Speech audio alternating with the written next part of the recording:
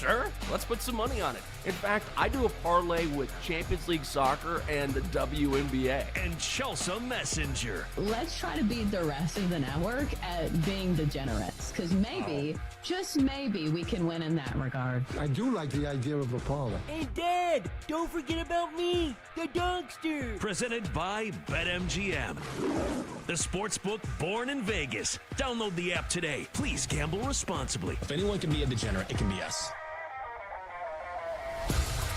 Good morning and welcome to the Daily Tip. I'm Chelsea Messenger. She's Kate Constable filling in for Jinx today, and we've got a great show. Some may call it a Thursday in April, but we call it the best Thursday of the year because it's the official start of the Masters. Of course, we'll get to our last minute plays before some guys tee off. We'll get to what happened in the NBA last night, including an absolute masterclass from Nikola Jokic dropping 45 in his return to Dallas. Kate, good morning. I understand, if I'm not mistaken, your brother played professional golf. So are you a big golf fan? He did, Chelsea. I am a big golf fan. I don't watch it every weekend. I'm not locked in totally, but the big tournaments, the majors, when they roll around, yeah, we're fired up for the Masters. My husband is a massive golf fan. He actually had the opportunity to go to the Masters last year, which was really cool. Because of you, right? What's that?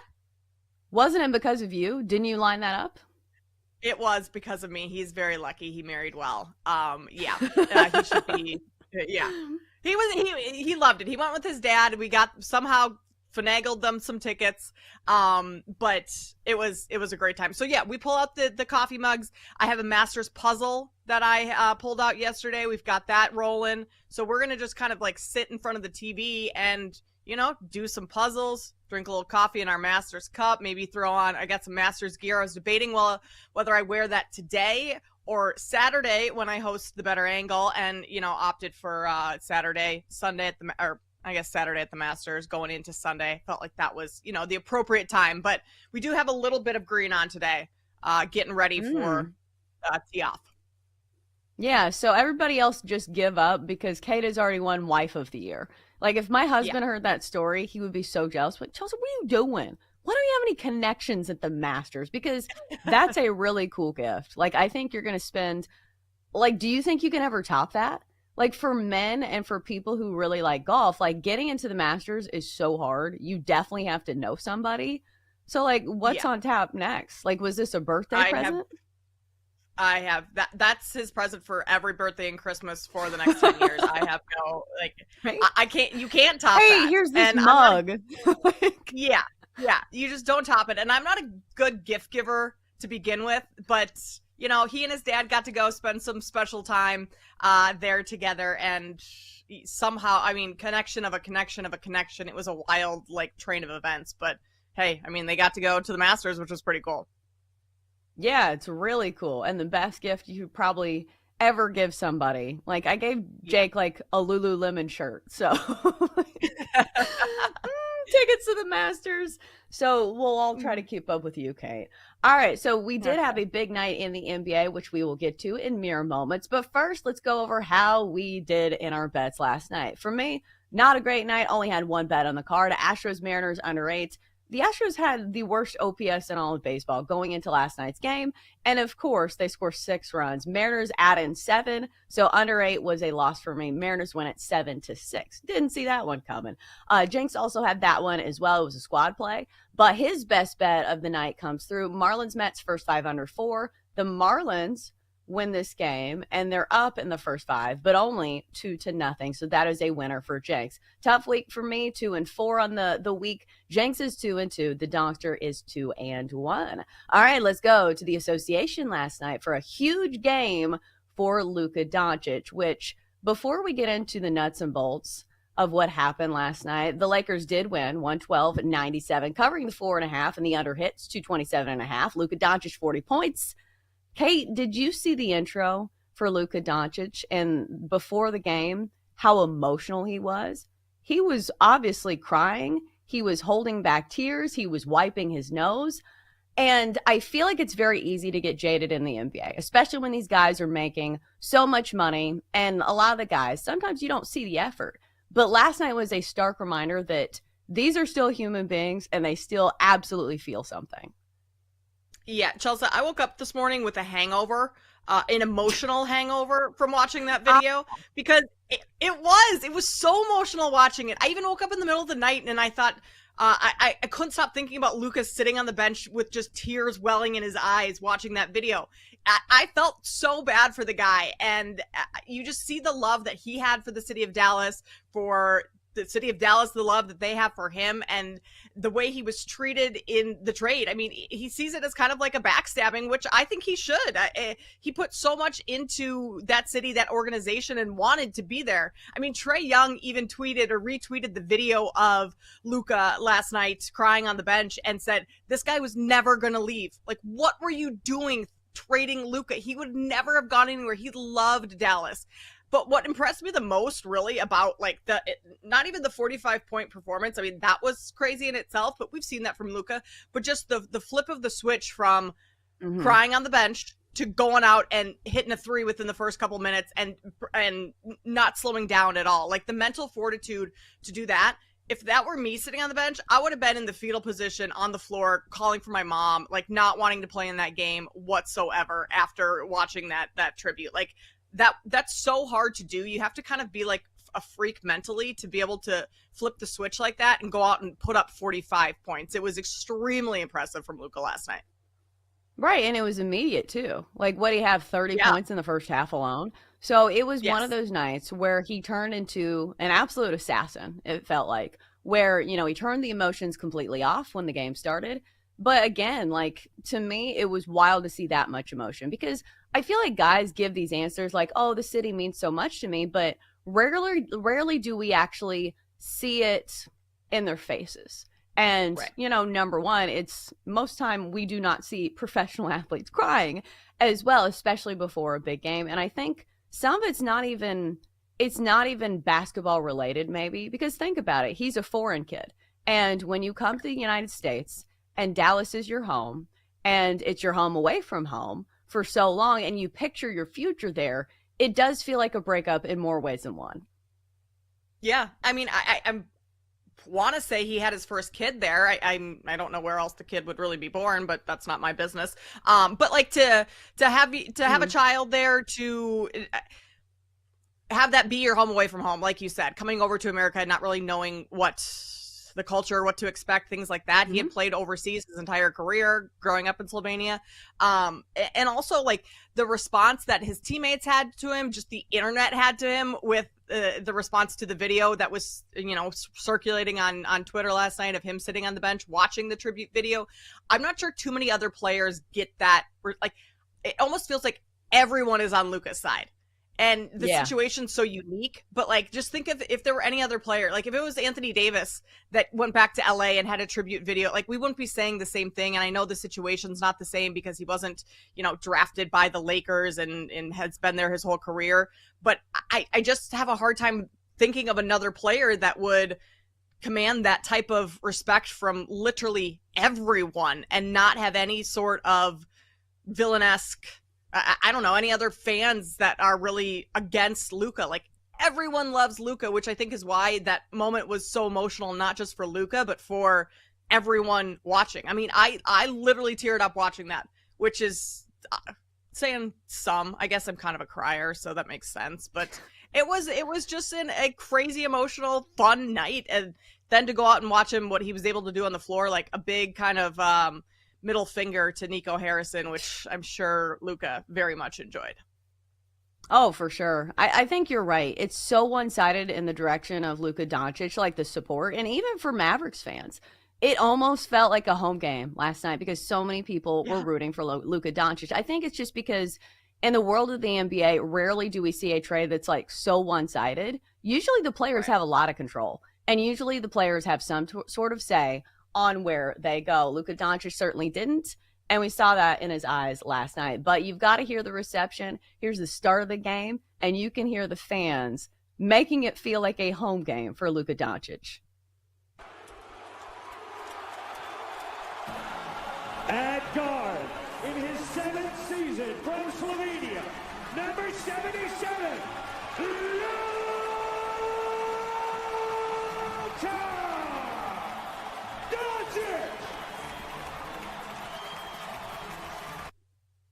Yeah, you can hear it. That sound courtesy of ESPN. Felt like everybody in the building was rooting for Luka Doncic. Even saw Mark Cuban in the stands wearing a Mavs shirt, but I feel like he probably was still rooting for Luka Doncic as well. So let's get to the game. Luka Doncic drops 45 points. And here's the other thing. I was watching this game and JJ Redick said during one of the timeouts when they interviewed him, they said, Luka Doncic is not going to win this game. LeBron James is not going to win this game. The Lakers are going to win this game as a team. And that was the case. The rest of the team certainly chipped in here, and it felt like a team effort. Obviously, Luka Doncic stole the show, but you could tell his teammates really wanted to set him up for success. And that's the thing. When you really want your teammates to do well, you stick up for them in the games that absolutely matter. And even you push this emotional, homecoming aside for Luka Doncic, this was a meaningful game. Going into this one, the Lakers needed to win 2 of their last 3 games remaining to secure the 3 seed in the Western Conference. So, Kate, this game had all kinds of layers to it. Yeah, it did. And it really started 2 nights ago, Chelsea, in Oklahoma City, because they lost in OKC and then have to go on the road again to Dallas and play a back-to-back. How many times have we seen LeBron play a road back-to-back this season? Like, if this weren't in Dallas for this Luka moment, I don't think LeBron, well, I mean, maybe at this point in the season with the playoffs at stake and seeding, but I think everyone played last night to support Luka in this. Like, you see Austin Reeves playing on a back-to-back, LeBron, obviously, Luka, clearly, but so I think it started there. And then, yeah, I mean, total team effort. You look at the box score, all starters except for Jackson Hayes were in double figures, and the seeding is important. So Lakers officially clinch a playoff spot. They'll stay out of the play-in. But that's how the Lakers are going to have to operate going forward. And I think it's the mindset that they've had. What JJ Redick said is that they have to be a full team in order to win, especially in the playoffs, because of the lack of size that they have on the interior, which we saw a ton of that last night. I mean, Dallas's front court was just dominating early in that game. And so you do have to have a massive team effort, because even if Luka does drop 45 in the playoffs, that might not beat a team. You're not going to be able to rely on just one player or 2 players in Luka and LeBron. So I think last night was a great team win for the Lakers and kind of boosting them going into the playoffs. Like, if anything, maybe it brought that team closer too, kind of galvanized them in a way they hadn't been before because of just the emotion of the event of last night. Right, for sure. And sometimes that's tough to do when you have somebody come in mid-season, and it's hard to develop that chemistry right away. But if you go through something like this, it certainly can help build that team culture. From a betting standpoint, we all looked at this game. We said, okay, it's going to be the squarest of square plays. If you take the Lakers laying the points, and if you take Luka Doncic and his points prop was 30.5, I believe. I remember 30 plus was minus 140.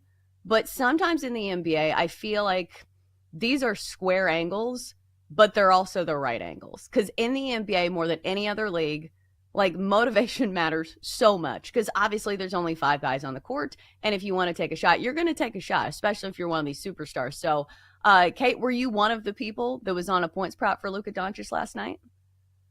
I wasn't, Chelsea, because I'm one of those people who would bet the points prop thinking, like, this is a, like you said, massive motivation spot, and then it wouldn't come through. Yeah. So I stayed off of it. There was no way I was betting the under on that. That's for sure. Like, if I had bet it, the over would have been the play. I felt like who knows how he's going to react with the emotion, and clearly he handled it extremely well.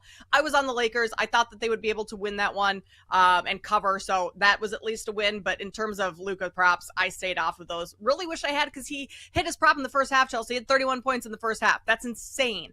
I would love to go back and see how many times a player of a 30-point prop has hit that in the first half like Luka has. I would imagine it has not been all that often.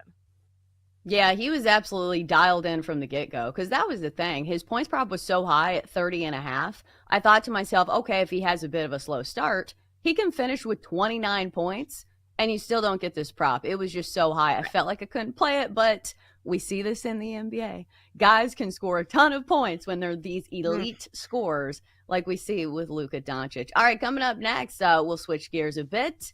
And of course, it's time to talk about the Masters. We'll fit in a few last-minute bets and get you ready for all the action at Augusta coming up next here on the Daily Tip presented by BetMGM.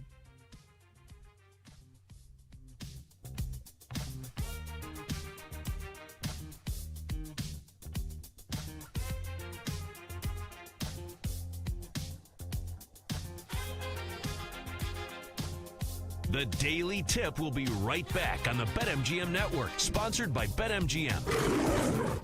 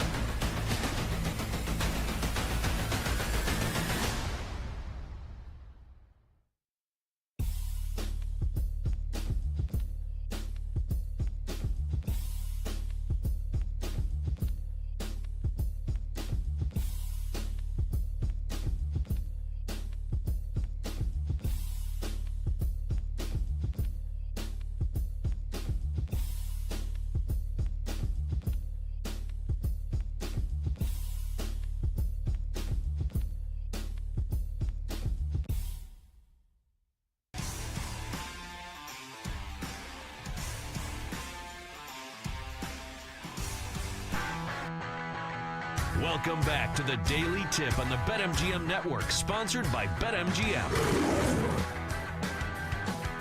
Off and rolling. It is Thursday, April the 10th, which means it's the official start to the Masters. In this segment, we'll go over some of our last-minute bets, get you all ready for all the action at Augusta. I'm Chelsea Messenger. She's Kate Constable, filling in for Jenks today. Kate, we were just talking about this. The cutest sporting event of all time is the par 3 contest before the Masters, where we see all of the kids in the caddy uniforms. And we had some great moments yesterday. We had Rory's daughter, Poppy, sinking a putt that looked like she barely just tapped it. It rolled all the way in, and the crowd obviously exploded, but she looked like she didn't know what to do with all the attention. It was kind of cute.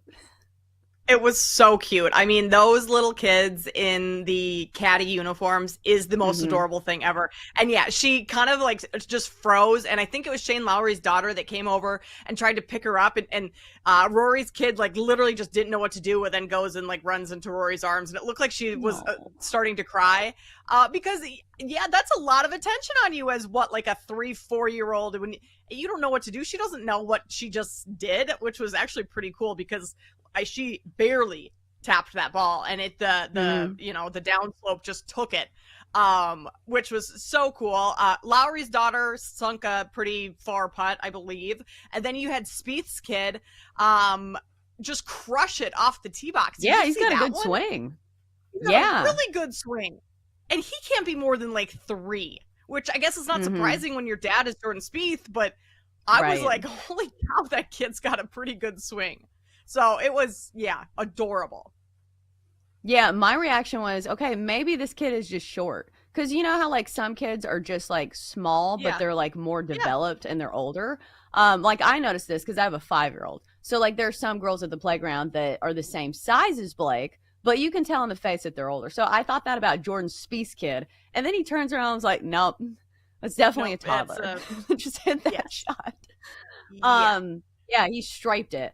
But we were also talking about this, is that some of the guys have their kids take shots, so they are taken out of the contest. Because I think once you have a family member take a shot for you, you can't place in the actual par 3 contest. But nobody wants to win the par 3 contest because there has never been a Masters champion who also won the par 3 contest in the same year. I think there's maybe like one guy that's won it after winning the par 3 contest like years before.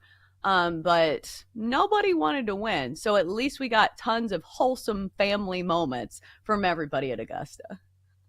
Could you imagine like actively trying to lose the par 3 contest without having a family member take a shot and ending up because everyone else is trying to lose it, and then you go into Thursday like I've already lost. There's no way I can win this. Like that would stink. So I would have a family member or someone take a shot for me just to get me out of there. I think that's probably pretty smart because just mentally it's like in your head then if you were to be the one to win it. So does someone have to win it, like, or do they just all like who won it yesterday? That's what I was just looking up because I was like, okay, so do they have it? Like, it looks like who's the one that's not going to win the Masters this year? I think this guy's first name is Nico Echeverria. I think that I'm getting that right.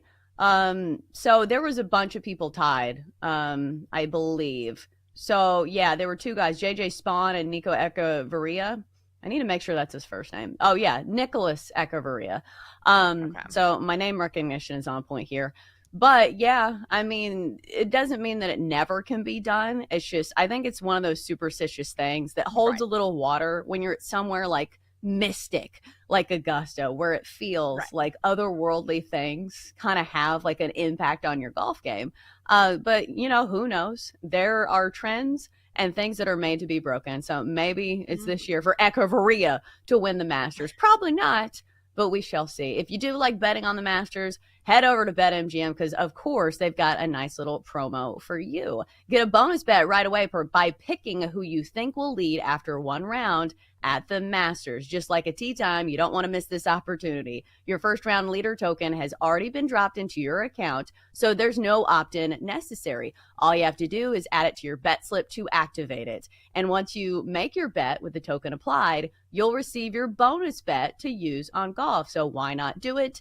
It is free and available to you over at BetMGM. All right, so today the action officially starts at Augusta. Some notable pairings and tee times. Colin Morikawa, Joaquin Niemann, Minwoo Lee paired together. They'll be teeing off at 9:47 a.m. Scotty Scheffler, Justin Thomas, Jose Luis Ballester is an amateur. What a pairing. Kate, can you imagine being paired with Scotty Scheffler as an amateur? What a group. Yeah, no, I would crap my pants before I even teed off. Like, I'd have to go to the locker room and change, bring an extra outfit. That would be so nerve-wracking. So we'll see how he does. Last year, the amateur, Neil Shipley, he was phenomenal, almost like in the top 5, top 10, I want to say, after the first round. So we'll see if this amateur, Ballester, can do anything in Scotty Scheffler's group today. Yeah, that would be tough. I will say, of all the like big dogs on tour, Scotty Scheffler probably is the least intimidating simply because of his personality. Doesn't it feel like he's somebody who'd like come up to you at church and be like, hey, how you doing? Did you like the sermon? It feels like he's pretty approachable as opposed to like in the days that Tiger Woods was roaming the course. Like that's somebody that feels like he had this presence that would make me feel like I need to change my clothes. But as far as the Masters go, I think if you are just looking for an overhead, like parachuting into this, maybe don't bet on golf. The number one thing at Augusta and betting on guys is you look for course history. It is so important, more than any other course, to know the greens and know the course because these greens are extremely challenging. They're extremely fast and they like it that way. The guys at Augusta, whoever runs it, they want the scores to be, 10 under. They don't want 20 under. They want the course to be extremely challenging. So that's why we see a lot of guys who have previous history here end up wearing the green jacket. I think there are only 3 debutantes in history who have ever won the Masters their first time playing the course. So just know that going in. And for that reason, like all the bets that I'm making are on guys that have done well at Augusta. Just to recap, like what we played yesterday, Patrick Reed, I think, is one of my favorite bets. Unfortunately, he's not one of my favorite golfers, but I am taking him at plus 210 to finish in the top 20. He won the Masters in 2018. I don't think the Golf Channel will be replaying that Masters very much because nobody likes Patrick Reed, but that's fine. He's had 3 top 10s since then and T12 last year. The fact that you can get him at plus 210 for a top 20, like one of the better putters, I think, in the field, I think that is a pretty solid play. So let me ask you this, Kate. Do you play outrights or do you play some of these top 10s, top 20s? I have done a little bit of both, Chelsea. And going back to some of your trends and like course history being a major factor in looking at who to bet on, it also matters who's playing well going into the Masters. 11 of the last 12 winners have finished in the top 30 in at least one of their last 2 starts heading into the Masters. And also 11 of the last 13 have won a tournament in their last 6 starts. So if you combine those 2 stats or those 2 trends, that gives you McIlroy, that gives you Aubert, Hovland, Garcia. And Sergio Garcia is someone that I'm actually looking at. I like him for a top 10 finish. I also, as a long shot, Chelsea, I'm gonna this is a coffee money type bet, a beer money is Sergio Garcia to lead after the first round at 60-1. That's like one of my just fun long shots. He's already held a lead at the Masters before. That was back in 2013, and he finished inside the top 7 after round 1 in 7 different Masters in his career. So course history and history of early success at Augusta, I'm taking a flyer on Sergio Garcia at 60-1 to be leading after the first round. But then I also like him a top 10 finish, and you can get that at like 6-1, which I think is still a pretty good price. He's playing really well right now. 3 top six finishes in 5 starts this year, and he already has a win on Live. So he's someone playing well going in, has also had good course history at the Masters. I don't think he's going to win it all, but I think he could get off to a pretty good start. So he's one of my top 10-ish. And then in terms of outrights, I like Morikawa, like everyone else in the world seems to like Morikawa. I mean, talk about course history. He's played really well at Augusta his last 3 years, tied for third, T10, a fifth round finish, or a fifth place finish rather. And he's also finished inside the top 15 in each of his past 11 Masters tournaments. So this is someone who's kind of like the momentum at Augusta has been just building over the years. And this is maybe a time where he can finally capitalize and win. You can get him around 14-1 at BetMGM. So he's one of my outrights I'm playing this week.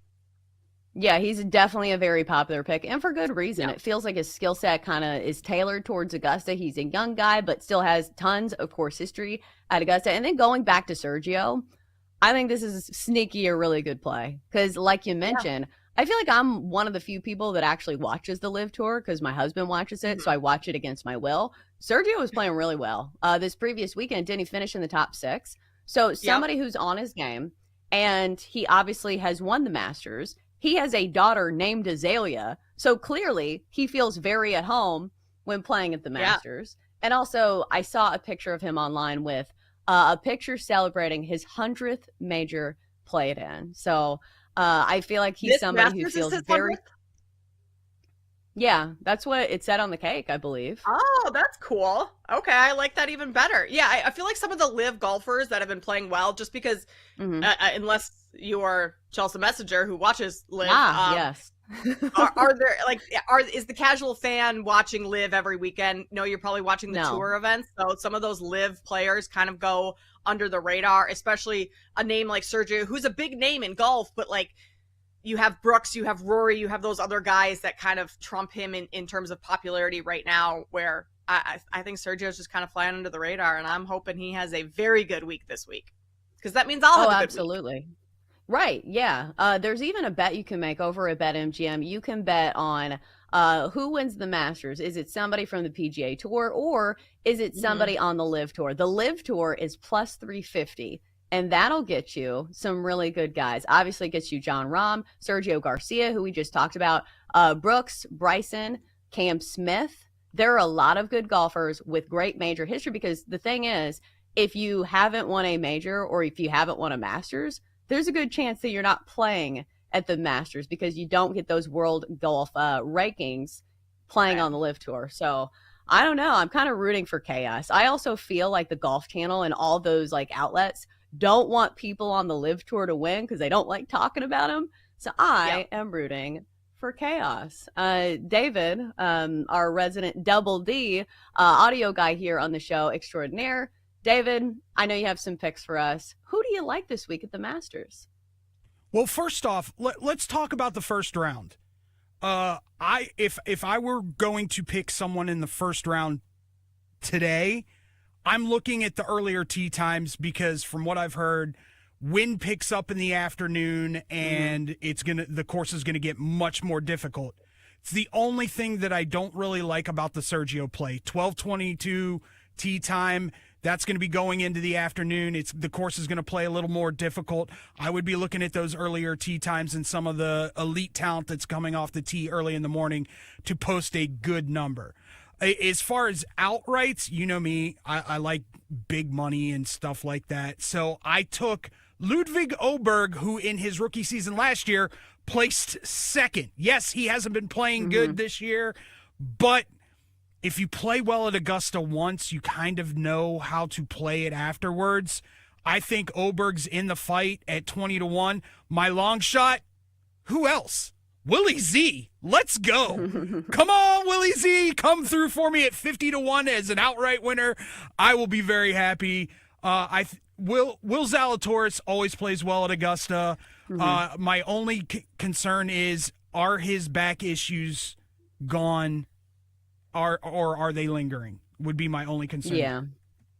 Right. I really like the Åberg one because I feel like of the young guys, like normally I'm all for the chalk at the majors because think about it. Sunday at Augusta feels very different. Like, I don't know if you can put it into words, but it has an aura to it to where some of these guys kind of wilt under the pressure. I don't feel that way about Oberg. I feel like he's somebody who's been forged in the fire, and we've seen a lot of poise early on for somebody, that young, because he's had some big wins. Won the Genesis, and I feel like he has been right in it and going toe-to-toe with some of the big dogs on tour. So I really do like that.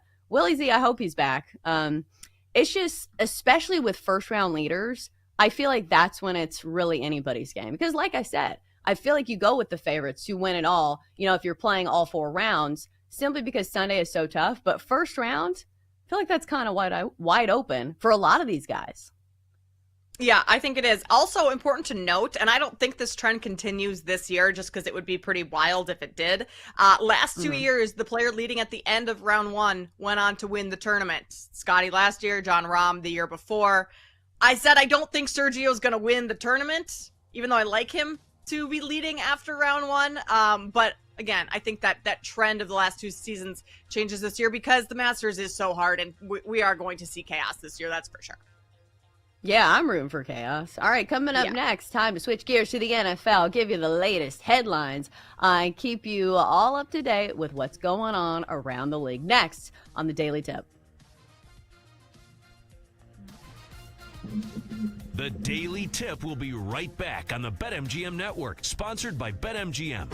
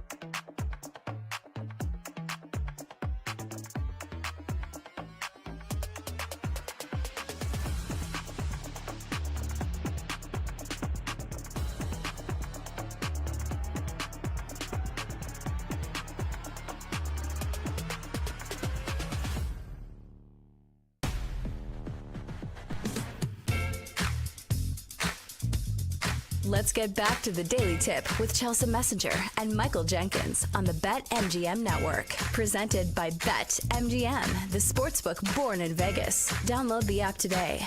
Please gamble responsibly. Welcome back. Off and running. I'm Chelsea Messenger. She's Kate Constable filling in for JC. In a few minutes, we're going to play detective because, oh boy, we have another cryptic message on Instagram. Normally we get these from like receivers or just basically Tyreek Hill. But this time it hits a little different because it's TJ Watt. And he is not somebody who normally stirs the pot on social media. So when you save your drama for like small instances, it does feel like it carries more weight. And I feel like this is kind of now how things have turned. Like I remember when we used to make fun of like when you'd see like a media program and they were like reading tweets and you're like, all right, who cares who unfollowed somebody? But now it's like a thing where you can truly see breakups between teams and players on social media unfold. So now what we have on our hands, Kate, is TJ Watt posting a picture of himself on Instagram holding up the peace sign. I don't know if he posted this picture because he thought he looked good, because he's trying to send a message, if his agent made him do it, because now this has really got Steelers fans talking, because obviously he has been an absolute staple on their defense, somebody who's been such a huge part of their defense that, like, you look at the record of the Steelers with and without him in games, and it is a stark difference. So now people are speculating, okay, he has 1 year left on his deal. Is this just an angle for a new contract with the Steelers? Kate, what's going on here? I mean, it has to be. TJ Watt's a good-looking guy, but that's not his best picture he's taken. So the whole, like, I'm feeling myself, I look good, let's post this. I don't think that's it, Chelsea. It has to be something about a new contract or something going on within the Steelers organization. Maybe it's like figure out the quarterback situation and bring in someone good or I'm gone. Maybe it's don't bring in Aaron Rodgers or I'm gone, something like that. Do I actually think TJ Watt's going to leave the Steelers? Absolutely not. Like, he is that defense. He's the defensive leader on that team. The Steelers are going to take care of him. They're going to give him a big contract because, like you said, he is on the last year of his deal. And so I think that's probably, if I had to guess, what this is about more than anything. I mean, his deal right now is $12 million below Myles Garrett. Like, that's a big discrepancy when the talent discrepancy between Myles Garrett and TJ Watt, I don't think that says $12 million between the two of those. So that's what this has to be. But it is crazy that, like, this is how professional athletes use their words these days. They're like children. Yep. Like, use your words. Okay, I'll just post a picture on Instagram giving a peace sign. Or like you said, I'll just unfollow someone. And that's like how you share your feelings, apparently. Yeah, it's so weird to me. But it is how this happens. So we'll see if the Steelers or TJ Watt comes out with any sort of rebuttal or explanation today. I doubt that happens, but he certainly has the entire internet wondering what's going on in Pittsburgh. Right. Is he going to post another picture in like 5 hours of him doing like the heart hands? Like, yeah. Just kidding. Yeah. Heart hands, Steelers fans.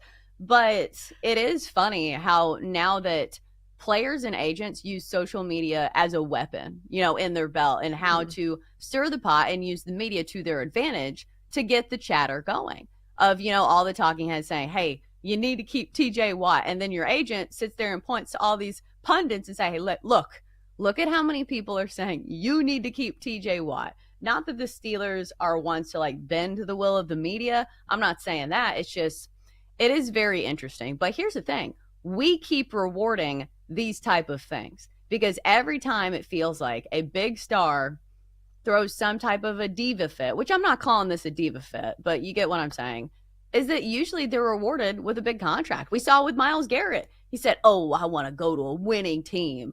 Do you, or do you just want more money? Because then he signed a huge deal with the Cleveland Browns. So I don't know if it's a way to angle for more money, if it's him just wanting some attention, saying, hey, can we stop talking about Aaron Rodgers for a second and actually talk about somebody who is actively on the team? So I don't know. I feel like this is the most drama that the Steelers have had in quite a while. I feel like they always have something going on between like George Pickens and then like previous to that we had Antonio Brown. So it feels like it's always something in the Steel City.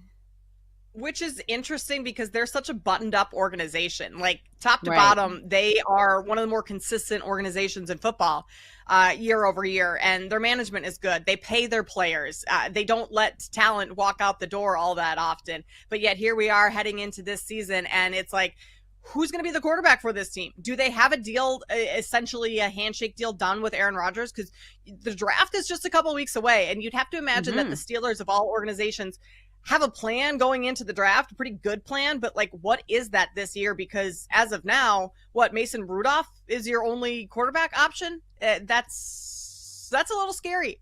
So maybe that has something to do with TJ Watt, because like you mentioned, like, he is not one of those players that is typically like me, look at me, or wanting to stir the pot all that often. So this is interesting, just that this is all going on in Pittsburgh right now, when they don't have a quarterback too. So you could take it two ways. He's putting pressure on the Steelers to figure things out, or putting pressure on the Steelers to give him a better contract and to get something done and decided before this season starts. I don't know which of the two it is.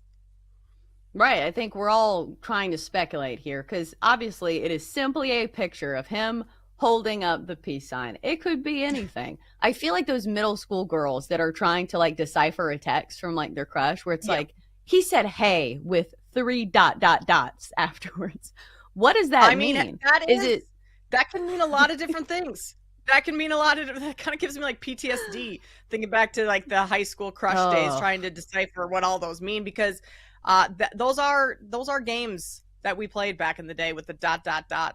So I don't know. Yeah, and now the Steelers are doing it with Instagram pictures with millions of dollars on the line. Like, it's a little different when it's guys on mega $1 million deals.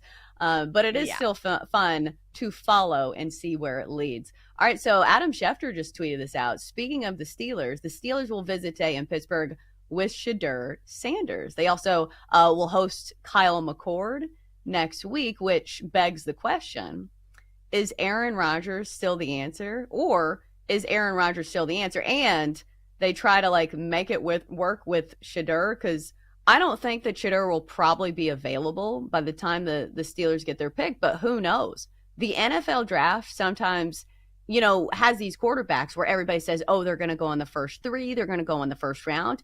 And then you see these guys waiting and waiting and waiting and waiting. In fact, it even happened, I think, a little bit with Aaron Rodgers himself. So I'm not sure what's going to go on this visit. I'm sure that Shedeur would love to play for the Steelers, but I do think that they have to have some type of a veteran option in case they do not get a quarterback. Because listen, if the other teams take him, he ain't going to be there. Yeah, Chelsea, think back to the last one I can think of that waited and waited and waited was your boy Will Levis. I mean, he was supposed to be in the first round, and he, at the end of the first round, he's going home. He's going home sad, waiting for a team to pick him. And look what is going on with Will Levis right now. So if you're Shedeur Sanders, you hope that you're not available for the Steelers pick at 21. I think the Steelers could still draft a young quarterback. Maybe you go Jackson Dart. Maybe that's why they're bringing in Kyle McCord.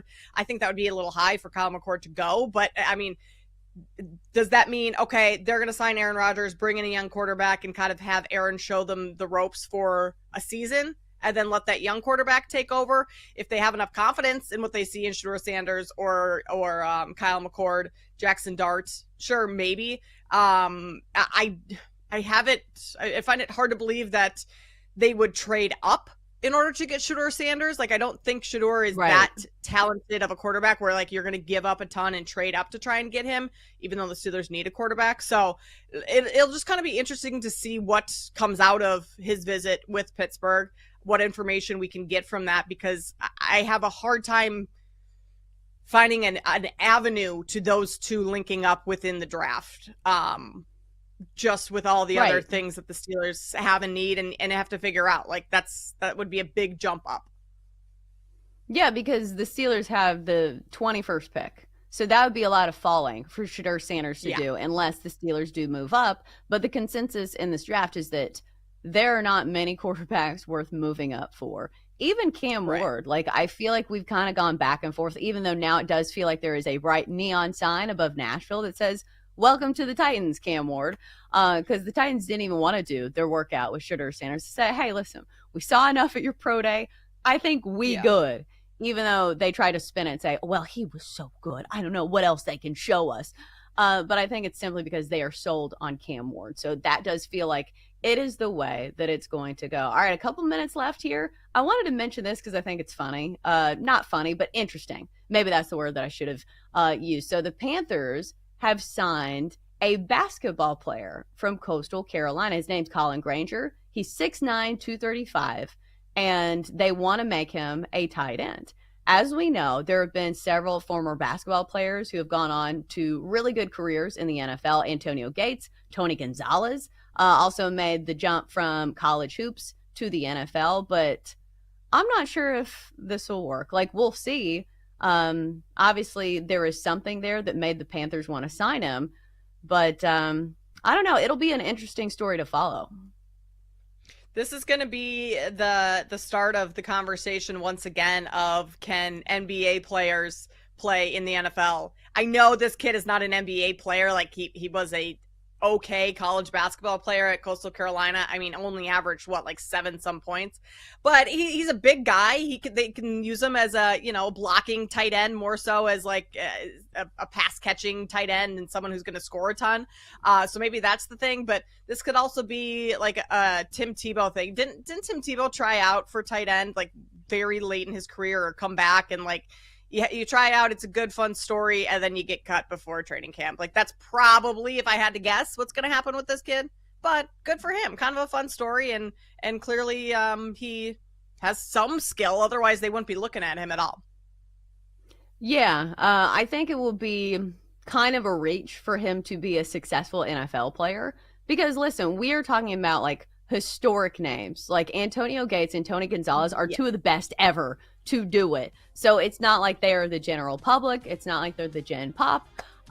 So we'll see, because the Panthers certainly do need some help with some of the talent they have failed to accumulate on that roster. All right, coming up next, it's hour 2, and we start off with the best of Major League Baseball. We'll give you our bets for today's card next on the Daily Tip.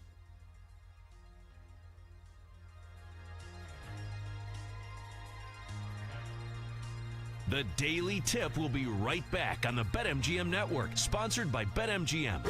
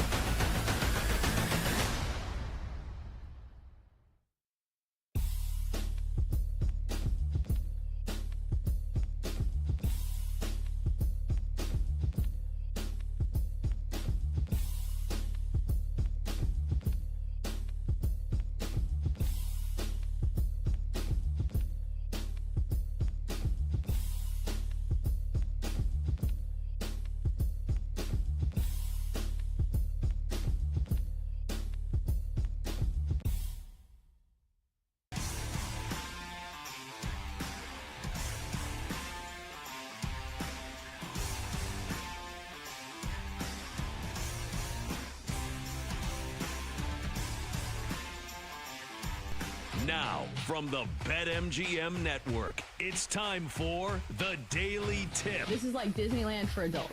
If I wanted to have fun, I was going to go to Disneyland with my kids. with Michael Jenkins. Honestly, you could talk me into just about anything. Like, you want to do shots? All right, let's do shots. You want to put together a 10-leg teaser? Sure, let's put some money on it. In fact, I do a parlay with Champions League soccer and the WNBA. And Chelsea Messenger. Let's try to beat the rest of the network at being degenerates, because maybe, just maybe, we can win in that regard. I do like the idea of a parlay. And Dad, don't forget about me, the Dogster. Presented by BetMGM. The sportsbook born in Vegas. Download the app today. Please gamble responsibly. If anyone can be a degenerate, it can be us. Hour 2 of the Daily Tip starts right now on the BetMGM Network. I'm Chelsea Messenger. She's Kate Constable in for Jenks today. In this segment, we'll get to some Major League Baseball. We'll go on to what's going on at the Masters, because, of course, it's a huge day for golf fans, the start of the Masters. And then at 7:40, we'll go on to today's NBA card. And let me tell you, I understand that a lot of people kind of look down their nose at regular season NBA games, but we get really good games in the final few games of the season because a lot of these games mean a lot. So at 7:40, we will give you our bets on some of these games, kind of spinning off of those angles. All right, Kate, so I know you're in Chicago, and if I have a correct understanding of your fandom, I think you have married into White Sox fandom. Am I correct here? Chelsea, you are unfortunately correct. Yes. Married into White Sox fandom. So the fandom has slowed down over the last couple seasons. You can probably imagine why. The White Sox are just an absolute dumpster fire. They're a disaster. And when they let go of their play-by-play guy, Jason Benetti, and allowed him to go to Detroit, that was the final nail in the coffin for us. So we are holding off on our fandom this year. We don't watch quite as many games. We're putting a pause on it. It's a gap year. We are. Like, sometimes you just have to do that. Like, it's not occupying our time, our emotions, our minds on a daily basis. Keep track of what's going on on the South Side, of course, but it's just a hard team to watch. I mean, they've now lost 7 or 8 straight to start the season. Like, we are in the thick of one of the worst franchises in MLB right now, if not the worst, the way it's run. So, that being said, they play the Cleveland Guardians today, Chelsea. I'm not going to bet anything in the White Sox because it's the White Sox and I don't want to do that. But if I did have to, I would actually take the Sox plus 1.5 because for the most part, like, they have been losing quite a bit, but their games have been kept fairly close, and the Guardians' bats have not been all that great. They've been quiet to start the season. So I would take the short price of White Sox plus 1.5 over the Guardians today. But again, like, do I really want to bet on the Chicago White Sox and rely on them to have a good performance? Not really. Well, the reason I asked, because it feels like the vibes are starting to mount to, like, they were bad last year, but this year, like, they had won a couple games. They weren't like 0-10 to start the year, but last night the bad vibes were at it again, to the point where some people are saying, is this a cursed team? Like, what's going on here? Because ninth inning, the White Sox had the potential tying run that was coming to the plate, and the guy, like, pulls his hamstring or something. Like, he gets to the point where he can't run. He's tagged out at the plate, and it just, people are, like, throwing up their hands and saying, like, what is it with this White Sox team where it just feels like we're not a good team, but it feels like we're not even a lucky team either. Nothing seems to go their way. Well, the whole pulling the hamstring and the injuries, like, that's the MO for the Chicago White Sox. How many players over the last couple of seasons have had hamstring injuries or injuries that have kept them out for a while? So I don't know. Some people could look at the White Sox and be like, well, they're so injury ridden over the past couple of seasons. Well, figure it out. Like, your front office, figure it out. Do you have to change your training staff? Training staff? Like, maybe that should be something you take a hard look at and see if something's not going right there, because you look at some teams that are healthy a lot of the time and they probably have pretty good training staff. So, like, let's figure it out that way, because you have some talent on the team, or at least you have in recent seasons, and it still happens to them. And then obviously you just have the ownership and Jerry Reinsdorf not wanting to spend anything. So is this a cursed team? No, this is just a poorly run team. That is exactly what in Chicago right now. So I do salute the fans that are hanging in there, but I do think it's going to be another long season for the White Sox, especially since it's only April and it feels like these things are already adding up. Because, like, it's one thing if it's the dog days of summer and you're like, hey, we've got some injuries, because that happens to every baseball team. But, like, the way that they lose some of these games and some of the injuries, it just, you can't make some of this stuff up when it comes to the White Sox. So I feel for you, and I would not fault you if you wanted to take a gap year. Hey, I did that with my Titans this year, where I'd only watch, like, the first half of games. And then, you know what? I was really productive during football season because I didn't have to watch the second half of the Titans already losing like 27-0 and Will Levis already like filling out the stat sheet with 3 interceptions. Yeah. Sometimes you just need a little cleanse, take a step back, and that way you can come back better. Like, I'm doing this for the White Sox. That way, when I do come back, I'm all in. I don't have 1 foot in, 1 foot out. So we're taking a gap year, a year to step back and cleanse. And then maybe someday we can jump back in and be White Sox fans again. That could a gap year could turn into 2 or 3 gap years if things continue the way they are for the White Sox. But we'll navigate year by year as they come. Yeah, and it feels that way for a lot of teams in baseball because the thing is, when your payroll matters so much, we have teams that it just feels like the winners keep winning and the losers keep losing.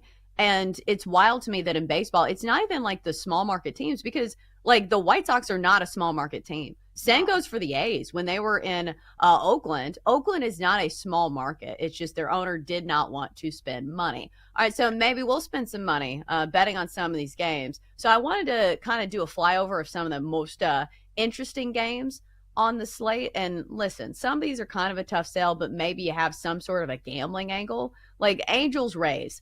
I don't want to watch that game. These teams are not good, but I guess maybe you can make a case for the Rays here at -145. Total of 8. Joel Soriano pitches for the Angels. Zach Littell goes for the Rays. Kate, before I fly over this one, is there anything you think better should know, or should we go to the next game?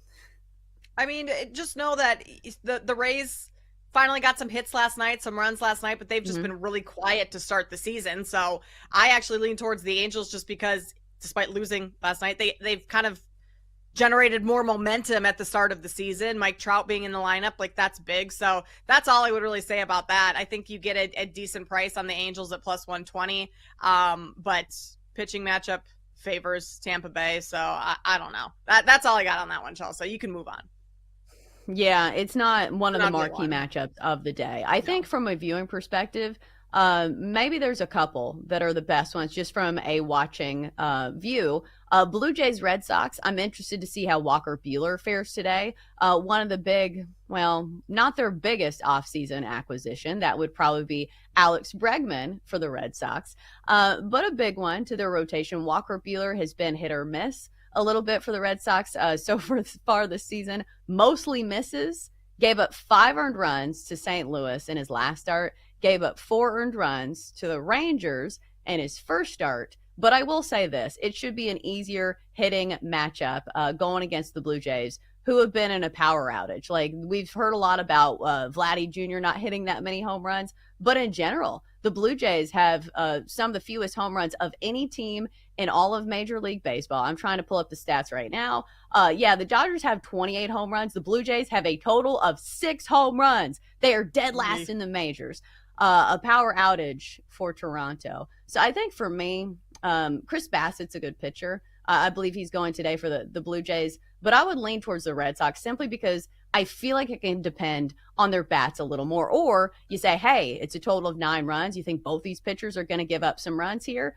Maybe you go with that. But Chris Bassett, if you look at the numbers, maybe that's a hard sell because he has a .71 ERA right now. So I think I'd lean towards the Red Sox, but I think it's one of those where I would rather wait for another starter to go and the matchup to be a little bit better because Chris Bassett's been good, but I don't want to trust the Blue Jays sticks. Yeah, the Blue Jays hitting has been god awful, and I just keep waiting for Vlad Guerrero Jr. to hit a home run. Like he doesn't have a single one on the season. You can get his home run prop for plus 600 right now, which is crazy for a player of his caliber. But like that's how quiet the bats have been for the Blue Jays. But Chelsea, at what point do you just start betting him to hit a home run, knowing it's eventually going to come, right? And cash at that price versus waiting for it to happen, and then that price is going down and you're looking at something more like 450. Even if you bet it a couple days in a row, like you might come out on top in something like that, but I feel like he just has to hit one at some point. It's crazy that we're this far into the season and he doesn't have a single home run. I mean, he will eventually, but am I going to bet it every day until he does? No, I'm not going to. So I feel like it's just one of those things you stay away from. And maybe once he hits his first, maybe then that's when everything comes back, because that's kind of how baseball is. It's very streaky. We see guys go in slumps all the time. Like, it's very easy to point at guys and say, hey, this guy sucks because he's 0 for 12 in his last 12 at bats. Even the best players in Major League Baseball go through slumps. We've seen Aaron Judge do this multiple times. It's disappointing when it's in the postseason, but still, point remains. He is a good hitter. All hitters kind of go through this. So eventually, I do believe that we will see Vladdy Jr. hit a home run. I want to go back to this Kansas City, Minnesota game. Royals Twins. We've got the Royals short favorites here, minus 125 at home, total of 8.5 runs. Starters for this one, Bailey Ober, 0-1 with a 12.15 ERA. Reminder, small sample size, but still not great. Michael Wacha goes for the Royals. He's 0-2 with a 4.66 ERA. If you look at both these starters, they're entrenched veterans, or maybe not Bailey Ober, but at least Michael Wacha has a ton of time in the major leagues. But the thing with Minnesota, I think the trend to look at here is when they're not getting credit in the market, they have not been very good. 0-2 this year as underdogs, but Kansas City has not been great as favorites either, just 3-3. I would lean towards Kansas City because I like the starter better, but the Royals have not been a team who have been very trustworthy, very up and down. If you look at their wins and losses, they're 3-2 over their last 5. So I feel meh on this one, but I would lean towards the Royals. I lean towards the Royals as well. I also lean towards some Bobby Witt Jr. props. I think you could look at over 1.5 total bases for him. Potentially over 1.5 hits. You'd get some plus money there, but I like the total bases better.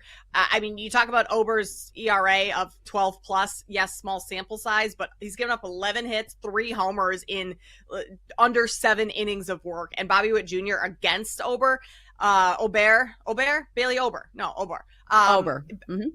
Bobby Witt Jr. is hitting 474 against him, has a great on-base percentage, great OPS. So I think you look at Bobby Witt Jr., who's been hitting the ball pretty well lately. I mean, only went 1 of 3 last night, but has had some success in the previous games. So I like him over 1.5 total bases in that versus taking the Royals. But I'm with you. I do lean towards the Royals on the money line as well.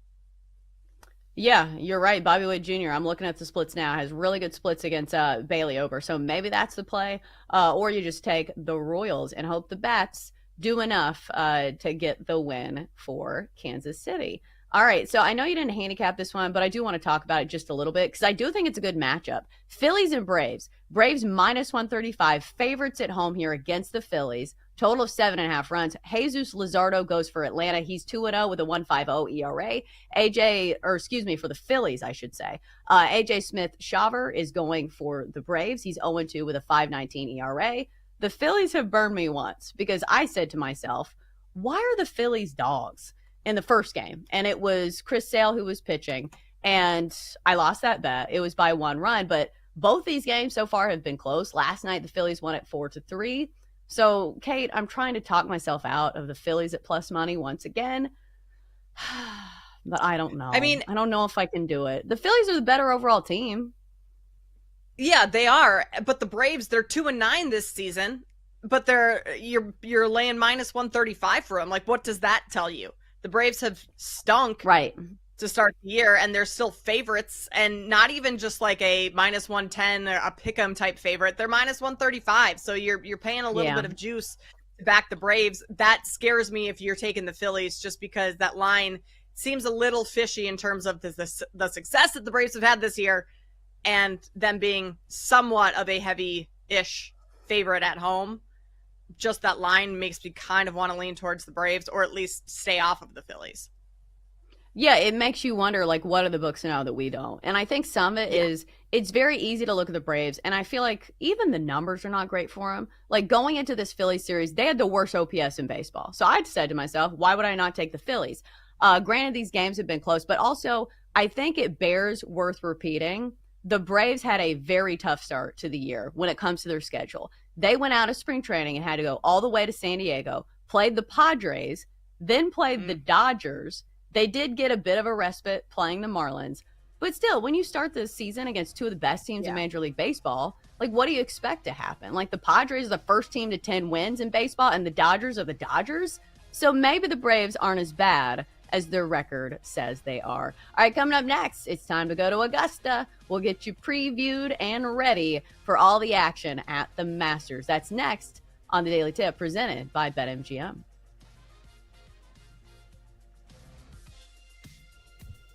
The Daily Tip will be right back on the BetMGM Network, sponsored by BetMGM.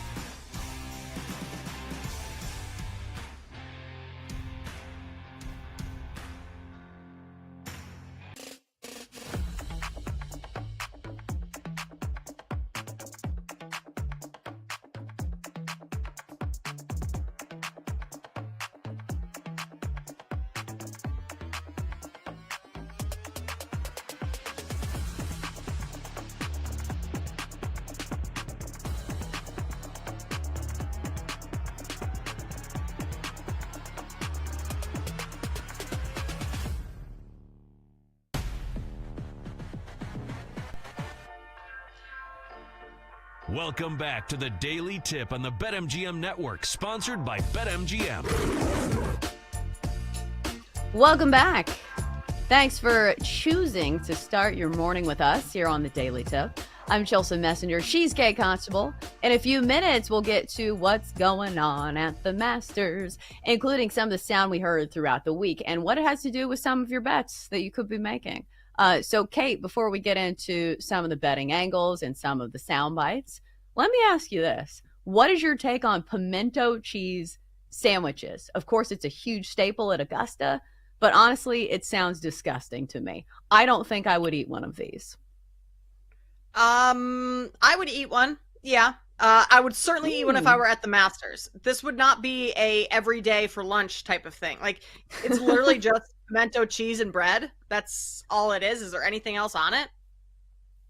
No, I don't think so. I mean, I like cheese, but like not enough to eat a sandwich of just cheese. I would need something else on there. But if I'm at the Masters, I'll eat everything on that on the menu, on the concession menu. One, because it's nice and cheap, and two, because you're at the Masters, you have to try everything.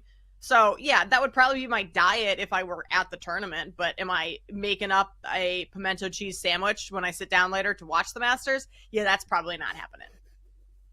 Yeah, I don't like stuff that has mayonnaise in it.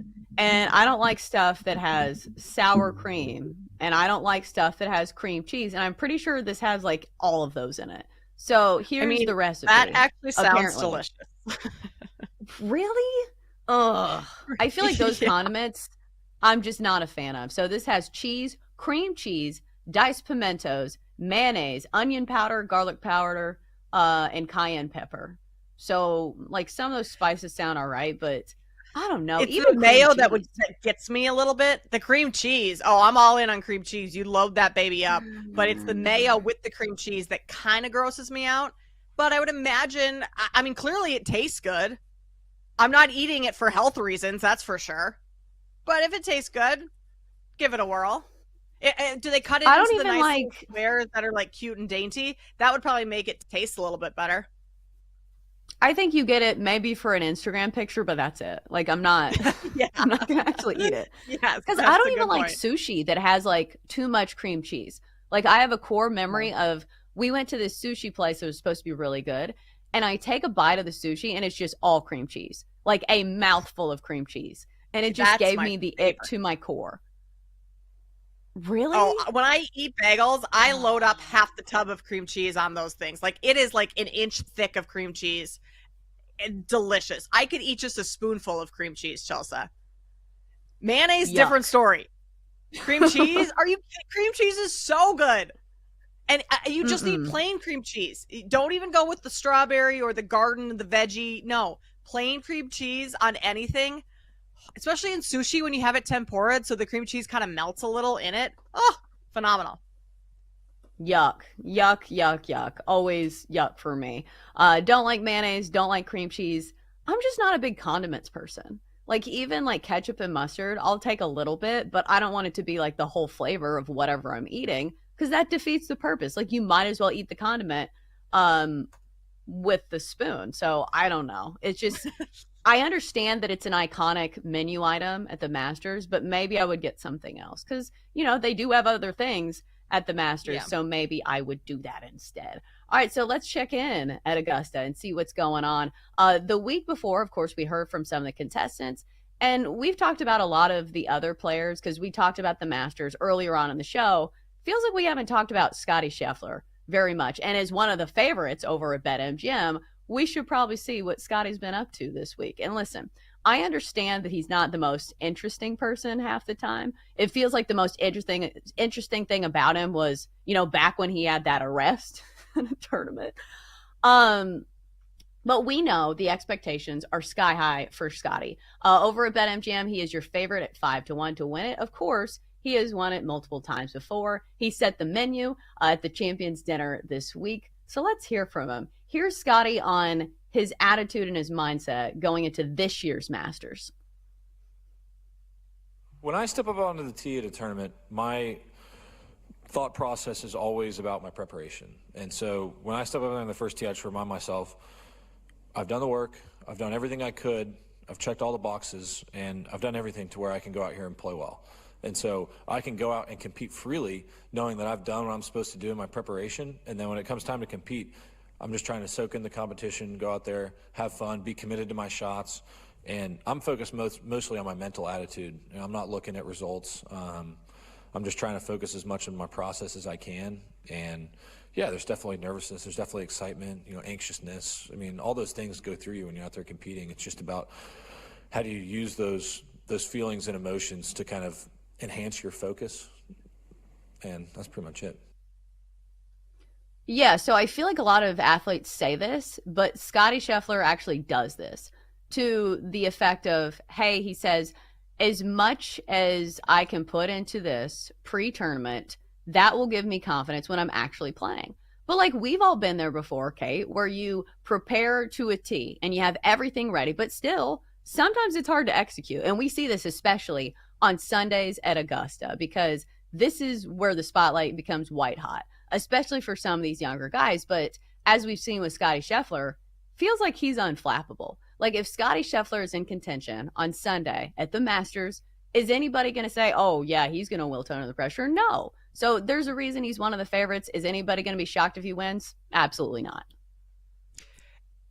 I feel like he is the only one that can really put all the pressure on himself, though, right? Because if Scottie doesn't go out and doesn't win the Masters this year, he's won 2 of the last 3 seasons. Like, no one's going to be like, oh, Scottie's lost his touch. Like, he's on the downswing. Like, that's not going to happen. It would be Jack Nicklaus is the only player to have won 3 of 4 Masters in a 4-year span. Like, it would be wild. It would be more shocking, I think.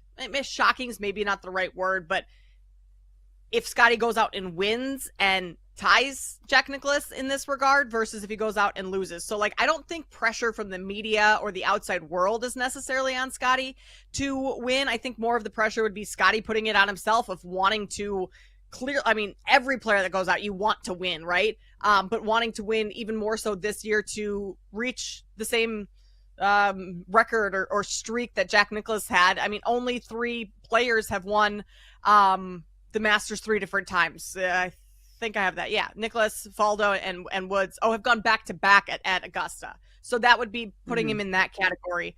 But like, if he doesn't do that, are we going to say Scottie stinks? Like, that's not going to be the case at all. So as long as Scottie doesn't put too much pressure on himself and goes out and plays pretty free, it sounds like that's what he plans to do.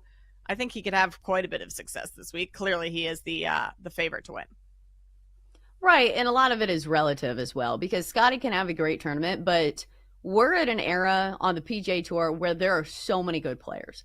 Like, Scottie can have an incredible tournament and shoot a great, number, but if Rory is 1 stroke better than him, Rory obviously wins the tournament. So I feel like we're at a golden age where there are a lot of really good players on the tour, and even the guys on the LIV Tour, which we don't see on a weekly basis, if you're not watching the LIV Tour. But, there are guys that can certainly contend. Bryson DeChambeau is tinkering with a new driver right now. We know he is very much a technician. It's somebody who is always tinkering with his game. And he's had good success at Augusta before. We saw it last year. So I think a lot of it just, Scottie's not going to be rattled on Sunday. And you'll see it in the odds. Like, if you're live betting, if Scottie is in the lead going into Sunday, he is going to be a favorite at minus money. If it's somebody else, some no-namer, they're still going to be plus money, even if they have like a 2-stroke lead going into Sunday. Elsewhere at some of the press conferences, Rory McIlroy kind of piggybacked on what Colin Morikawa was talking about for most of the week. So if you haven't been following, the drama with Colin Morikawa is that he kind of says that the PGA Tour players don't owe the media anything. And if he doesn't want to talk after a bad round, he doesn't have to talk after a bad round. So this has been a hot button issue for a lot of the people covering the Masters and covering the PGA Tour. So they asked Rory about this, and here was his take on the whole thing about the media and how much the players actually owe us at home. Well, he's right. Not that I think he could have worded it a little bit better, but look, every other athlete, whether it be in the NBA, NFL, they're obligated to speak to you guys after a game. We're not. So, whether that's something that the PGA Tour looks to in terms of putting that into their rules and regulations, but as long as that's not the case, and we have that option to opt out whenever we want, expect guys to do that. All right, Kate, let me ask you, do you think players should be able to opt out of media availability after certain games and certain rounds? No, that's part of all of it. That's part of the game, is the post-game press conferences, the media availability, being able to ask players, like how is the media supposed to do their job in terms of reporting on things if they can't get quotes after certain rounds? Like you play bad, you just don't want to talk. I think that would be a disaster, especially in other leagues where, like, I'd imagine a lot of NBA players don't want to talk after a bad game, after a bad loss, something like that. And so then all of a sudden the connection between the player, the fan, the media, like that all gets lost. So I don't hate necessarily that, like, the PGA Tour doesn't require it. For the most part, golfers are so respectful. Like, this is a very sport built on respect and tradition. A gentleman's right? game. Yes, it is. So, like, even if you have a bad round, you're likely going to sit down in front of the media and give them a couple quotes, tell them what you're thinking, whether you like it or not. The one I could think of is Rory. What was it? Was it last year at the Masters when he kind of had the meltdown in the final round and then decided to get in his car and leave without talking to anyone, and everyone had like a field day fit over it. We don't see it all that much in golf that players do that. So for the most part, even though it's not mandatory, they're kind of fulfilling an obligation. But I do think it's important because it's part of the ecosystem of sports to be able to talk to players before and after their games and kind of get into their minds and their heads and their thoughts about everything. Right. And at the end of the day, it's still entertainment. Like, I think sometimes the athletes forget that they are entertainers. Like, I understand that their job is to play golf, but we watch it for entertainment. And I think that's why a lot of leagues, a lot of leagues require guys to talk. Like, are they going to get the best sound bites? No. We saw this from Russell Westbrook the other day. Like, he was required to talk to the media, and he gave like 2-word answers, and like they got nothing out of him. But he did show up and he didn't storm off. So I don't know how I feel about this. I think maybe there's an in-between where you get one free pass a year. Like, they should do this in other leagues. It can't be at the Super Bowl. It can't be at the Masters or a major, but you get like one free pass. You're like, hey, I really don't feel like talking today. Like, I'll talk to you later. But I'll say this, like, from the player's perspective, wouldn't you feel like it would be worse if you let it marinate for even longer? Like, I feel like I'd rather almost get it out of the way, as opposed to, hey, this is going to follow me to my next tournament where this is absolutely going to be the first question before I tee off. So why not just get it out of the way? And I feel like when you address it head on, it almost loses a little bit of its power. That's a really good point, because with the Rory, when he decided not to talk to the media last year, that's all anyone talked about all week before. Right. I guess he didn't even play in a tournament that following weekend, but that's all anyone talked about was, one, his poor round, and then two, the fact that he didn't talk to the media and the way he was acting. So it actually created more of a media storm than if he had just stayed and answered a couple questions, even if he just gave them like short couple word answers. No one's gonna I mean, people will fault him for that, but like, he stayed, he fulfilled the obligation, gave you a couple words. What then you can't really be like, oh, he doesn't talk to us. You know, it's less of a big deal. Whereas him not even showing up for any media, like, that created a much bigger deal than it needed to be. Yo, absolutely. So why not just nip it in the bud? All right, and then before we get to break, I did want to talk a little bit about some of the older players who are going to be playing at the Masters, because this is always an interesting storyline to me, because at a course where course history matters the absolute most, sometimes occasionally we'll see guys who are on the Champions Tour who actually make a push. Like, they'll at least make the cut. Maybe they're not going to win it, but at least they'll play some good rounds of golf. Like, I think it was last year, Freddie Couples. Couples made the cut and actually played pretty well despite being pretty old. I think that I will be rooting for Bernhard Langer this week. He announced that this is going to be his official last time playing the Masters. If you don't remember, he won the 1985 and 1993 Masters. He's going to be 67. So I don't know if I would stop playing the Masters. Like, Kate, let me ask you, if you got a lifetime exemption, would you play it until you physically couldn't, or would you bow out? I think I might bow out early, because do you want to be finishing, even though it is the Masters, do you want to be finishing in the bottom 5 year after year? Like, that would kind of just be a shot to the ego, where like you want to go out on top, you want to go out before your body tells you you have to go out. I think that's important to some of these players. Probably what I would do as well. Yeah, it's still fun to watch, though. All right, we got to get to break. Up next, big NBA games on the card tonight. Which ones we're betting next on the Daily Tip.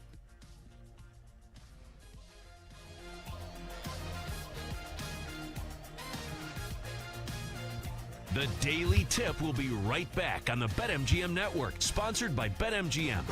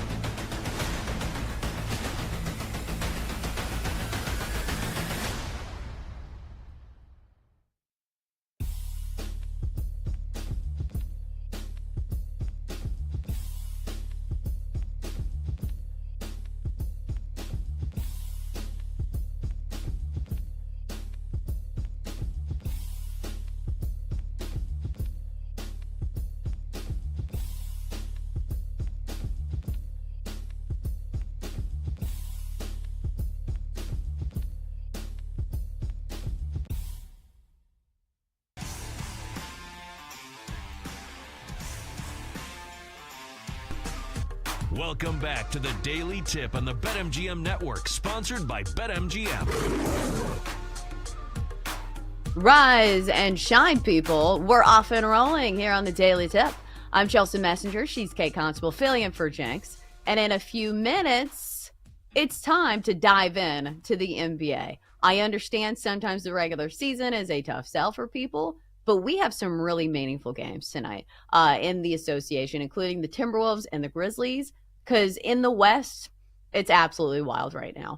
If you look at the standings, there are, looks like 2 games between the 3 seed and the 8 seed. 2.5 games, excuse me. So a lot of those teams, the goal is, hey, we don't want to play in the play-in. Right now, it's the Warriors and the T-Wolves who are on the outside of that line. They would be in the play-in if the season ended today. But again, we do have a head-to-head matchup between the Grizzlies, who are in the 6th seed, and the T-Wolves, who are in the 8th seed right now. So, Kate, as much as we love sports, sometimes you got to do some research, and sometimes you got to do some homework, and sometimes it's not the easiest. Like we were just talking about watching the Masters and trying to find which channel to watch the coverage. Is it going to be on the Masters app? Is it going to be on ESPN? Is it going to be on the Golf Channel? No, that makes too much sense. It's not on the Golf Channel. They're simply going to be talking about the Masters, but you won't see the coverage. So this is one of those things that sports are fun, but sometimes you got to do your homework. I don't like when sports makes me do math right now, and the Western Conference is making me do a whole lot of math because there's a log jam in 4 through 8 of the Western Conference right now. The Oklahoma City Thunder, they've locked up number 1. The Rockets have number 2. The Lakers, they need one more win, and they lock up number 3. Everything else outside of the 9-10 spots, which the Kings and Mavericks have in the play-in, like it's just pure chaos. And there's only, I think 2 games left on most teams' schedule. We could be seeing a massive shift in where the standings are right now over the next 2 games, which is something that we haven't seen a whole lot in previous seasons of like the season actually coming down to the final couple games of the year, which is great drama, right? It's going to be, those are going to be great games because players are going to be they're going to be playing hard, knowing that you don't want to be in the play-in, obviously. Like you would prefer to be in the playoffs and not have to earn your way in. But the way things are so tight right now, like you could see the Warriors, you could see the Timberwolves, even the Nuggets could drop down potentially. I think if they lost their next 2 into the play-in, like it's the wild, wild west right now. Oh, absolutely. But I will say, as much as extra research sucks, the games are going to be incredible.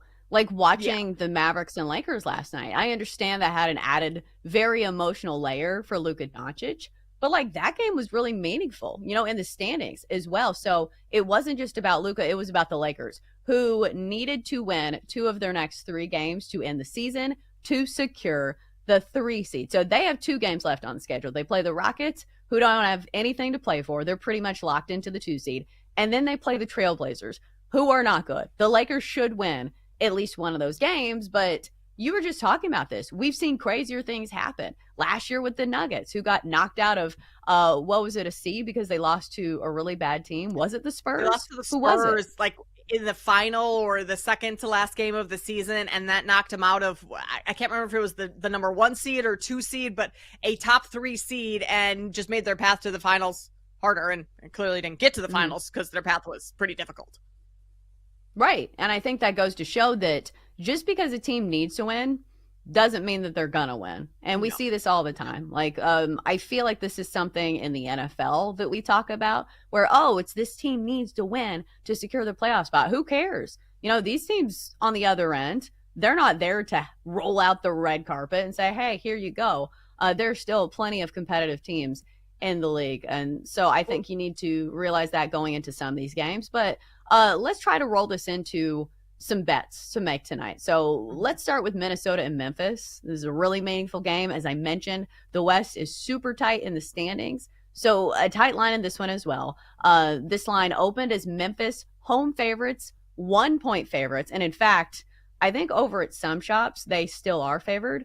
But at BetMGM, Memphis is 1.5 dogs. So it depends on where you shop, and obviously whichever team you like, always get the best line available. But Kate, what do you think bettors need to know about betting on this game? Well, for starters, Minnesota is coming off of an absolutely brutal loss to the Bucks. Chelsea, they gave up a 24-point lead in the fourth quarter. They were outscored 34-3 in that stretch. That is god-awful, right? And Chris Finch, their head coach, kind of underplayed it after the game. Like, oh, they threw the zone at us and tough shooting. He doesn't want to, like, rattle his team with 2 games left and his team jockeying for position. But I would imagine if that game were played in the middle of the season, like, he would have lit into those guys. So they know that what they're up against tonight. The Grizzlies have kind of had their number this season. They have won both meetings so far. The only 2 meetings, they've been extremely close. Both games decided by only 2 points. So 4 points total.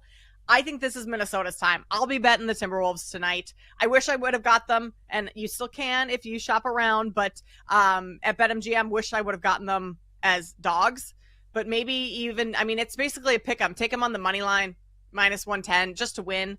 But coming off of that performance, like, you would imagine that they are dialed in, locked in for this. Maybe you look at something like a first half bet too, just knowing that the Timberwolves should come out fired up. We say should, like you just mentioned, just because they should doesn't mean they always do. But I think having already lost to the Grizzlies twice this season, blowing the game the other night against the Bucks, and then also having, seeding and trying to get out of the play-in on their minds, I like Minnesota to come very prepared tonight against this Grizzlies team. So I'm going to play the Timberwolves. When it comes to games like this, where they're meaningful and you have 2 very bright, shining stars on each side, do you ever look at player props in this game, in games like this? Because it almost feels like a playoff game, where it's like, hey, somebody needs to take over this game. But I was looking at, like, some of the numbers for Ja Morant. He has not had big games against Minnesota, only averaging 15.5 points per game against the T-Wolves.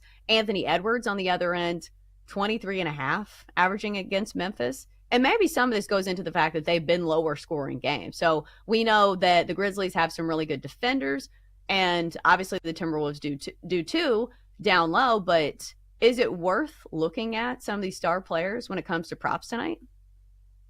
I think you'd get some more value-ish looking at some of the role players, whether that's Dante DiVincenzo, something like that, a Mike Conley, just because the numbers on Anthony Edwards or Ja Morant, the star players, like they could be a little inflated. You're just not getting any value on a lot of those numbers. I mean, Ant to have 30 points is even money tonight. And again, he's the star for Minnesota. You would imagine he's had, 2 30-point games in his last 4 starts and 28, 25.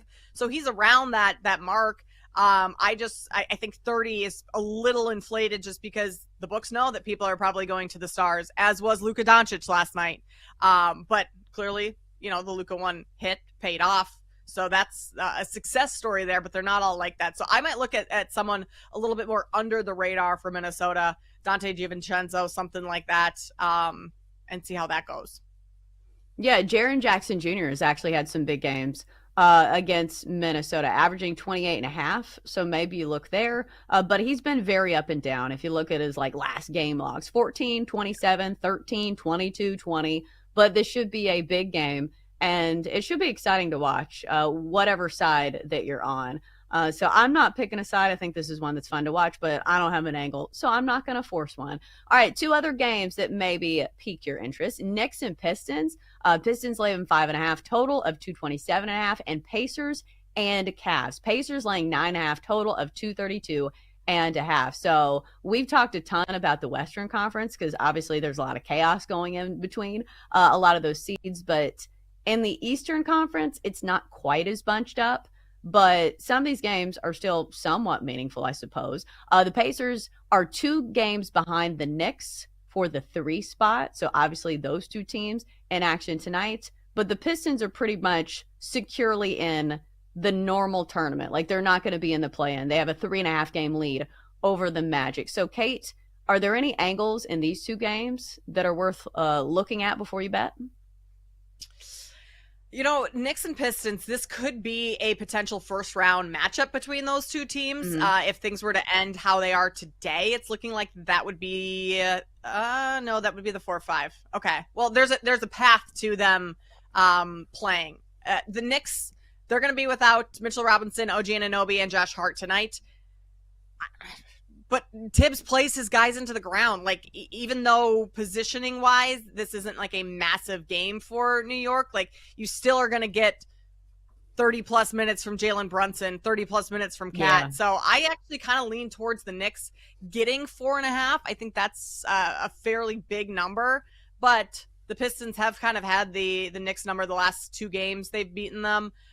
So I don't love the slate today. I would lean towards the Knicks, and I would lean towards the Pacers too, just knowing that the Pacers are going to want to try and climb up into the standings as much as possible over these next 2 games. They're probably not going to end up moving at all, but the Cavs are securely in that number 1 seed, and they're resting most of their players. Max Strus is out, Donovan Mitchell, Garland, Evan Mobley. So the Cavs, it feels like they're just kind of throwing the towel in and saying, okay, we're resting our guys for the rest of the season. Pacers, this one's all yours. The line reflects that. Pacers minus 9.5. It's a big number, but it feels like the right side here. Yeah, it feels like that's the most bettable angle, is that the Cavs certainly don't have anything to play for, and it doesn't look like anybody's playing. So I think if you're going to bet one of those two, it would be the Pacers laying 9.5. And the Pacers are a pretty solid team. Like, even if this was, the Cavs and the Pacers at both full strength, maybe we'd get a good game there. So we'll see how those unfold for the rest of the season. But I will say, like, I've been paying so much attention to the Western Conference that, I don't know, I pretty much packed it in the Eastern Conference. It's wild to me that the Cavs are the top overall seed, because to me, it still feels like it's going to be the Celtics that come out of the East. Kate, agree or disagree? Do you think it's the Celtics? Yeah, I think that's why more people right now are paying attention to it's just there's much more chaos, where it does feel like if Celtics have kind of cruised through the regular season at times or coasted, they still feel like the best team in that conference and the clear-cut favorite to win the conference, make it to the conference finals. They're my favorite to go back to the championship. So yeah, East is more clean than the West is right now. Yeah, it feels like there's only 2 teams out of the East that I would trust. Like the Celtics, obviously, and maybe, just maybe, the Cavs, even though I would still lean towards the Celtics. All right, coming up next, it's hour 3 of the show, and we'll start by recapping an emotional but amazing night for Luka Doncic in Dallas. That's next on the Daily Tip, presented by BetMGM. The Daily Tip will be right back on the BetMGM Network, sponsored by BetMGM.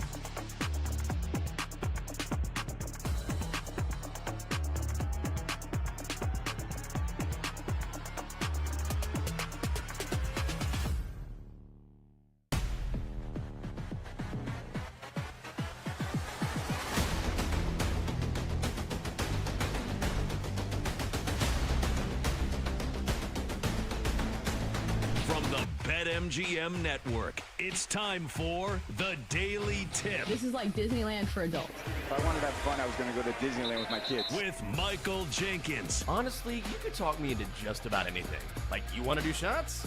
All right, let's do shots. You want to put together a 10-leg teaser? Sure, let's put some money on it. In fact, I do a parlay with Champions League soccer and the WNBA. And Chelsea Messenger. Let's try to beat the rest of the network at being degenerates, because maybe, just maybe, we can win in that regard. I do like the idea of a parlay. Hey, Dad, don't forget about me, the dogster. Presented by BetMGM. The sportsbook born in Vegas. Download the app today. Please gamble responsibly. If anyone can be a degenerate, it can be us. Good morning. It's time to rise and shine because it is a great week in sports. Of course, it's the official start to the Masters. We've got NBA games that actually mean something going on tonight and last night. And of course, the NFL draft is on deck in a couple of weeks. So within the next hour here on the show, we'll start with the emotional night in Dallas that started in tears and ended with Luka Doncic dropping 45 on his former team. At 8:20, we bring on Frank Schwab of Yahoo Sports to stop by and get us ready for said NFL draft. And then at 8:40, we saved our best for last, our best bets of the entire day. Come your way next on the Daily Tip. It's all within the next hour here on the show. And a special salute to our viewers on Stadium. I'm Chelsea Messenger. She's Kate Constable, filling in for Jenks today. So, Kate, has there ever been a time where you've had to corral your emotions at work and lock it in despite feeling not 100%? Chelsea, there have been way too many times that has had to happen. Yeah. Which is not always fun, especially Been when there, you have to my go friend. on air.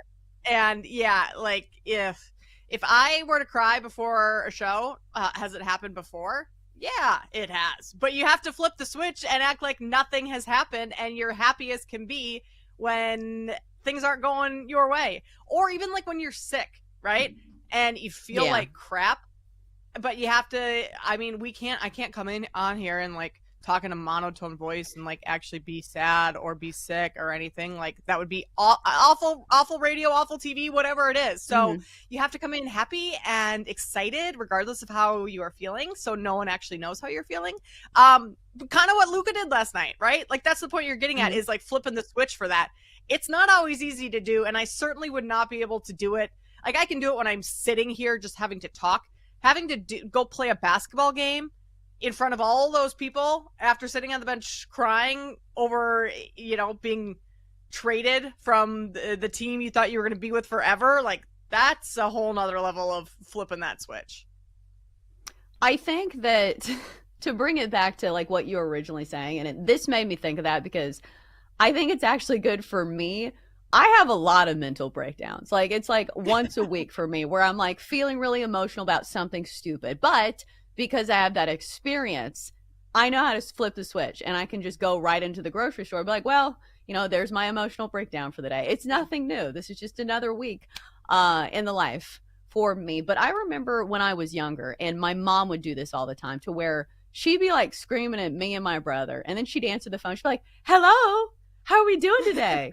I'm like, how did she just do that? But now as a mom, I feel like I can like relate because now it's me like sitting in the pew in church and like I'll be like, under my breath, like, you better close your mouth for the Lord.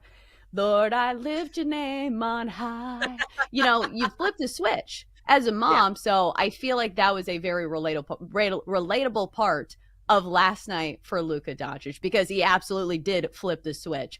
He started the game in tears, which was wild for me to see because it's very easy to be jaded with professional athletes and say, hey, these guys do this for a lot of money. They're not like us. They are physical freaks. And, they're celebrities in their own right. But I feel like that was a very relatable moment because we actually saw tears from Luka Doncic. And I think it just proves how much Dallas truly meant to him. Yeah. I mean, you see emotion from players every once in a while. Sadness, that emotion. But often you see a player like, he looked like he was about to lose it on the bench, crying. Like he was holding in those big time tears falling as hard as he could. And you saw him immediately as that video started playing. He looked over at some player, staff member, whoever it was sitting next to close to him and said, I asked for a towel so he could put the towel kind of over his face that time. So he knew it was all coming. And like, it had to have taken a lot for those floodgates not to open, which is usually my downfall is I can't control the floodgates. So they just pour, where he did a good job of like keeping it tight. Only a couple, the eyes welling up and everything, but you don't see that type of all that much. I like that we saw it from Luka last night. Like it makes him even more likable than he already was before. Just knowing how much he cared about that team and that franchise and what they all meant to him. Well, and especially because it was so one-sided. Like, he did not choose to get traded. It was Dallas that chose to trade him. So I think that now that we see that type of emotion, it just makes people want to root for him more, and especially his teammates, like spinning it forward. Should mention that the Lakers did win the game pretty easily, 112 to 97 over the Mavericks in Dallas. And Luka, of course, 45 points, 31 of those coming in the first half. What a masterclass from Luka Doncic, wiping away those tears and just making it to assassin mode. So I want to have the sound for this because I thought it was a big moment. This was a home game for Luka Doncic. I understand it was in Dallas and he plays for the Lakers, but you need to hear the crowd when they introduced him in Dallas for the first time. At guard, in his 7th season from Slovenia, number 77, Luka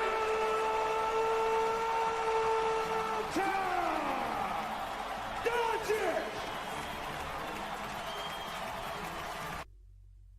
Yeah, as you can hear, all the fans are in agreement that they're going to be rooting for Luka Doncic, whether they're there for the Mavericks or the Lakers. And this game ended similar to the way that it started. Maybe not with tears, but with another standing ovation. Luka Doncic, here he is scoring his 45th point and getting a standing ovation as he checks out of the game. Doncic inside, puts it up and in, 45 for Doncic. And Doncic now 16 of 28 from the field. Luka lunacy returns here to Dallas. The Mavericks and, of course, Laker fans as well, showing him such affection and respect. He's going to commit a foul, and now we'll come out of the game. A night for Doncic that began in tears, and it ends in triumph. Talk about your storybook returns. Absolutely. What an ending for Luka Doncic. And Kate, this game had so many layers because it wasn't just Luka Doncic and making his return to Dallas. It was also a very meaningful game for the Lakers in the standings. As we know, the Western Conference is absolutely wild right now. Just a few games separating the 3 seed, where the Lakers currently stand, and the 8 seed. So the Lakers, going into this game, needed to win 2 of their last 3 games to end the season in order to lock down the 3 seed. So they've got 2 games remaining. Do you think this is a point where the Lakers galvanize as a team? And obviously, we say this all the time about college basketball. You want to be playing your best basketball this season when it goes into the postseason. Do you feel that way about the Lakers? Yeah, I think this game, I mean, maybe doesn't change their on the floor play, but it certainly brings them closer together as a team, like emotionally, right? Because you saw at the beginning of the game when the tribute video was going on, not only was Luka crying, like JJ Redick said after the game, he had some tears in his eyes. You saw some of the other players tear up a little bit. Just and then at the end of the game celebrating Luka, like LeBron jumping up and down when Luka came out of the game and like hyping up the fans. That means something. Like, that's a moment where this team kind of rallied around one of their players, and I think that brings them closer together as a team, maybe chemistry wise, emotional wise, which translates to on the floor play. I mean, if your chemistry is high, you're probably going to play at a pretty high level. So that's a great mark going into the postseason right now, assuming they do get the 3 seed. Like, that not only are they playing well, but they're playing very connected. And that's one of the qualities or identities of a championship team, is how connected are you playing in the postseason. You have to be extremely connected. So I certainly think it was a very galvanizing moment for the Lakers last night, not only getting the win, but the emotional aspect of it all and having Luka's back. Yeah, absolutely. I think his teammates really wanted to support him. Like, you can tell how much a player is liked by the way the teammates support him in like their lowest moments or games that are really meaningful. Like, even on like a lower scale, when we see players go back to like teams that they used to play on, you will see players who really try to get them the ball and say, hey, dude, this is your night. We want you to score 45. And we've seen that with Luka Doncic. All of his teammates want to support him and they want him to win. So we saw that last night. I think now it's going to be really easy to fall in love with the Lakers, though, going into the postseason. And that kind of scares me because, Kate, as much as we talk about the Lakers, it is still very much the Oklahoma City Thunder who have looked like the best team in the Western Conference. So are you buying in to the narrative that somebody else could win the Western Conference, or do you think the Thunder are just too deep? I mean, someone else could win the Western Conference for sure, right? Like, Duke lost. They looked like the best team in the Final Four. They lost, right? So, like, crazy things happen. I'm not scared of the Houston Rockets this season, even though they're the number 2 seed. I think that they're still a little young and have another year to go. With the Nuggets firing Michael Malone, like, that... they would have been a team that I would have been a little nervous of just because of their championship pedigree. They have Nikola Jokic, the best player on the planet right now. But with all the turmoil going on in the front office, the coaching, like, that throws another wrench in it. Do I want to believe in any of the other teams? Like, the Warriors are actually really good right now, even though they're currently in the 7th seed. I mean, their record with Steph and Jimmy Butler on the floor together is phenomenal. They'd be a team I'd be a little nervous about. But right now, I mean, as tight as the West is, it does kind of feel like every team except the Thunder have some sort of, I don't want to say red flag, but like something that makes your antenna go up and kind of say, okay, wait, this is a reason that they might not be able to win it, where I don't really have a reason for the Thunder. The popular reason to throw out is that they're still a young team, but I don't think that's the case this season. They had experience last year in the playoffs.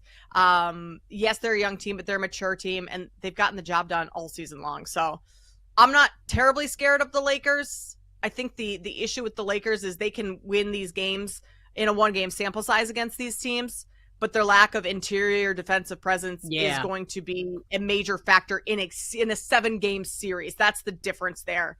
A 1-game sample size, I might take the Lakers. A 7-game series, I'm not sure the Lakers can hold on, even with LeBron and Luka.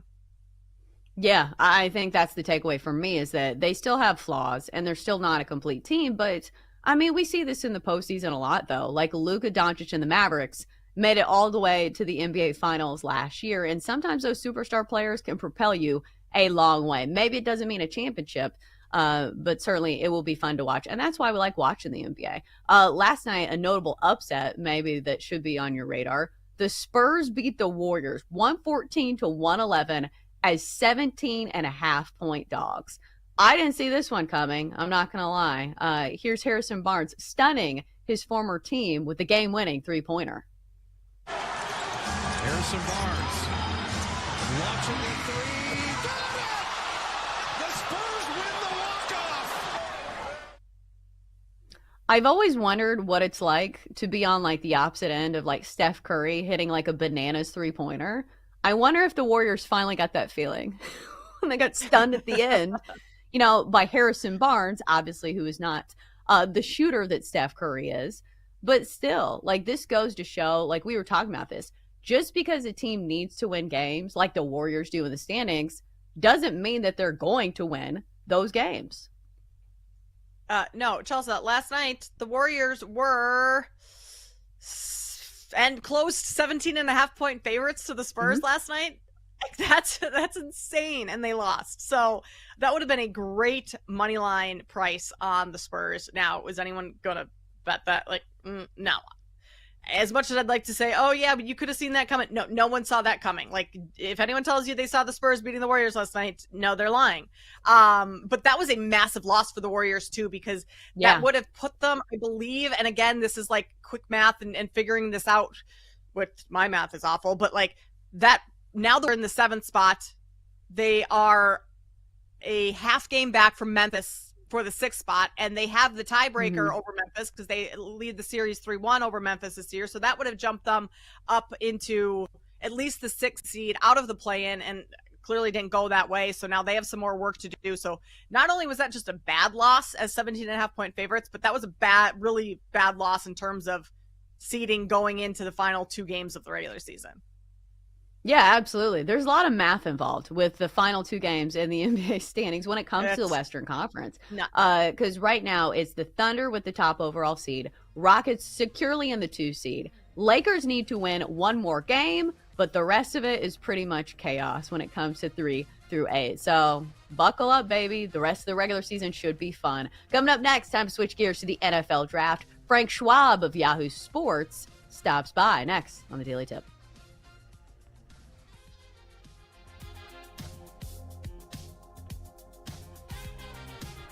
The Daily Tip will be right back on the BetMGM Network, sponsored by BetMGM.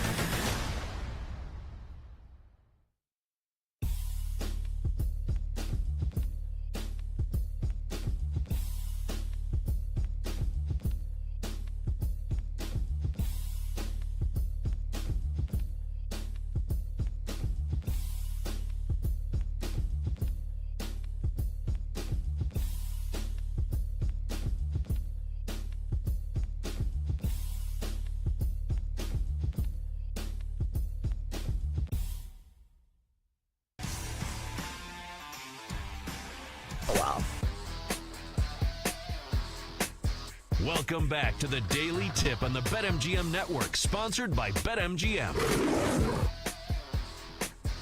Lego, wake up. It's time to talk some sports and sports betting. In this segment, we'll get to what's going on in the NFL draft. We know it's also the start of the Masters. I'm Chelsea Messenger. She's Kate Constable, filling in for Jenk today. So, Kate, how much of your day today will be dedicated to watching some golf? I mean, probably a pretty good part of it. Like, I don't have, I have some other business to attend to later this afternoon. I have to get to the gym at some point, right? But then, I mean, being up, I got up even before my alarm went off this morning, Chelsea. So I got up at 3:15. I just turned over, looked at the clock, and I was like, might as well save my husband from waking up to my alarm in 15 minutes and just get up. Oh. So lay on the couch and watching the Masters later this afternoon, that's probably going to be in the cards for me, for sure. I feel like it's one of those things where you just turn the TV on and you just keep it on. If it was just one, coverage channel, because that's the difficult part about the Masters. It's like, okay, what time is it? It's time to flip it to ESPN. So we will have it on for the entirety of the day at our household, against my will, or, even if I wanted to, because my husband loves golf. So we will be watching the Masters. All right, we'll also be watching the NFL draft in just a couple of weeks. Maybe we'll see some drama, or at least that's what I'm rooting for. Let's bring in Frank Schwab of Yahoo Sports, who covers the NFL and sports betting for Yahoo. So let me start by asking you this, Frank. It feels pretty much like a done deal that Cam Ward is going to be going to Tennessee with the first overall draft pick. But are we going to see some drama this year? Because I feel like that's kind of what this year's draft is lacking a little bit. Like, of course, there's some questions for the quarterback, but do you think it's going to be an interesting draft? Somewhat. I think that the drama is really going to be one guy, and it's Shedeur Sanders. Yes, you're right. Cam Ward is number one to the Titans. The Titans this entire offseason have not made any indication that they're drafting anybody but Cam Ward or trading a pick or anything. It's been there the whole time. Like Cam Ward, now he's minus 10,000 or whatever he is. Like that's been there the whole offseason. So he's going to Titans. But where does Shedeur go? It sounds like unless everybody's playing coy early in the draft, the Browns aren't in on him. They're I guess moving towards Travis Hunter. Seems like the Giants are out on Shedeur. So where does Shedeur go? He's a polarizing player. He's obviously famous already, partially because of his dad, partially because he's just that guy. He's got that aura about him that, whether he can make it as an NFL franchise quarterback or not, we're all kind of drawn to watching Shedeur Sanders and paying attention to him. And he could go anywhere from, 6 to 20-something.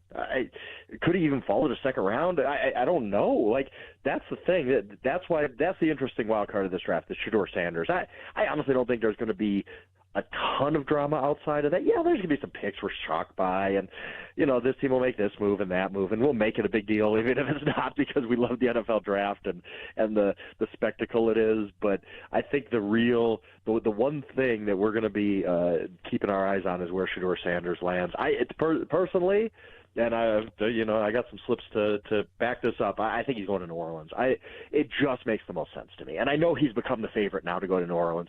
But it was one of these. You start to look at the draft, who could draft Shedeur, and you start thinking, 9 all of a sudden isn't that big of an investment in this draft that has so few true blue chip players.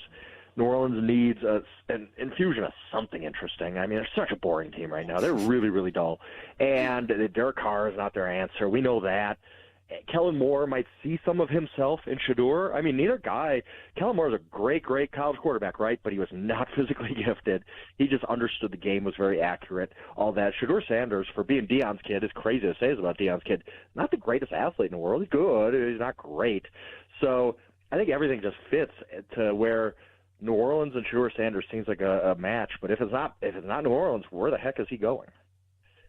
Yeah, crazy to think last season or even partway through this last college football season, like Shedeur was looking like the number 1 overall pick, and now hearing you say he could drop all the way down to 20, it wouldn't be shocking. It's just wild. In terms of the second overall pick, it was Abdul Carter for a while. Travis Hunter has jumped him on the odds board, but what kind of drives the decision between those two players going either 2 or 3, and how we see that fluctuating within the odds?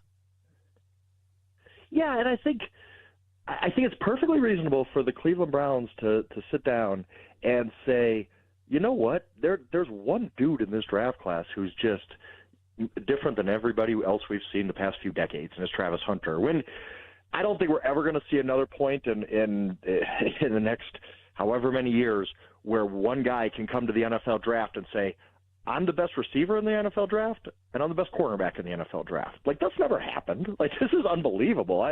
And so I think the Browns could look at that and say, this is a unicorn. Like, Abdul Carter is a great pass rusher, and he would pair very well with Myles Garrett, but we can add some juice to our passing offense and our passing defense with one guy. Maybe this guy just is just different than everybody else. Maybe he can do this in the NFL. Deion's pushing it for sure, and Deion would know what it takes to play both ways in the NFL. He did it in 1996 for most of the year. So I think that's what's kind of, if something has changed within the Browns, or we're just starting to learn about it, or maybe nothing has changed. They're going to draft Abdul Carter. Who knows? It's the NFL draft. But I think if something has clicked with the Browns, it is, you can find an Abdul Carter in some drafts. They found one with Myles Garrett a few years ago, Hall of Fame guy. But Travis Hunter's just different. We haven't seen anything like this. I'm excited. I'm based in Colorado, so I'm a little bit biased because I've seen the rise of Colorado football. But Travis Hunter is just, I don't see why he can't play both ways in the NFL. Like, yeah, it's never been done before. You know what else has never been done before? A guy winning a Heisman Trophy playing receiver and cornerback in the modern era. So I hope if the Browns pick him, I just hope that they commit to, this guy is different. We're not just going to put him at receiver. We're going to play him both ways, because Travis Hunter didn't win a Heisman Trophy because he's a great receiver. He didn't win a Heisman because he's a great corner. He won a Heisman because he's both. That's his value, and I really, really hope the Browns do it, because I want to see it play out. Well, it'd be nice to have an interesting storyline for the Browns that we can all root for instead of, whatever's going on with Deshaun Watson. So it would be fun to watch, obviously, for people who follow the Browns and just the rest of the NFL. Let me ask you the question that I feel like nobody knows the answer to. Is Aaron Rodgers going to make a decision before the draft? When's it coming? I don't believe so. I think everybody's waiting until after the draft for whatever reason, whether it's a comp pick formula or something, or just Aaron wanting to see what the Steelers do at quarterback before he settles in.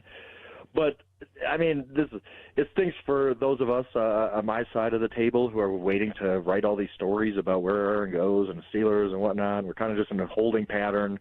But if you're the Steelers, if you're Aaron Rodgers, there really is no rush, to be honest. Like, what is it? Like, no other team out there is looking for a quarterback. Aaron Rodgers is really the only quarterback left. So they're both, it is 1:55 a.m. at the bar. Everybody's gone. There's only 2 people left at the bar, and it's Aaron Rodgers and the Pittsburgh Steelers. Like, that's it. If you're going to hook up, this is it. This is your last shot.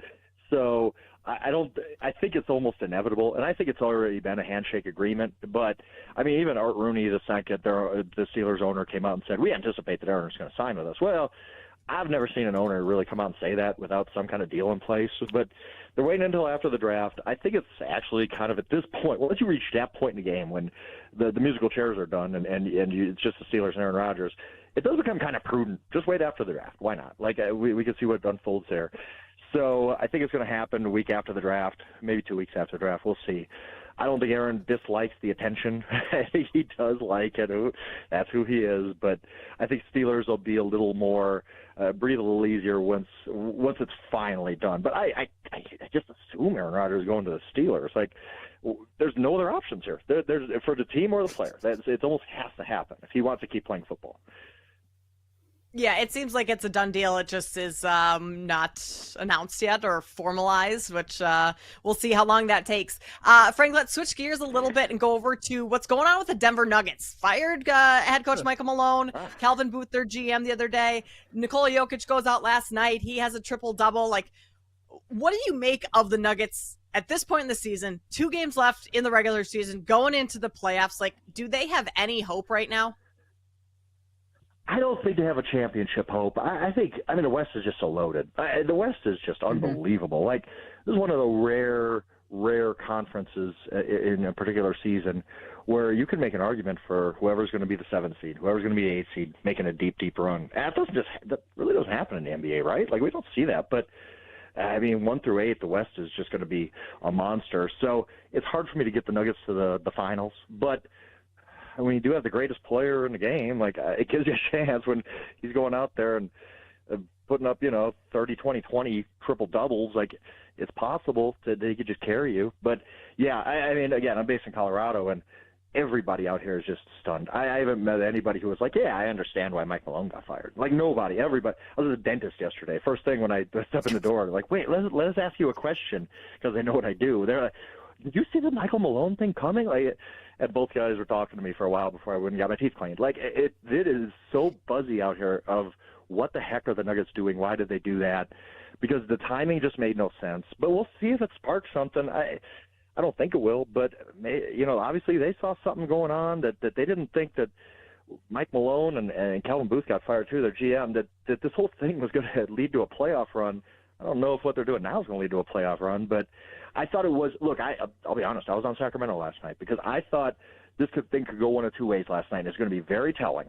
Either the Nuggets get blown out in Sacramento because they're screw this. This is a terrible move. We don't agree with it, or kind of rally the troops and you play pretty well against a bad Sacramento team, I guess, a mediocre Sacramento team. And it went the other way. They won. They looked good. So I kind of wonder, maybe this does spark something. As crazy as the move was, as unanticipated as it was, we'll see. We'll see in a couple months if this was the right move right before the playoffs. Yeah, and I think you still need some sort of depth, right? Like, we've seen Nikola Jokic put up these circus numbers, and yet, like, the Nuggets aren't winning these games. So I think, like, as much as we want to say, like, oh, it's because the vibes are bad, it's because they fired their head coach, but maybe just the pieces aren't there. Yeah, the roster was not great. That's why everybody, the consensus around here in Colorado is, yeah, Calvin Booth getting fired, the GM, that makes sense because this roster just isn't deep enough. Like you said, that is a great point. Like, you do have the greatest player on earth, and you've failed him a little bit. I hate to say that about a team that just won a championship a couple years ago, but it's not a championship roster around him. So we get why everybody kind of understood why general manager got fired. Malone wasn't the problem. Like, I don't think so. Like, I don't know what's going on behind the scenes, but yeah. So you look at the Denver Nuggets, and they do have some good pieces. Aaron Gordon's fine, and Porter, and obviously Murray if he's healthy. And I think what you have to hope now for the Nuggets is just, hey, we get healthy, we stay healthy. Everybody else kind of, the attrition of the playoffs. Maybe other teams fall by the wayside that way. But, yeah, it's hard to view this roster really blossoming and becoming when they won the title a couple years ago, they had pieces. They had guys who the exact right role players in the right spots at the right time to play around Nikola Jokic. I just don't see that for them anymore.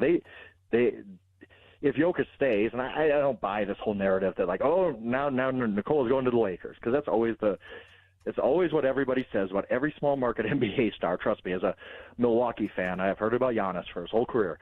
I don't think necessarily Jokic leaves. Then if he doesn't, that makes the Nuggets offseason absolutely imperative that they figure out some way to put some pieces around him to make at least one more run with one of the greatest players I've ever seen play.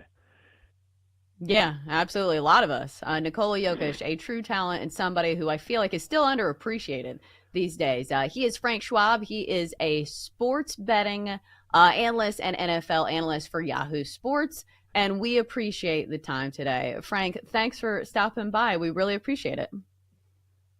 Absolutely. Hey, enjoy the Masters. It's going to be fun this week. For sure. It is truly one of the best times of year for sports fans. Okay, we have so much going on. It feels like my head is spinning. Like, I'm trying to do the math for the Western Conference in the NBA. I'm trying to, like, look at the Masters and be like, okay, what channel is it on right now? Can I see somebody playing? And then we also have baseball going on. Are you somebody who believes in the best time of year as being the spring, March Madness, obviously Final Four, baseball opening day, the Masters? Or are you team fall, where it's college football, NFL, the tail end, no, basketball's already done. So it'd be like the postseason for baseball. Are you team spring or team fall? Whenever fall comes around, I always say to myself, this is the best time of the year. I love football is back. Like nothing is better. But when you put it into like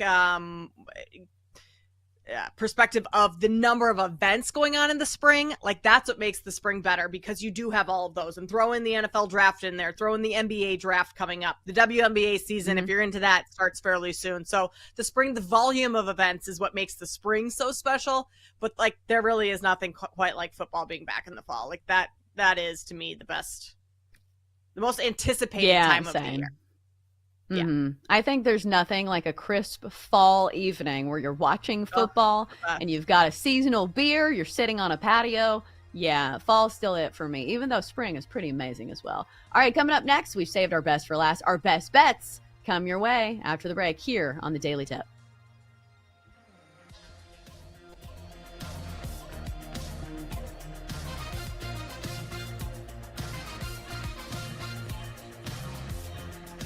The Daily Tip will be right back on the BetMGM Network, sponsored by BetMGM.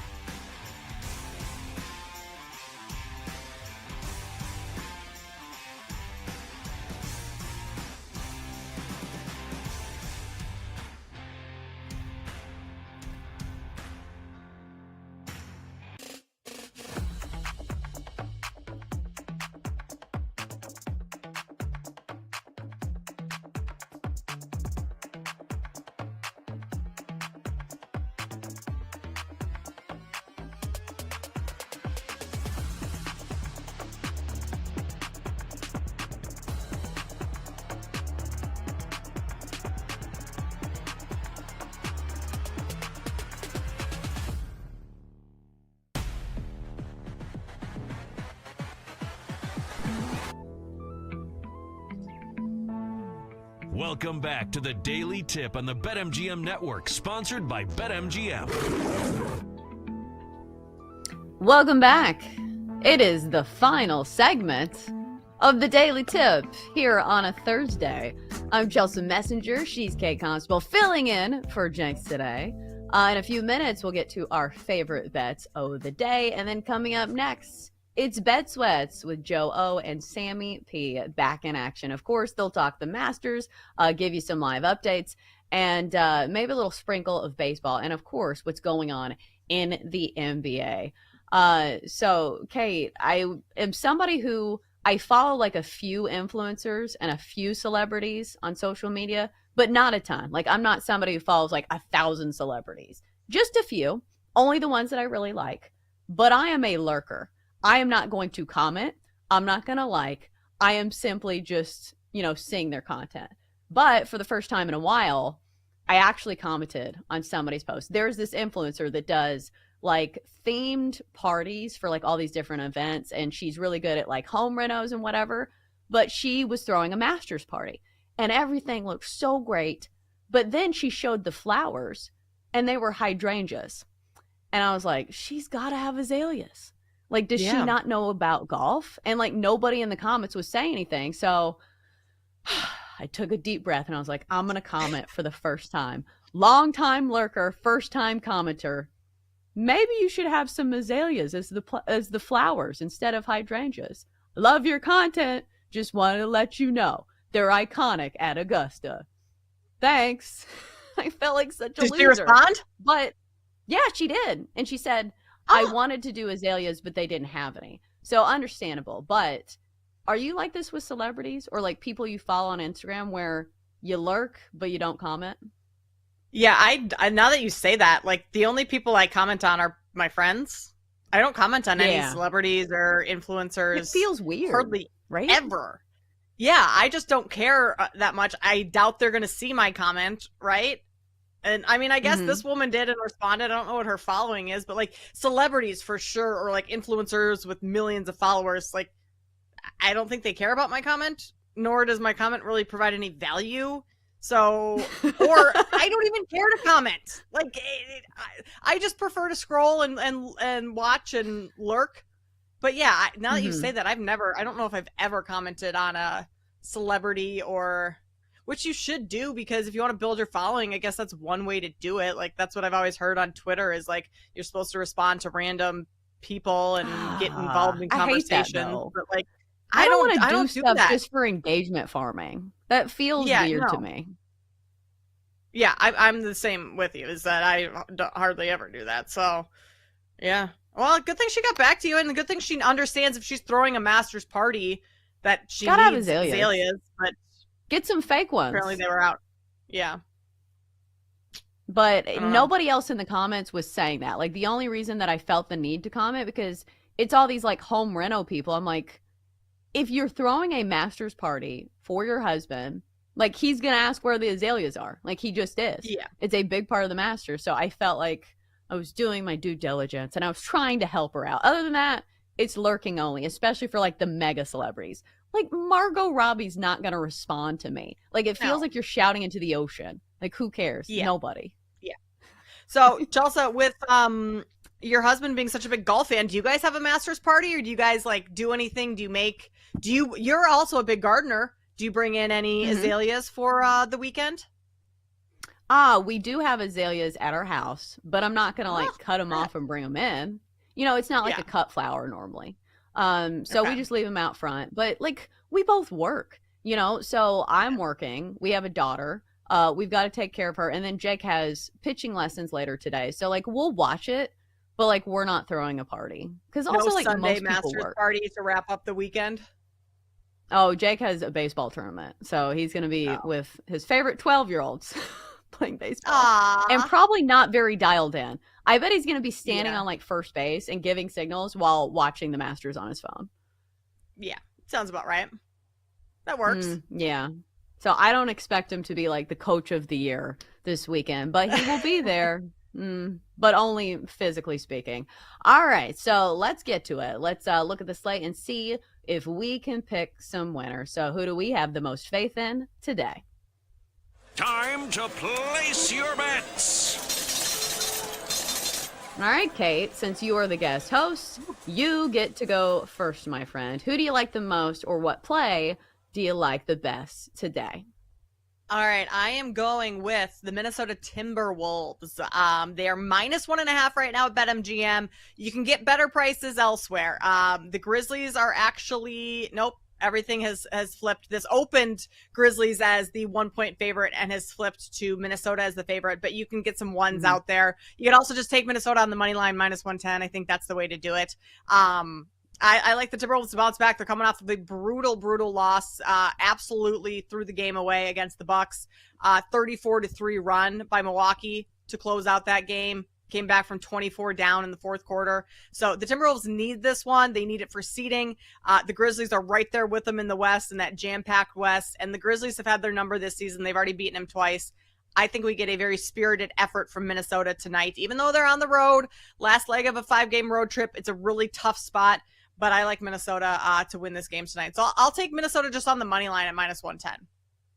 Yeah, massive game in the standings, as you referred to. And this is one that I kind of want to watch. I feel like John Morant is must-see TV when he's on his petty BS. And same goes for Anthony Edwards. So 2 young superstars and a very meaningful game should make for good television. All right, for me, I'm going to go to the NBA as well. And I'm going to take the Pacers laying 8.5 against the Cavs. So for me, most of this handicap is that the Cavs are playing for nothing right now.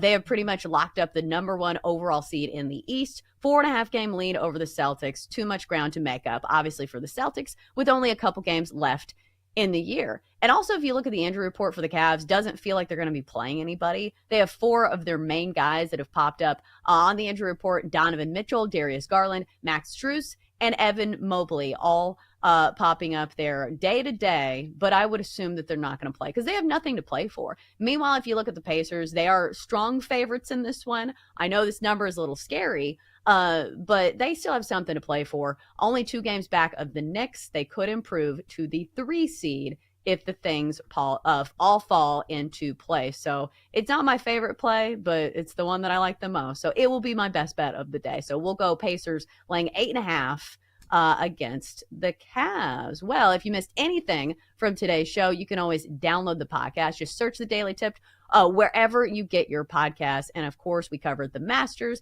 If you want some last minute bets, we covered the NBA and all of our favorite plays of the day. And of course, our daily sampling of Major League Baseball. So, Kate, I didn't ask you this. Do you have any other plays that you like? I know it looks like there's only one. Have any leans for the day? Yeah, I do actually like the Knicks. This line's coming down. It was +4.5 earlier in the show when we talked about this game. It's already down to 3.5 right now. I still think that I would be fine taking it at 3.5. That's probably my cutoff, though. You just know that the Knicks with Tibbs, like, they're not going to slow down at any part in the season. Sure, Josh Hart's out, OG Anunoby, but this is a Knicks team that is going to play their starters, play their stars 35 minutes tonight. So you're getting the points, even though you're on the road. I like the Knicks there. And then I like Colin Morikawa outright, 14-1. I know the Masters is already underway, but you can still get that same price. And then my long shot today is Sergio Garcia to finish, to lead after today, after the first round. And then also him have a top 10 finish at 6-1. So those are my other golf bets, even though the Masters is underway. That I'm looking at, Chelsea.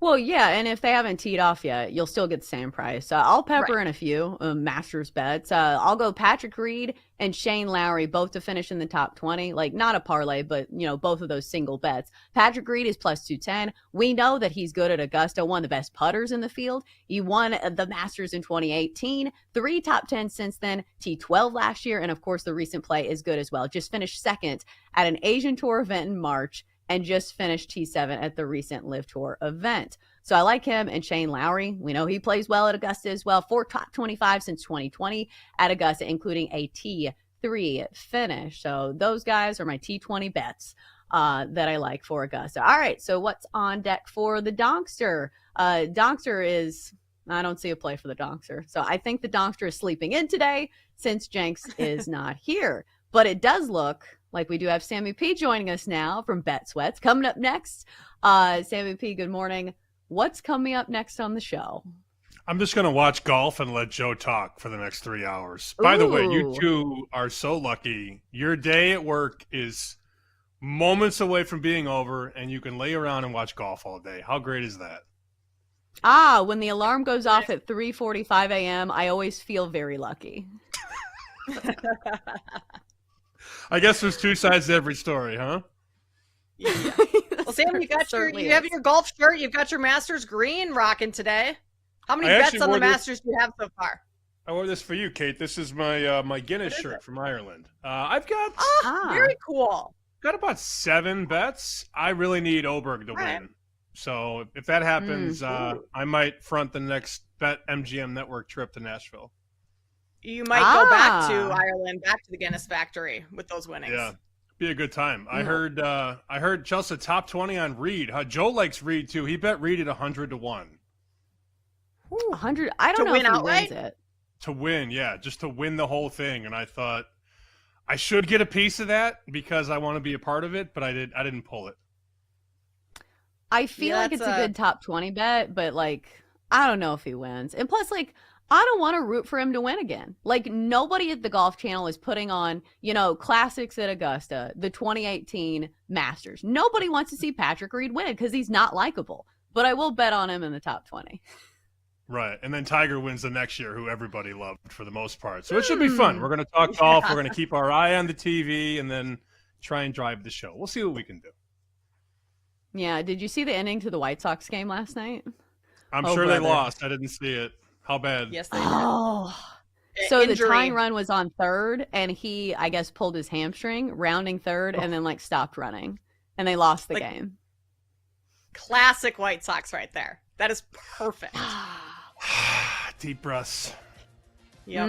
And with that, we cleanse the vibes of the White Sox, and we move on to the next show here on the network. He's Sammy P. Bet Sweats is coming your way next, and that's going to do it for us here on the Daily Tip, presented by BetMGM. For me, for Kate Constable, who did a fantastic job of filling in, have a great Thursday. Enjoy the Masters.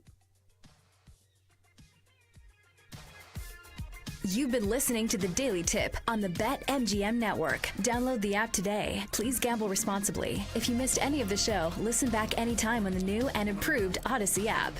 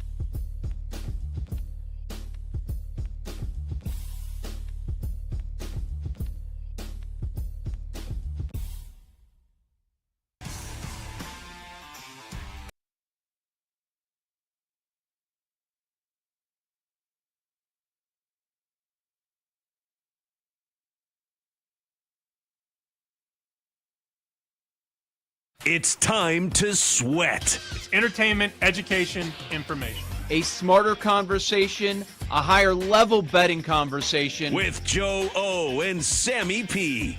It's two guys who have known each other a long time, firing bets during the show, after the show, into the night. We've been doing this so long, we're like brothers, so we're going to call each other out on some of their BS. Get ready to fire. Why are you betting 2-1 on Sunday when you could have bet 4-1 on Tuesday? We're not going to force picks. What we give on the show is what we're betting. Sorry, I wasn't listening. I was betting Valparaiso. What? New show name, but still no pants or underwear required on this network. This is Bet Sweats on the BetMGM Network. James wins the pass. Hachimura. Doncic. Nobody near him. And connects on a three. Doncic steps back. Puts it in. Luka Doncic lighting it up here in the first half. He's got 31 points. Doncic gets inside. Reverse shot rattles around and goes in. He's got 40. Doncic inside, puts it up and in. 45 for Doncic. Luka Lunacy returns here to Dallas. Yeah, Luka's big return last night. That was certainly the story in the NBA and the sports world. But the Masters now underway. Welcome in on this Masters Thursday. Joe Ostrowski, Sam Panayonovich with you for the next 3 hours here on Bet Sweats via the BetMGM network. Our buddy Nick Friedel will be joining us 10 a.m. Eastern, talk some hoops, some NBA chatter with Nick. I'm sure we'll squeeze some Cubs thoughts, Bulls thoughts from him. A lot going on. And Chris Meany will talk about the NHL. We'll keep you updated throughout the show on the Masters. College football win totals are out. We'll take a look at today's shortened MLB card. Sammy, how you feeling this morning? I wanted to read something for you real quick just to get your juices flowing at 9:01, okay?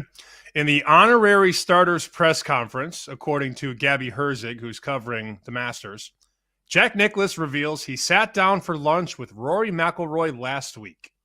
And they went through his strategy for Augusta, shot by shot. And what did Jack Nicklaus say? Quote, I wouldn't change a thing. Uh-oh. Here he comes. Good or bad? Is this good or bad? Yeah. Okay, so here's where I want to go. Let's talk about the idea of scrambling. Because the menu is endless. We've been talking about it all week on the show. When it comes to betting the Masters. Like, look, most sports, even the Super Bowl, that's a different animal. I guess it's kind of similar, even though it's endless there. But most sporting events, it comes down to a bet or two. Like, if you want to, with the Masters, you can keep going back. All right, let me check this. What about this guy top 20? What about this guy top 10, top 5? Tournament matchups, round one matchups. What about the outrights? Let's parlay things with different sports. You can go on and on and on. And I don't know this, but I get the sense that not that you were scrambling, but just gathering final thoughts from golf people. We're done at noon Eastern yesterday, and there's a lot of time, but we've got to get all these bets in. You don't have to get all of them in, but a lot comes off the board once this started earlier on in the morning. Was there any final thoughts where you're like, okay, I feel good about this? Maybe something we couldn't say yesterday at noon Eastern, but a lot of golfers that we bet have not even started yet. So there are still opportunities.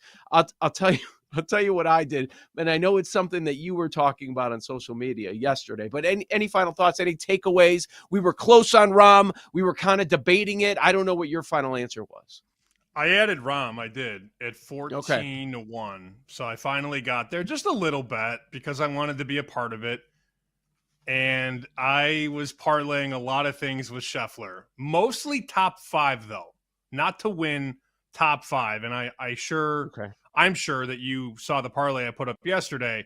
Scheffler top 5, Rangers pennant in the American League, and the Chiefs to go to the Super Bowl at 63-1. That was my piece de resistance yesterday night, I guess. So I'm ready. I'm strapped. Everything's in. That's it. Luda is still the best result, though. I went in and did all the math.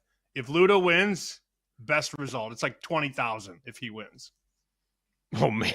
Just this Yeah. one? You don't need other results? Nope, just win. Holy crap. Yeah. Yeah, I feel great about that. We talked about a lot of the different stuff, but what else? Oh, okay. So what you mentioned there with the cross-board parlay, I'll throw this out there. Like I always said, we're going Scheffler, let's go Luda, and I think if I'm making a selection that Rory's going to be my pick. And did I bet him at plus 650? No, I did not. But I made, some of the cross-sport ones. I'm not going to bet an outright golfer at plus 650. It's not what I'm going to do. Like your strategy, that's a little different. That's a top 5. That's not just to win outright. So I took those 3 golfers and I paired it with OKC wins a title, Rangers, American League with you there, and I did Chiefs Super Bowl. So the Scheffler, obviously the shortest. Where would you guess those 4 results are? OKC, let's call them co-favorites. Texas, the second favorite in the American League. Kansas City, they keep sliding down, but they're all bunched up there for the most part with those other teams for the Super Bowl. Scheffler, OKC, Texas Rangers, Kansas City Chiefs. Where do you put that? What do you think it is? Okay, so let me just shore up a couple things. That's Scheffler to win or top 5? Win. Oh, geez. Okay, so Scheffler to win, the Chiefs to win the Super Bowl, yes. The Rangers to win the pennant, and the Thunder to win the title. That's got to be 200 to 1. 910 to 1.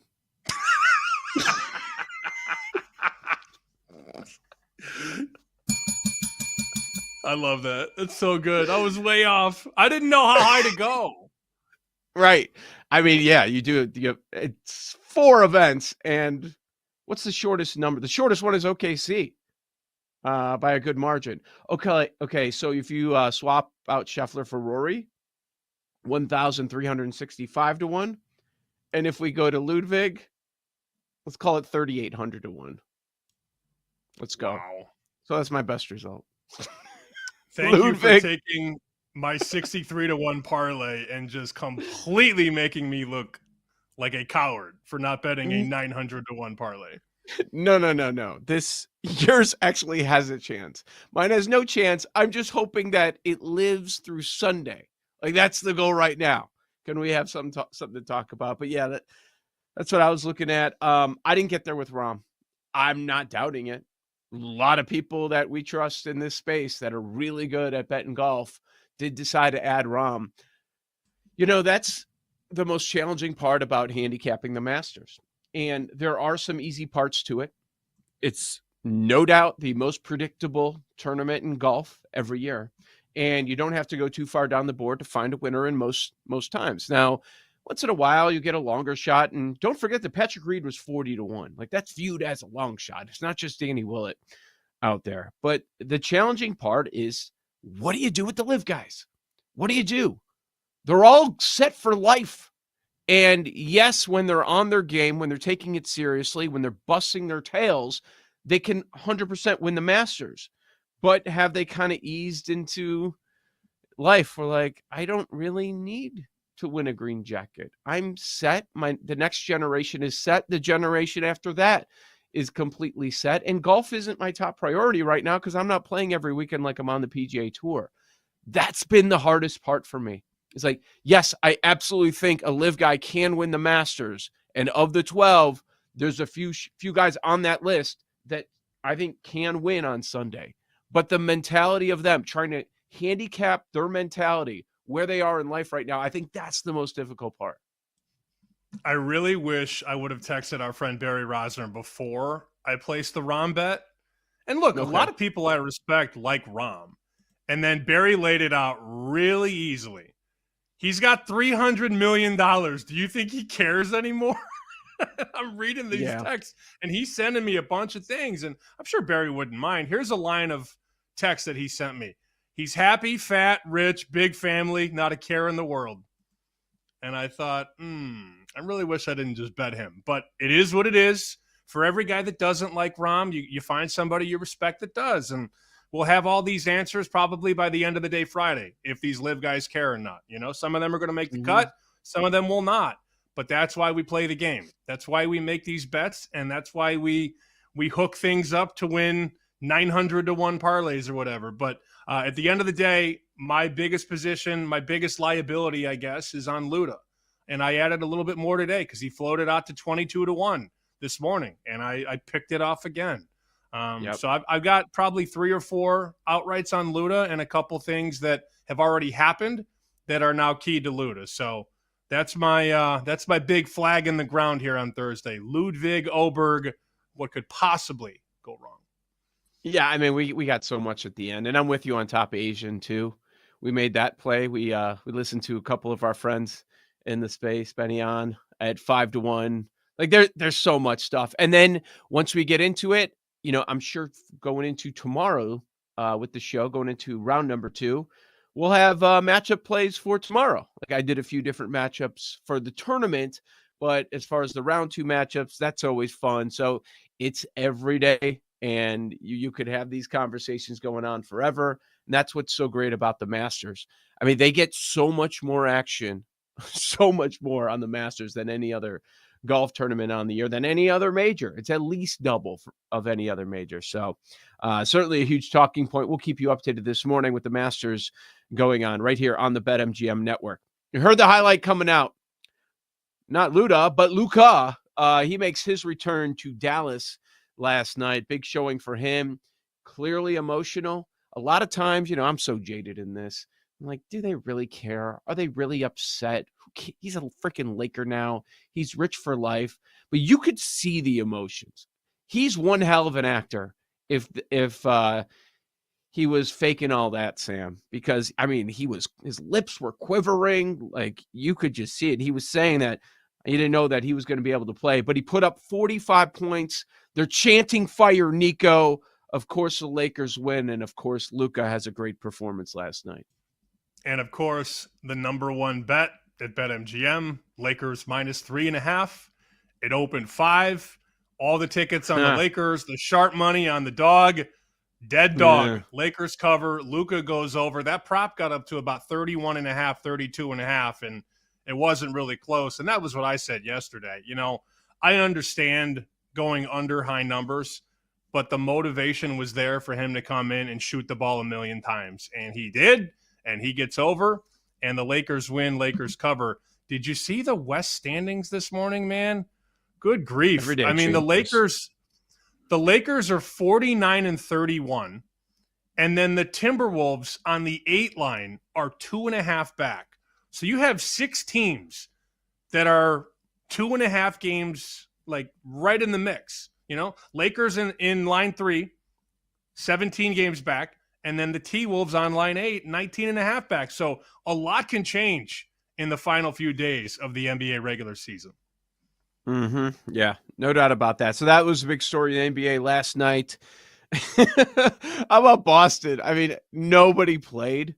They scored 76 last night. I thought that was comical. Everybody ends up sitting out. Orlando, they lock up their spot. But it's just like you do a double take when you see that the Boston Celtics score only 76 points last night. And Denver, their first game without Malone, they end up winning over Sacramento 124-116. We'll talk to Nick Friedel about this next hour, like the post-game interview. Just like you laugh at it because Jokic is sitting there. He's being a pro. He's answering the questions, but he's clearly lying. I mean, clearly lying. It's like, oh, it was a decision that was made. I had no say in it. I was just told it's done. Here's what it is. I knew a little bit before everybody else, but I had no say in it. Yeah. Okay, dude. Okay. Anybody think that they're firing Michael Malone unless Jokic gives the okay or pushes for it? Come on.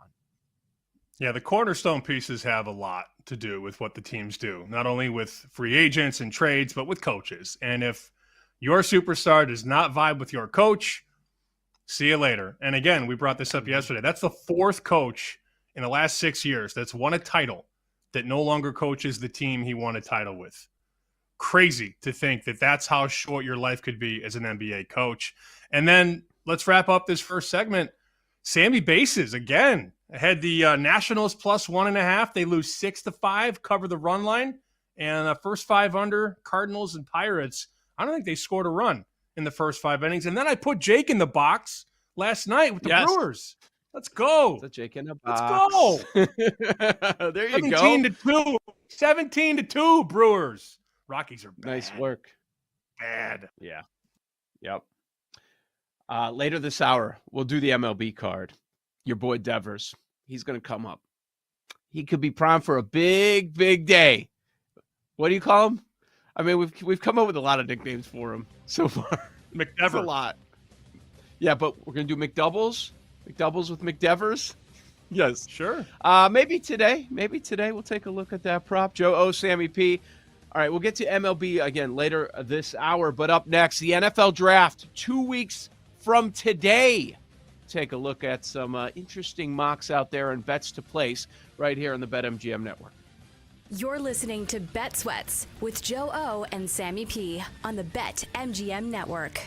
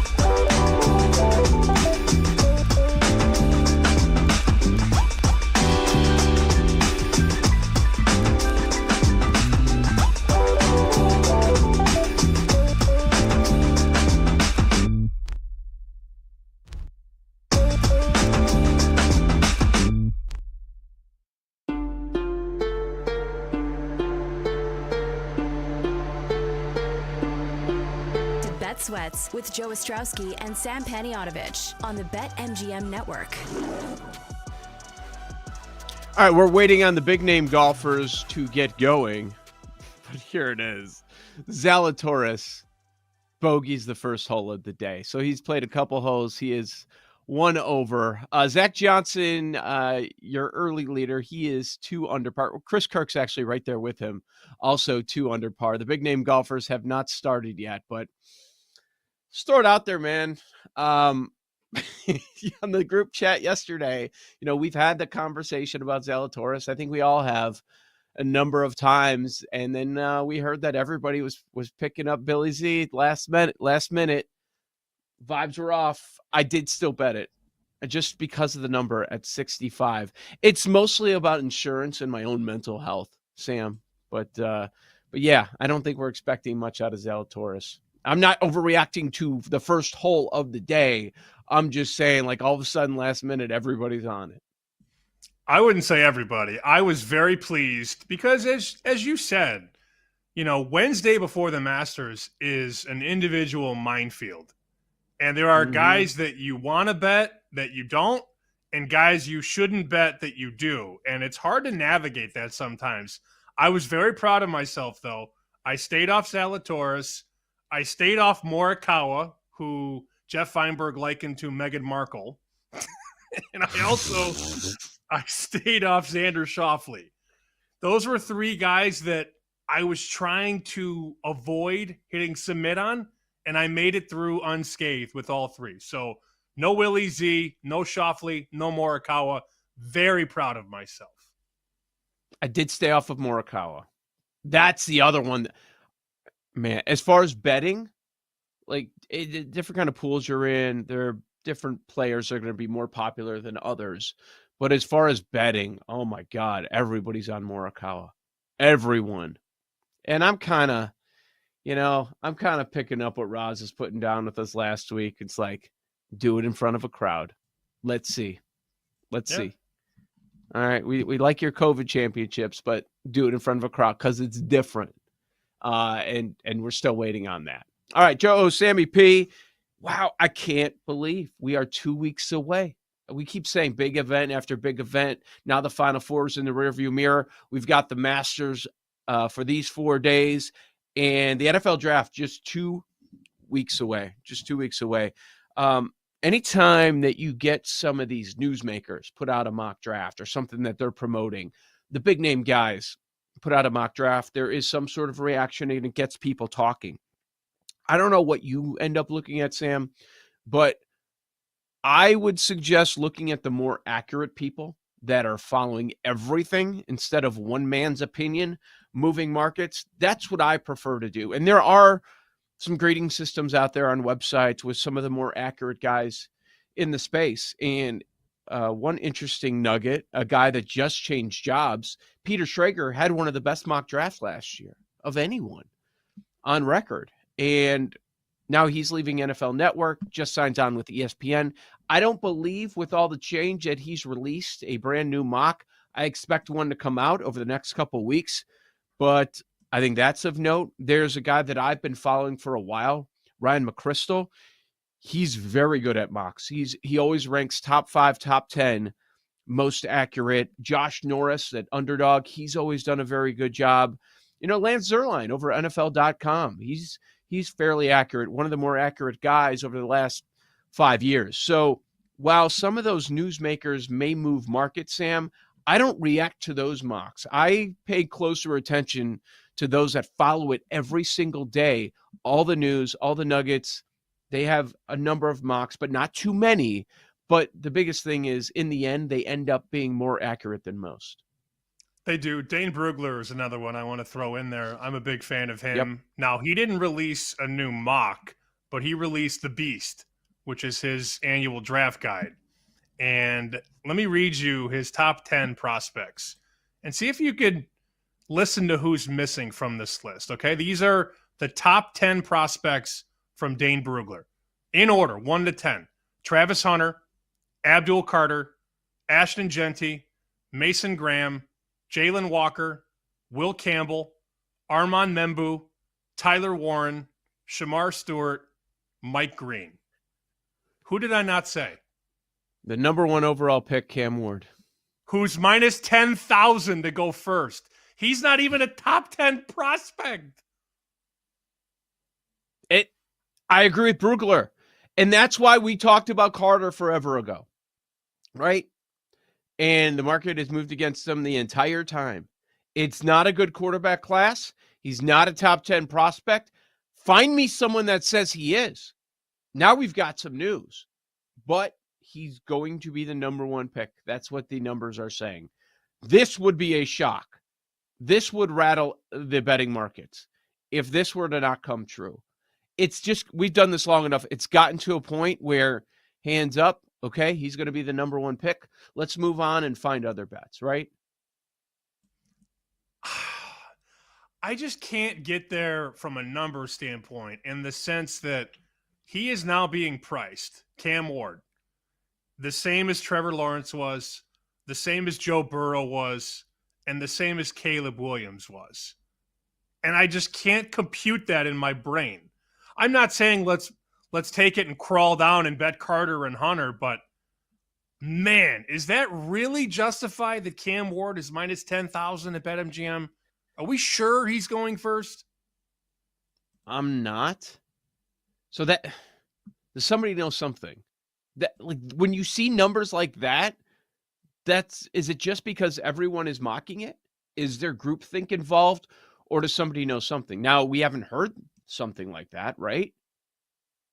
To where I think it's a it combination is set in. of the mocks along with the people laying $4 and $8. You know, he was minus 400, he was minus 800, he was minus 2,000, and then somebody heard something and moved it from 2,000 to 10,000. So now you got to lay 10,000 to win 100 on Dane Brugler's 13th overall prospect. That's all I'm saying. Like, this is not, on the surface at least, as of right now, this is not a generational quarterback. You hate to hinder a guy before he plays a snap, but again, these are the same prices around that minus 10,000 as Burrow, Lawrence, and Williams. And I don't know anybody that thinks Cam Ward is that type of player, at least right now. I'm with you. I'm totally with you. And then if you look at it from the Titans' perspective, let's say you're a Titan fan. Okay, we got Ward. We got our quarterback of the future, hopefully. If you're wrong again, everything is set back 3 to 4 more years. Even if you make a quick decision, everything is set back. And any NFL observer, the first thing they're saying about this quarterback class is it's weak. Okay, you got the best guy in the weak class. There is no guarantee that there's going to be one successful quarterback. We've seen many quarterback classes where they all stink, all of them. It could be one of those years. That's how a lot of respected draft nicks are viewing it. So that would be my concern. I would get the locked-in thing. Let's go get Abdul Carter. Let's go get Travis Hunter. That's what I would be doing if it were my team. But that's not what we're betting on. We're not betting on what we would do. We're betting on what we think they're going to do. And everybody thinks that they're taking Cam Ward. Yep, I understand it. I'm just giving you rankings from a guy I really respect. And to see him have Cam Ward 13th and also see sportsbooks have Cam Ward minus 10,000 to go first, something doesn't add up. Somebody's wrong. And at the end of the day, you're right. Usually the betting market is right. You know what's weird, though? Coming into, 2 weeks out from the draft, I only have 2 bets. That's weird for me. Usually I have more by now. I don't know why that is. Maybe the information just hasn't come across my desk. I have Abdul Carter to go first, which probably loses. And then my biggest position is Colston Loveland under 19.5 at minus 140. I see that's now out to minus 180. And even minus 180 is probably still a good bet. Because as we've learned, you see these juice prices go 50, 60 cents. And by the day of the draft, there's a really good chance the Colston Loveland's number is 18.5, 17.5. What happens if he gets an assurance? Or what happens if the Colts say, we're going to take him at 14 if he's there? How good of a number is 19.5 under minus 180? You can't be scared to lay 180, 200 in a draft because the information comes out and these books will move from minus 200 to minus 500, or they'll drop a player 1 or 2 whole slots. So don't be intimidated. Even right now, Colston Loveland under 19.5, minus 175. I would still make that bet because I don't think he's going to go 20th or higher. And I think that market is only going one way, and that's down 18.5, 17.5. But that's it. That's all I have. Carter and Loveland. That's it. I have less than you, man. And that's why I expect to be adding a lot over the next couple of weeks. And we'll get to a point soon where we're probably talking about this every single day and the markets that are moving and bets that we are adding. I was with you early on with Carter. It looks like we're wrong. Does any part of you want to take 16-1 on Carter, or just admit L and move on? No, I mean, that's why I brought it up. I want to take Carter. MGM has Carter 30-1 to go first. And Travis Hunter at 50. 30 and 50. These guys were both like even money at one point. Carter was even money 3 months ago. Hunter was favored to go first. So the swing has been all the way through. And now you can get Abdul Carter 30-1, Travis Hunter 50-1 to go first. I know. What will it be in 2 weeks? I don't know. Yeah, I'd love to know.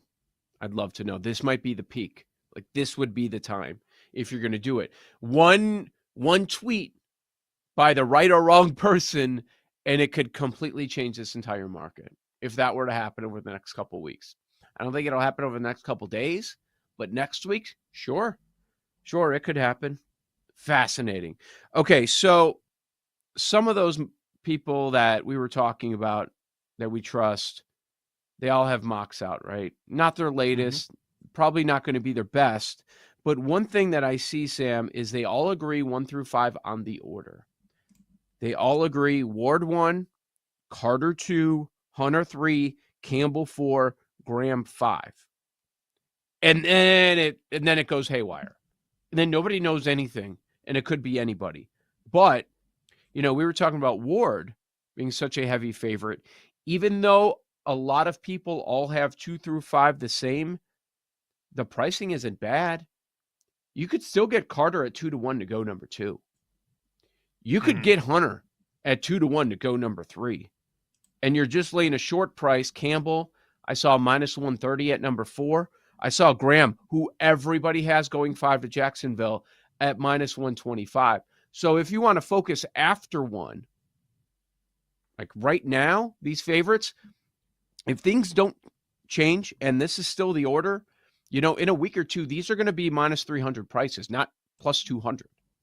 I know. That's why I'm thinking about adding Mason Graham right now. That's where my brain goes. I haven't seen one person say that he's not a top 5 pick. And when everybody that studies this stuff every year says he's a top 5 pick, how do you not bet under 5.5 at minus 140 right now? Knowing full well that could be minus 300 or minus 400 night of the draft. Don't be afraid to lay juice. We don't lay juice a lot. We're minus 110 guys. We're minus 120 guys. We like dogs in baseball. In the draft, I'll lay $1.50, $2. No issue. No issue. And I really don't know why I haven't made that bet yet. Mason Graham under 5.5. So he goes 1 through 5 at minus 140. That's probably a winner. It probably is. Yep. That's one too. As far as draft position, you were talking about draft position at tight end. One that has my attention, Emeka Egbuka, 29.5. I would look to the under there. I could see him going in the teens, late teens, early 20s, 29.5. I don't expect that to be your closing number. We're seeing receivers go earlier and earlier, making an impact earlier in their career. So that's something that also has my attention as far as draft position. Shedeur Sanders, it's still 8.5. Sam, it is juiced heavily to the over. We're seeing minus 200, minus 2.25 on Shedeur over.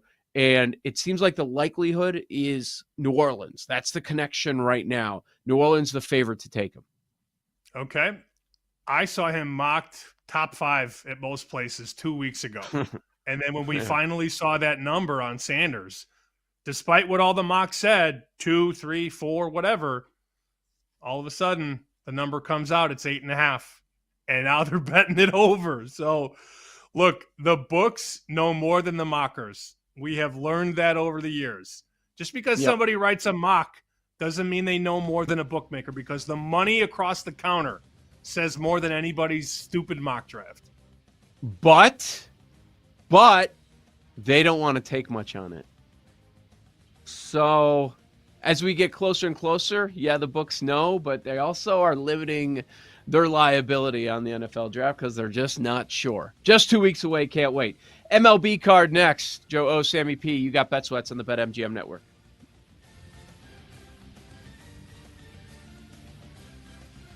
You're listening to Bet Sweats with Joe O and Sammy P on the BetMGM network.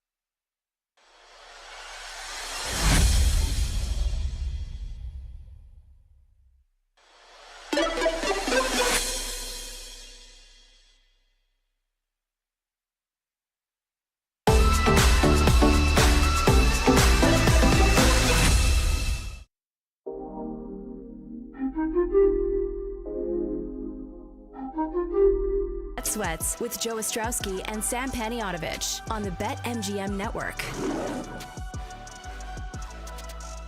Keeping you updated at the Masters, the leading score right now, 2 under par. Still Zach Johnson, number of golfers that are certainly joining him right now. Chris Kirk's still right there. And let's see, there's an amateur, Aaron Rye, also in the mix with a couple of birdies to get the day started. Joe O, Sammy P, you've got Bet Sweats, BetMGM Network. Go to BetMGMNetwork.com. Subscribe to the BetMGM Network YouTube and Twitch pages. Follow us on X, Bet_Sweats. All right, Sammy, baseball. Let's go. I'm ready. The hard I'm ready, ball man. Today. Let's go. All right, it's a short I'm card. ready. I only see 6 games. Your team's playing this afternoon. Don't know if you have a play there. I've got a couple things circled that I want to address. Your man Cannon. The Cleveland, a -235 favorite there. Where are we starting today? I am going to take the Red Sox for sure. This is coming the other way as well, Okay. which is fine. It doesn't scare me at all. I get a better number. This opened -15 overnight, and now I can lay -107, -110. BetMGM actually has a higher price than any book right now on the Red Sox. So, sorry, I'm not playing it there. I'm not laying $1.18. But there are some really nice numbers, sub -110, on a Red Sox team that's looking to avoid a 4-game sweep. I didn't bet them yesterday. I didn't bet them Monday or Tuesday. I'm not chasing anything. I just think this team is too talented to lose 4 games in a row at home, and I like Buehler more than I like Bassett. So that's probably the only bet I'll make today. I could always be down to fade the Rockies, but that number scares the hell out of me. To have Colorado, a team that can't do anything right, be basically a coin flip. So I came in last night, bet the Brewers -140. Now the Brewers, off of that huge win, 17-2, the Brewers are only -115. Something ain't right there with that line. That line stinks to all hell, doesn't it? Yeah. Oh, yeah, that does. Ugh. They know people are going to come and take Milwaukee. You want to back Priester? Go ahead. Come on in. I do Come not. on in. Nope, I'm good. Yeah. I get it. Hey, man. You know what Devers did yesterday? I don't. 2 more doubles.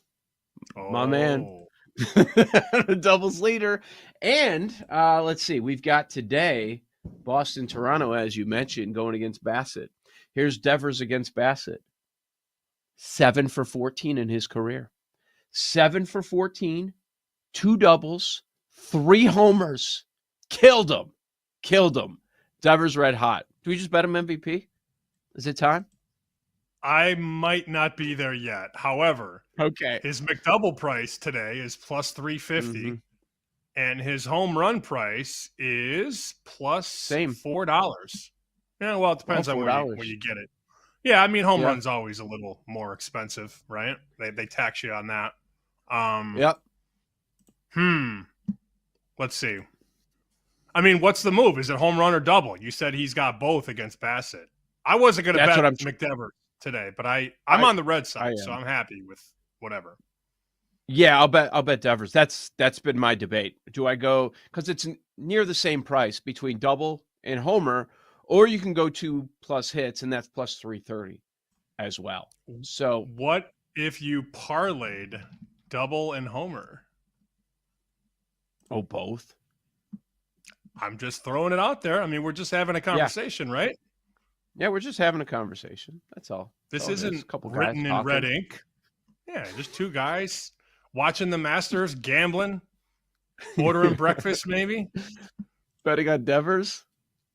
What would Devers order?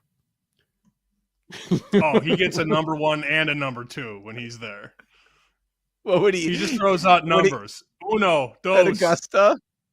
Everything at Augusta. $10. Ice cream, senor. Ice cream.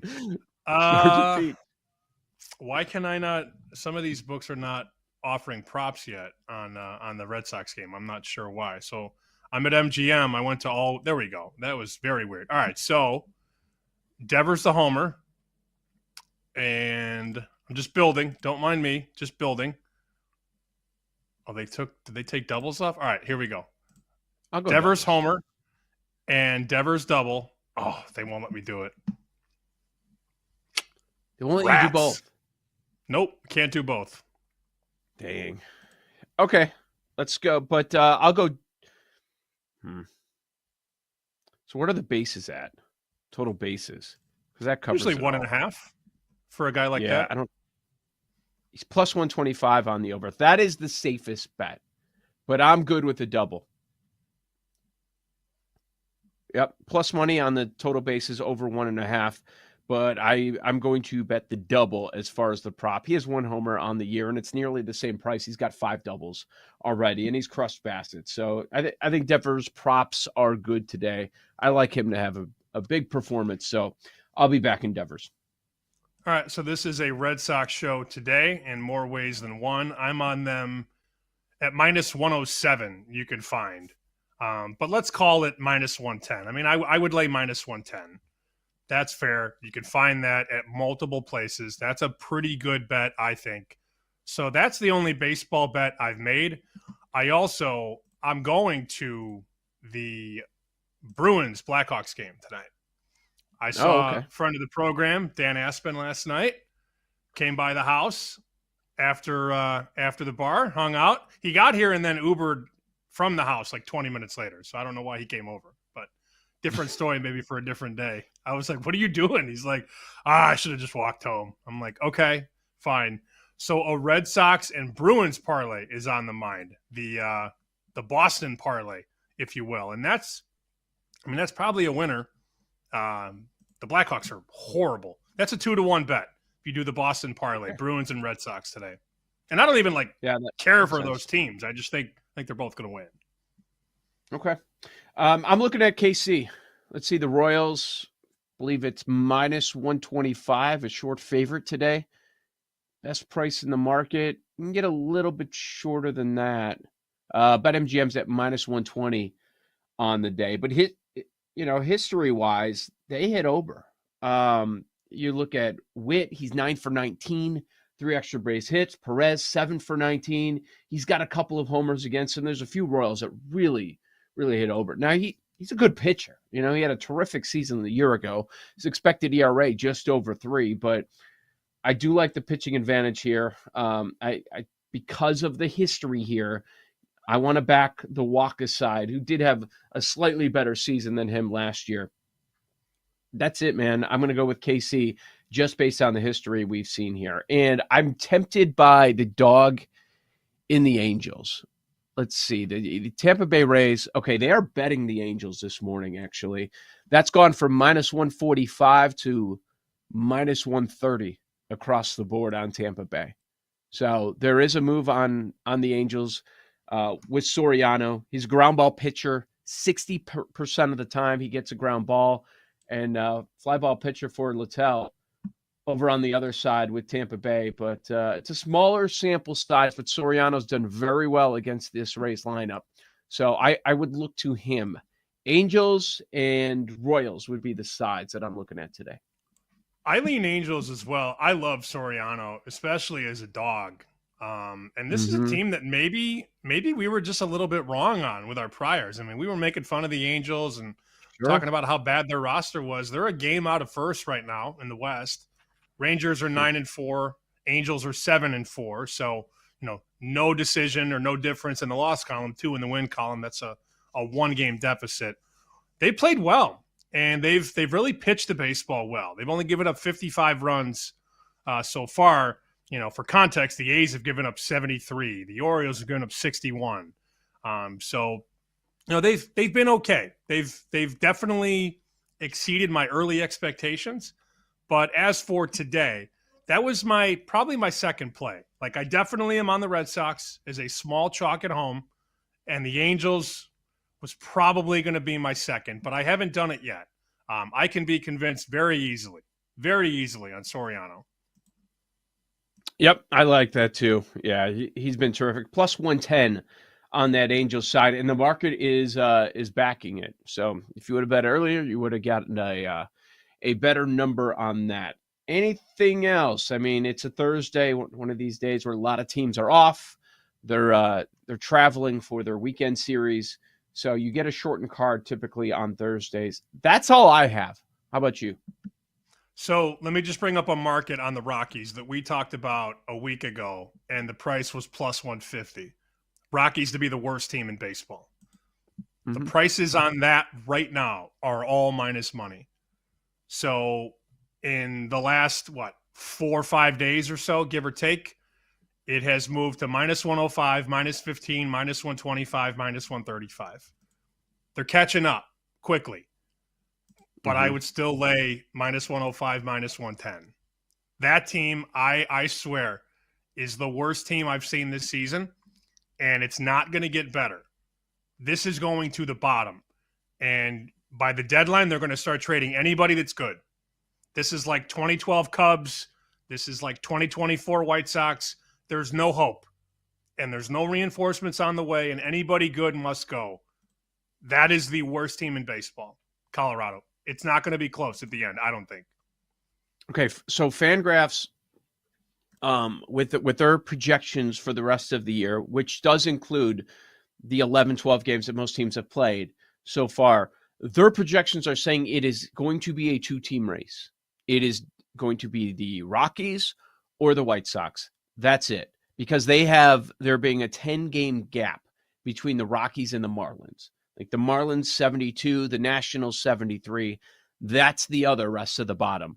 But they have the White Sox and Rockies in the low 60s, which you'd be happy because that's an easy winner for you on your win total on the season. They have the White Sox 61 wins, the Rockies 62 wins. So if they're right and it's a two-team race already, bet it earlier rather than later because one team's going to jump out and clearly be worse, and then all the money's going to come in on that side.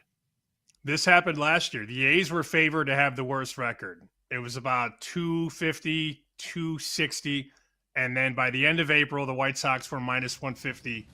And then by May 1st, the White Sox were minus 300. So this is a market you still can get ahead of on Colorado.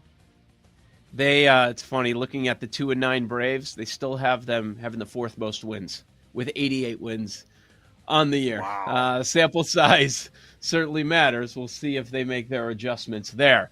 Let's talk some NBA next. Our buddy Nick Friedel will drop by. Joe O, Sammy P, Bet Sweats on the BetMGM Network. You're listening to Bet Sweats with Joe O and Sammy P on the BetMGM Network.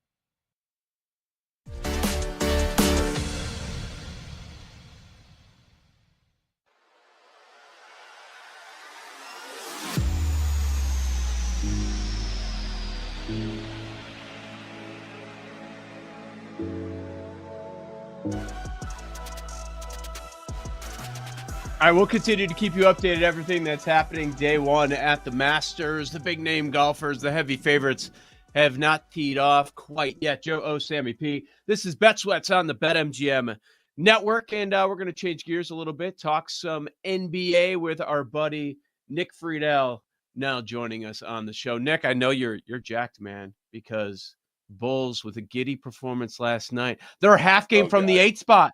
They're making the run. You know this, covering that team for years, for so long. This is exactly what they want. Get into the play-in. Let's get the 7 or 8. Let's get that money for a playoff series, and everybody's going to be happy, right? Joe, it's really embarrassing. I mean, it really has gotten to a point, even for the Bulls, where you're like, oh, man, back in the play-in, back in this ridiculous let's extend our season for another week and a half and get those 2 home playoff gates.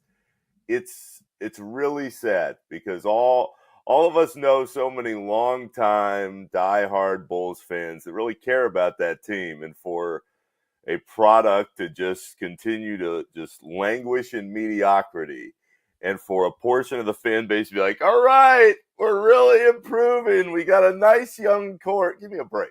I mean, this team just lives around that 8, 9, 10 land always. They want that extra playoff money, but this is a team going nowhere as always.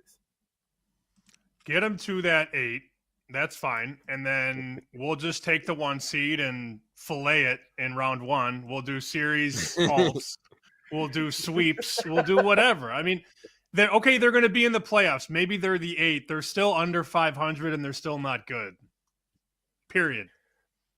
That is the real problem. And until they fix the people that are making the decisions, Sammy, nothing's going to change. This is a team that from top down is making the wrong choices. And it's been that way for a long time. And it's really sad because you have these flashes of hope and these glimpses. Oh, Giddey's playing really well. And oh, Kobe White's turning the corner. Well, get back to me when they overpay Giddey and the numbers on that deal look a little different than they are right now. Then we'll see what's what. Yep, on the line with Odyssey Sports NBA insider Nick Friedel. If you're a fan of the NBA, make sure to check out the variety of NBA Odyssey podcasts wherever you get your content. All right, so this week, the huge story, besides, of course, Luka last night, but the big story is you get another head coach fired. What is with all of these playoff teams that are deciding to make a change now as we're wrapping up the regular season? Like, are they looking for some sort of a spark? Or is it just flat out superstar making demand behind the scenes and then lying to the media about it? I think it's always a mixture of both, Joe, because in the end, if you're Denver, why the hell would you make this move with a few games left in the regular season? Are you going to catch lightning in a bottle and suddenly you're going to play great for 2 months and everybody's going to feel good and you're going to go, okay, that was the right decision. We bounced the guy who won us the title a couple of years ago. But the second part to that is star players in this league forever, seemingly, at least for the last 20, 30 years, have always had a major say. And I think that's heightened more because of the money that's poured into the league and who the coach is and what direction the organization is going. So this idea that nobody knows anything that's going on and nobody can be blamed for what happened, I just don't buy that. And Michael Malone has a certainly a distinct way he likes to coach, and I think that might rub people the wrong way over time. It's actually, guys, and we know this guy very well. It seems very Thibodeauian as I've been around the Nuggets through the years. This is the way it's going to be. If you don't like it, well, good luck to you. And so the Nuggets come in, the Cronkies, and go, all right, well, everybody's out of here. I just can't believe at this stage of the year that's the right move for any team to make going into the postseason. But Steve Kerr had a good quote about this the other night. with the money that's come into the league, that's the difference. I mean, long gone are the days where our coach is making $1 million and things can just kind of happen the way that they do. No, I mean, when you have the amount of money now that go into these organizations, decisions can be made quicker, and they can be made at the drop of a hat at the likes of which we haven't seen. Having said all that, it still doesn't make any sense to me to make the decision when you do go into the playoffs and go, let's just have fun and see what happens. I mean, come on, give me a break. I am looking at Kevin Durant's career page right now on Basketball Reference, and I'm getting Shaq vibes as we approach, the later years of his career. He stays in one team for a couple years, 2-3 years, and then he wants out, right? And it's wild to think, Nick, that he's probably going to end up on his 5th franchise really soon. He's not staying in Phoenix much longer, is he? No, I would think he'd be gone this summer, and he'll find a way to the next place that he feels like he can win at. But Sammy, the difference between Kevin now and Shaq, and I do think it's a good comparison in that so it seemed like every year at the end there, Shaq was on a new team. He was on the Celtics. He was on the Cavs. I mean, what the hell? Like, what's he doing? You'd walk in and you'd be like, Shaq's there? What's going on? But the difference is Kevin is still an unbelievable player. He may not be at the level that he was at a couple years ago, night to night, but he's still an unbelievable difference maker in the right setting. The problem is that he thought Phoenix was the right setting, and the Suns thought, all right, you get Kevin and Booker and Beal. Oh my gosh, nobody's stopping them. Well, guess what? A lot of people stopped them, and they're just not very good, and they never really were. So I think he still has great basketball within him. On the right team, I still think he can win. But when you're in the era that we're in, and so much of the story is on the narrative and how many teams have you played for, how many titles have you won, the question that Kevin is going to have to shake down the line is, why did he leave Golden State? Everything was still ready-made for him to win. I mean, he's talked about it. He was in a better place in Brooklyn. He felt more comfortable, and that's his call. But in the annals of history, that will be the question that faces Kevin as he tries to figure out where he's going to go next. With Nick Friedel on BetSweats, Joe O, Sammy P. So if you tier out the NBA title odds right now for much of the year, Boston, OKC on a tier by themselves. And right now, I would say it's the Cavs, because there's a big gap between the Cavs and then when you get to the Warriors and the Lakers. If it's not OKC against Boston in the NBA Finals, which team mixes that up? Now, a fair answer is you think it is going to be those teams facing off at the very end. But if there is somebody else that mixes it up, which team is that? Oh, Joe, I personally don't think it'll be any other teams. I think those two teams have been on that pedestal that you talked about, and that's how this thing will ultimately end. I don't buy Cleveland. I'm sorry, any Cavs fans or bettors out there. You can't, in my mind, go through what you have to go through to win in the postseason, get by, in Cleveland's case, a team like Boston that they're going to have to see, and then go into the finals against whomever it may be and find a way to win that one. Kenny Atkinson, Donovan Mitchell, they've done just great during the regular season, but this is a team that is just unproven in the games that matter the most. So I just don't buy that group. OKC, you can make the same argument. Shai Gilgeous-Alexander is awesome, the MVP, but they really haven't done much in the postseason. I just think they're that much better in the Western Conference than everybody else. If you forced me to pick one team off the list and who can mess it up, I would still probably lean towards the Warriors. And I say that because I've watched Steph do it and I've watched Jimmy do it. And I've seen what can happen in the big games when those two get rolling.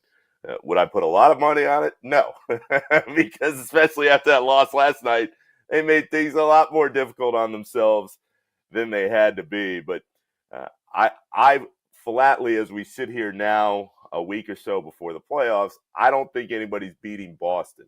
That would still be the team to me that gets all the way through, because I think their depth and what they were able to show themselves last year in winning it, that's worth a lot.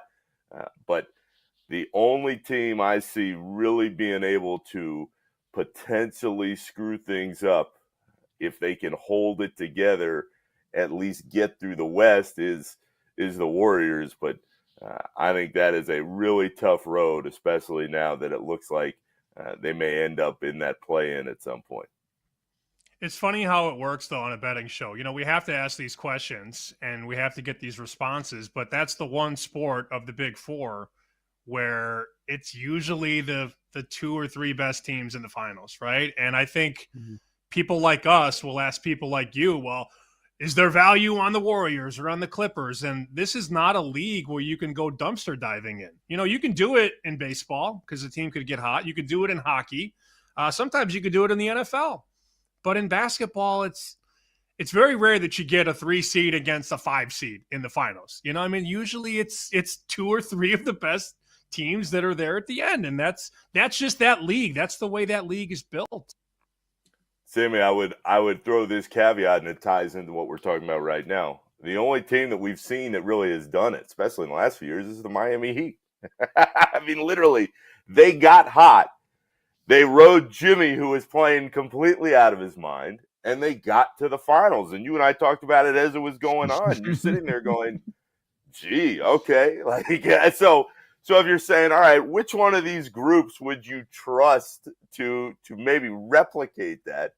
I'm picking the one with Jimmy Butler because we've seen him do it now twice, once in the bubble and once a couple years ago. But I think the point is very well taken. When you're trying to figure out what can happen in the NBA, the reality is the best teams are the best teams for a reason. And over the course of 2 months plus in the playoffs, the best teams usually come to the top. And, Joe, this goes back to what you were saying. The best teams all year long have been Boston, OKC. I mean, you could throw Cleveland in there, but they have some red flags in the postseason. So it's not as difficult to decipher as it would be in these other sports. And you just don't believe a lot of the time that one of these teams is going to catch fire and just roll through everybody. But if you were throwing some extra bucks somewhere, give me the team with Jimmy Butler and Steph Curry, and let's see what happens. I'm so glad you brought that up. Joe, you know where I'm going here. If you didn't, I was. I'll never forget. Friedel and I are at dinner with Nick's guy, Tim Bontemps, and Friedel says, tell him about your bet. And I go, I bet the Heat to win the East. And he goes, no chance. And I'm like, oh, now I really want it. And it happened. No chance. No chance. I know. Yeah, Timmy B's got some strong takes, as we all know. But that Heat one, that will live in the Sammy P Hall of Fame. And I mean, we've seen a lot of different big ones go over time, but that one was a real impressive stretch there for my buddy. Nick, we've got about 90 seconds left. At a lot of sports books, they've taken down the awards at this point. A lot of them seem to be done.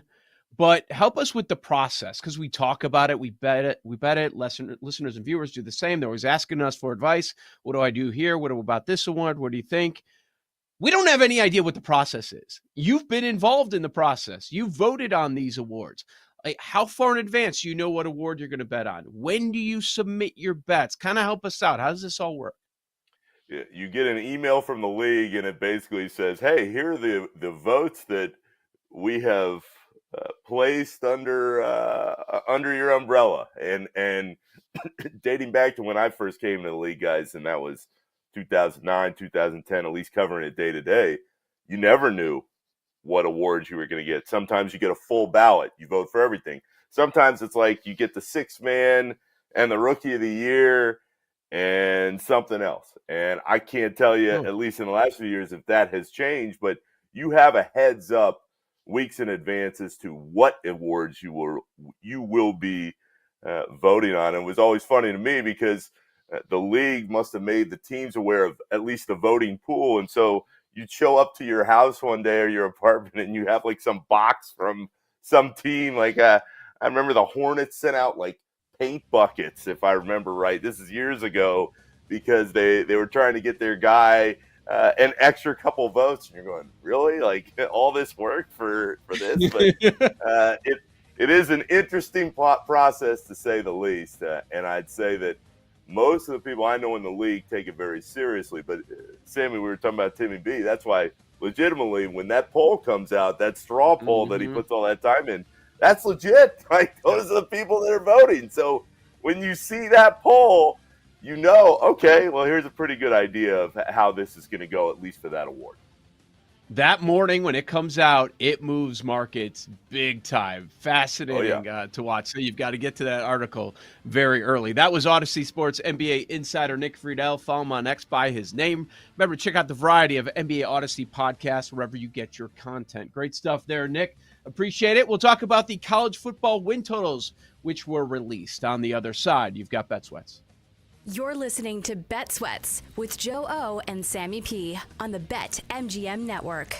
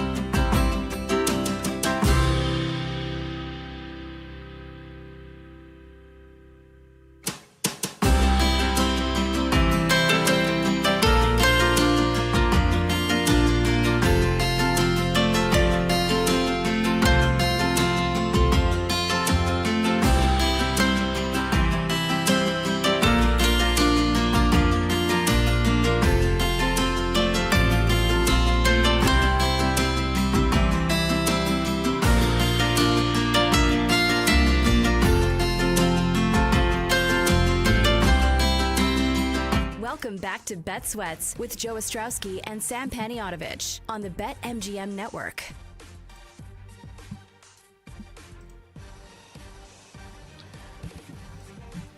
And the leading score is still 2 under par.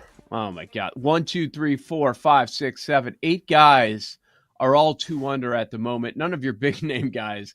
I guess the most recognizable one would be Zach Johnson, a guy that does have good history here. But that was a long, long time ago at Augusta. Just keeping you updated with the Masters. And yeah, we're still waiting for some of these big name guys to get started here. We talked about Zalatoris. He remains 1 over through 6.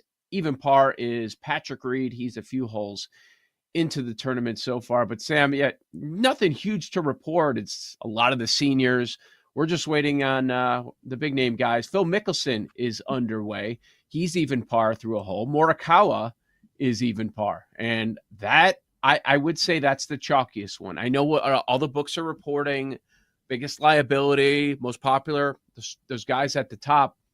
But it seems like it's been more Rory, because not a lot of books are saying liability to Scheffler. Part of it is the number, but books are also saying, like, look, yeah, he's getting bets, but it's not as much as you would think on Scheffler, because people don't want to bet this extremely short number of 4-1. And he hasn't played well, right? We haven't seen him yet hoist a trophy this year. We've seen it happen twice for Rory. Rory won at Pebble. Rory won the Players. Rory has success, at least this year, on tour, and people want to bet on what they've seen. And Rory has been a better golfer. Rory's arguably been the best golfer on the campaign in 25. So people want to bet on that. The price doesn't help Scheffler. You're totally right. People don't like betting 4-1, 4.25, 450.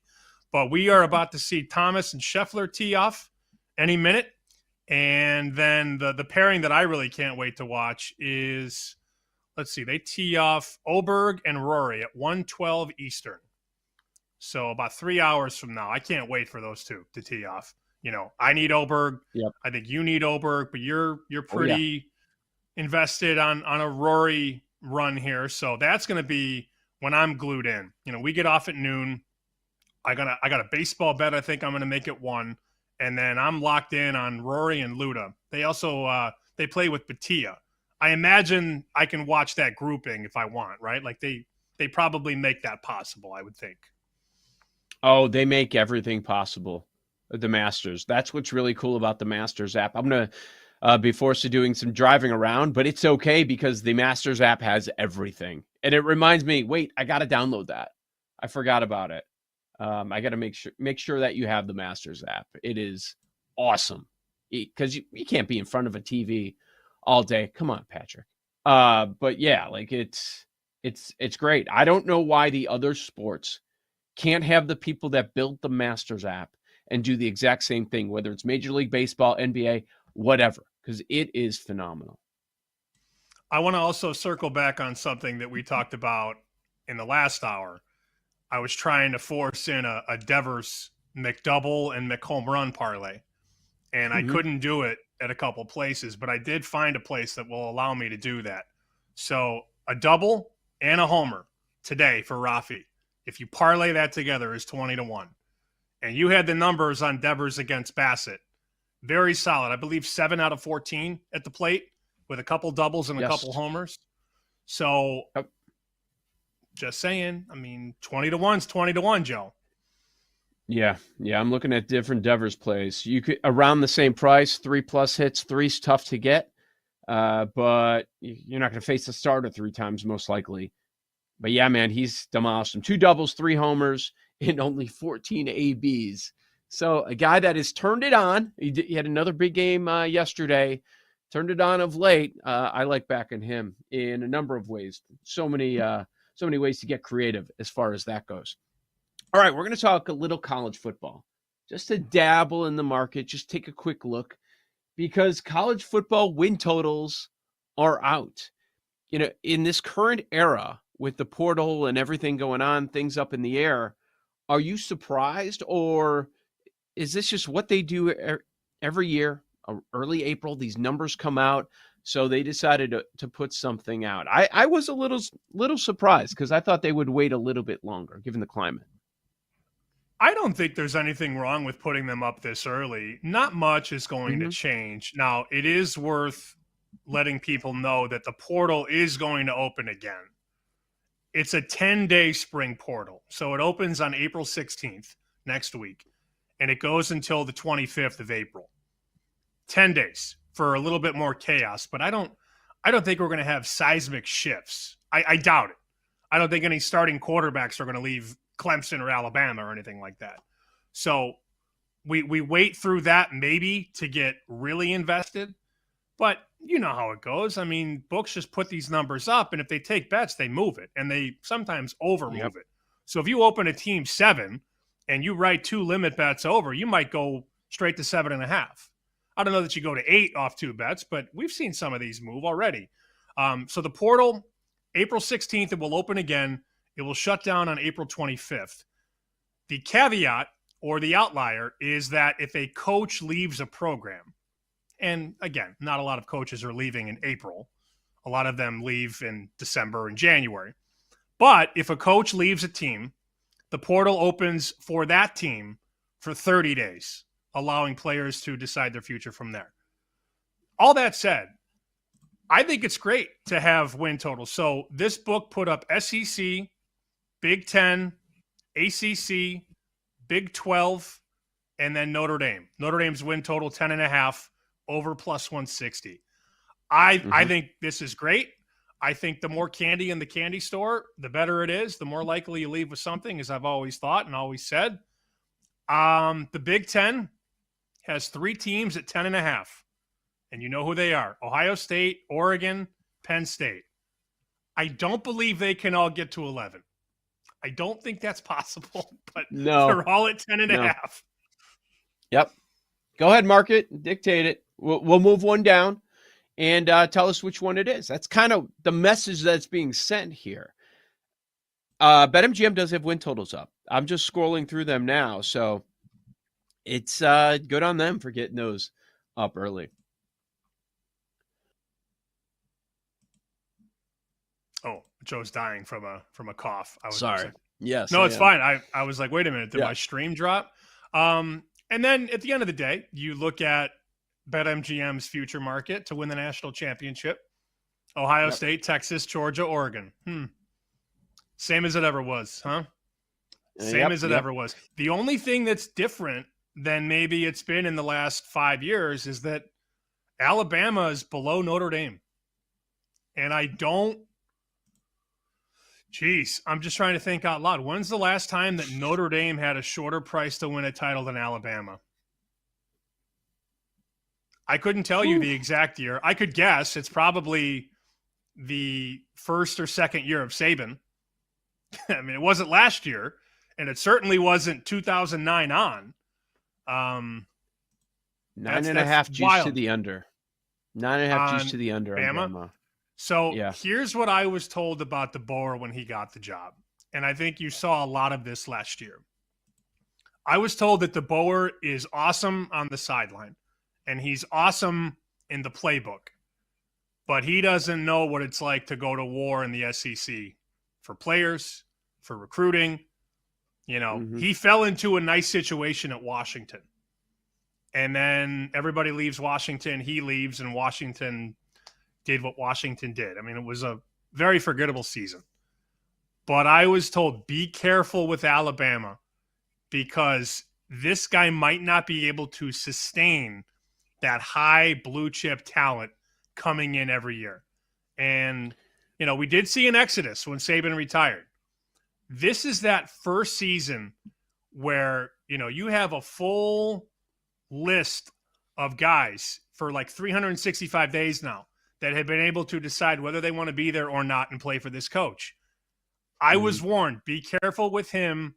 This could be the beginning of the end of Alabama as we know it. Now, it's probably impossible to compare him to Saban, and it's impossible to think that he can do what Saban did for all those years. But in terms of getting players in and developing the players, I was told it's not even close. It's night and day between Saban and DeBoer.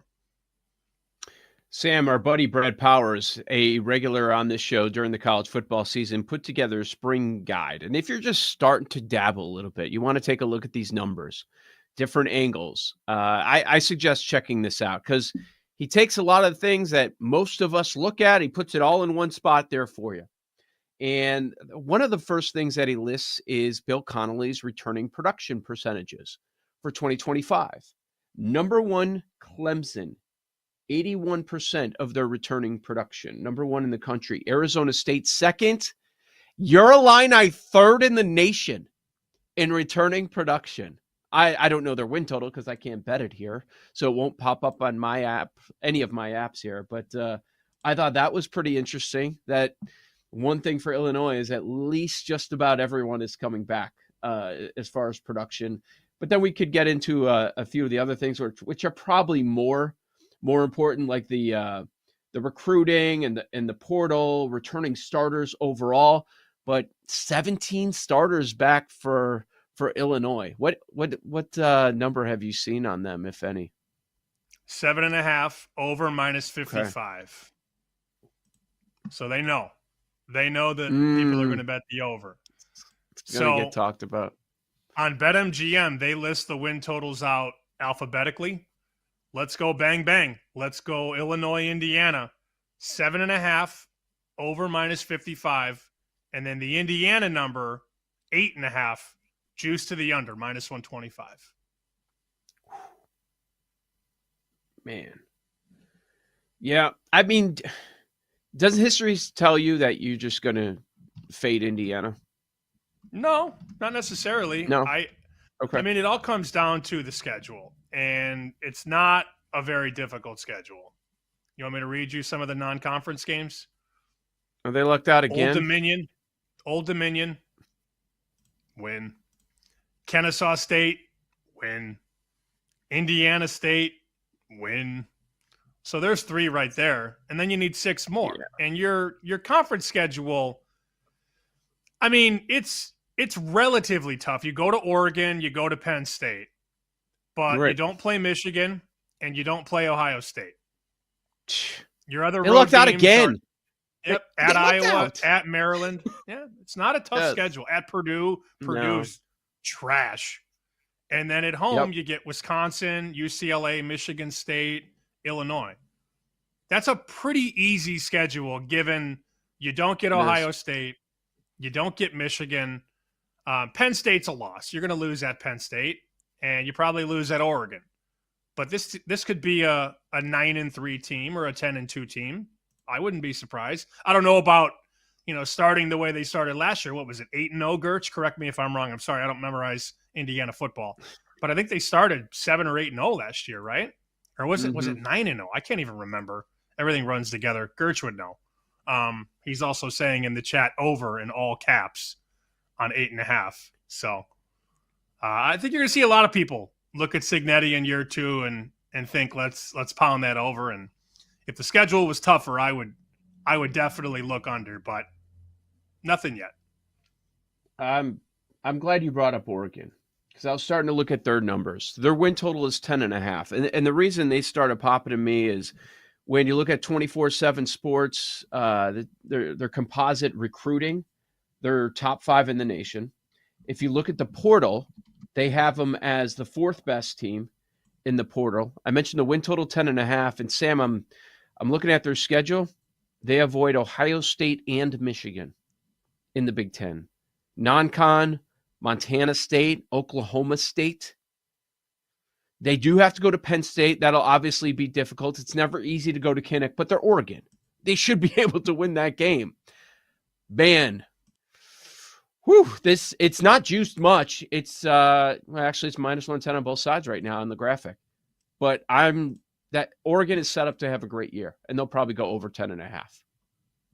They could go undefeated. Yeah. Mm-hmm. But here's the crazy part. I think Dan Lanning learned a lot last year about how inconsequential it is to be the number 1 seed in the playoff. Right? Yes. I mean, it did not matter. They did everything right and got arguably the worst path to the national championship game. So I don't want to say that Oregon doesn't care about winning every game, but there's going to be some posturing given what Ohio State just did from a position that wasn't a top 4 seed. And, Boise and who else? Boise and who was the other team that were the 3-4 that just had no chance? Oh, well, those they were the bye teams. Yeah. I can't even remember. But it's like, you don't want to be the 1 or the 2 or the 3. You get a better path Arizona in other State places. Could have been, yeah, but whatever. Yeah, exactly. There are a few things that need to be fixed. No doubt about that. On the other side, we will update you on the Masters. Take a look at those live numbers next. Joe O, Sammy P, Bet Sweats on the BetMGM Network. You're listening to Bet Sweats with Joe O and Sammy P on the BetMGM Network.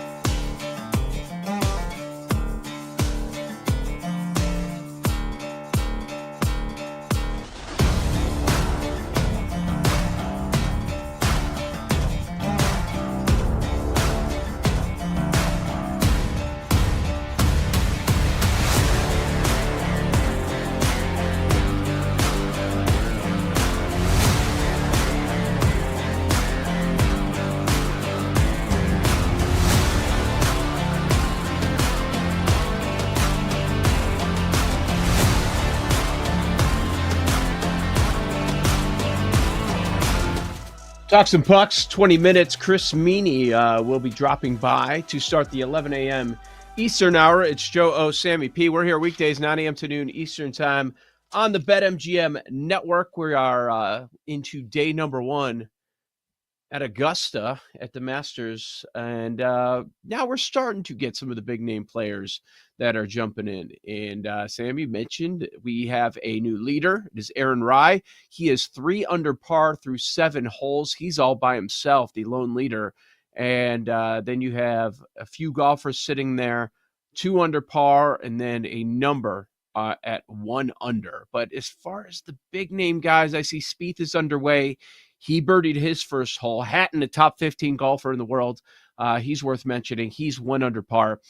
The chalky Zalatoris is now even par through 7 holes. As the weekend progresses, something that is always interesting is what's the score got to be? What do we think the winning score is? We'll see if they deal with weather, but it hasn't been a huge talking point leading up to the Masters. But when you're making wagers, that's what you're looking at. This is what I think the winning score is going to be. Can my guy in their current position get to that winning score if you're making a live wager as the weekend progresses? I would start about 10 under and maybe shave a couple more. 11, 12 under would be my guess. I mean, that's an educated guess. Scheffler was, I believe, 11 under last year. So that's a good place to maybe start. I also love looking at the live board, and you can bet this stuff, in 2025, you can bet whenever you want on the in-game or the live.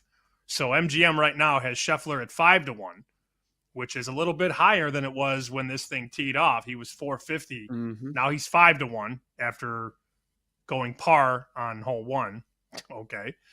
McIlroy 650, but my favorite thing to do is to look at the leader, Aaron Rai, early on Thursday and see, where's he at? What could I bet him at? Oh, he's still 60-1. I guess not enough to move the meter yet. Actually, as I was saying that, they moved 40. him to 40. They just moved him to 40. That. He was 60 because people are betting a minute ago.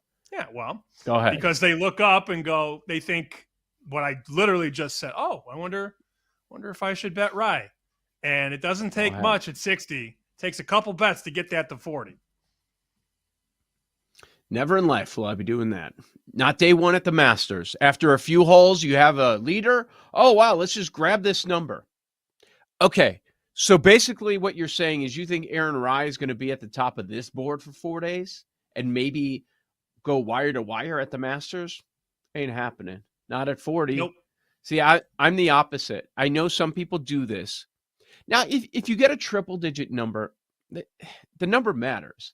So it's tough. Like when we try to explain our thought process, there's no process that wins every time or this is the best way. But, if you have somebody up near the top and it's still triple digits, yeah, I'll take a look at that.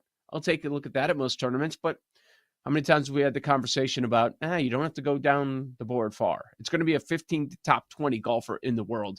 Rai is not that right now. So, yeah, it would take a lot for me to jump in on him. Neiman, your third favorite, which is interesting. So they're jumping there. Of course, Bryson, Rahm, Morikawa. Yeah, that's why. Ludwig's still 20-1. Yeah, so they cut him a little bit, and he's popular. He's popular among bettors. That makes sense to me, but not too much movement based on what we've seen. What was your JT number? Because I'm seeing him at 30. I was curious what you were holding. I was 30. That 30, got okay. down, though. That got down this week to 20. It was like 20, 22. And that's how it works. I mean, the guy has a bad shot. You move his number up a little bit. He's on 2. And I saw him just poke one almost out of play. So, I mean, that could just be a simple drift. I mean, I don't think he's going to double bogey 2. But it is nice. I just flicked on the Morikawa Scheffler group on my television. So we've got some heavy hitters here. Minwoo's about to putt. JT, Scheffler, Minwoo, Morikawa. I didn't see the other couple guys, but I love being able to cater it to what I want to watch.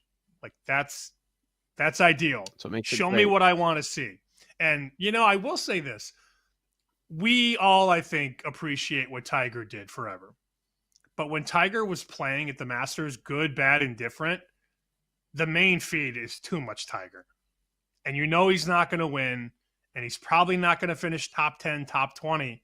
But you'd miss a lot of good golf because the director on the main feed is just pumping Tiger down your gullet. And if you want to watch it, that's fine. But that should not be the main feed. Show me the best golfers. Show me the leaders. Show me the bigger names that are at least in contention. That's what I want to see. But you're right about golf and mostly the Masters experience. You can go a la carte. You can watch who you want, what you want, when you want. I wish that's how it always was. It still blows my mind in 2025 that if you've got action on golf and you turn on the Golf Channel, coverage starts at 2:00. Why? You're there. It's happening behind you. Put the cameras over there. I don't care about what you're saying at the desk, but golf still has their issues when it comes to that. Paul asked an interesting question on first round leader. I am not a first round leader bettor. I come in once in a great while. If somebody says they like somebody that I respect and it's a good number, I'll do it. But his angle is live. Like, we were kind of like laughing at the idea of betting Aaron Rai now at 40-1 when literally minutes ago you had 60. A few minutes before that, you had a much better number. But betting it live, like Rai right now is 12-1 for first round leader. So, Paul, is that something that you've done before? I know you, of the group, that you're the one that bets this market.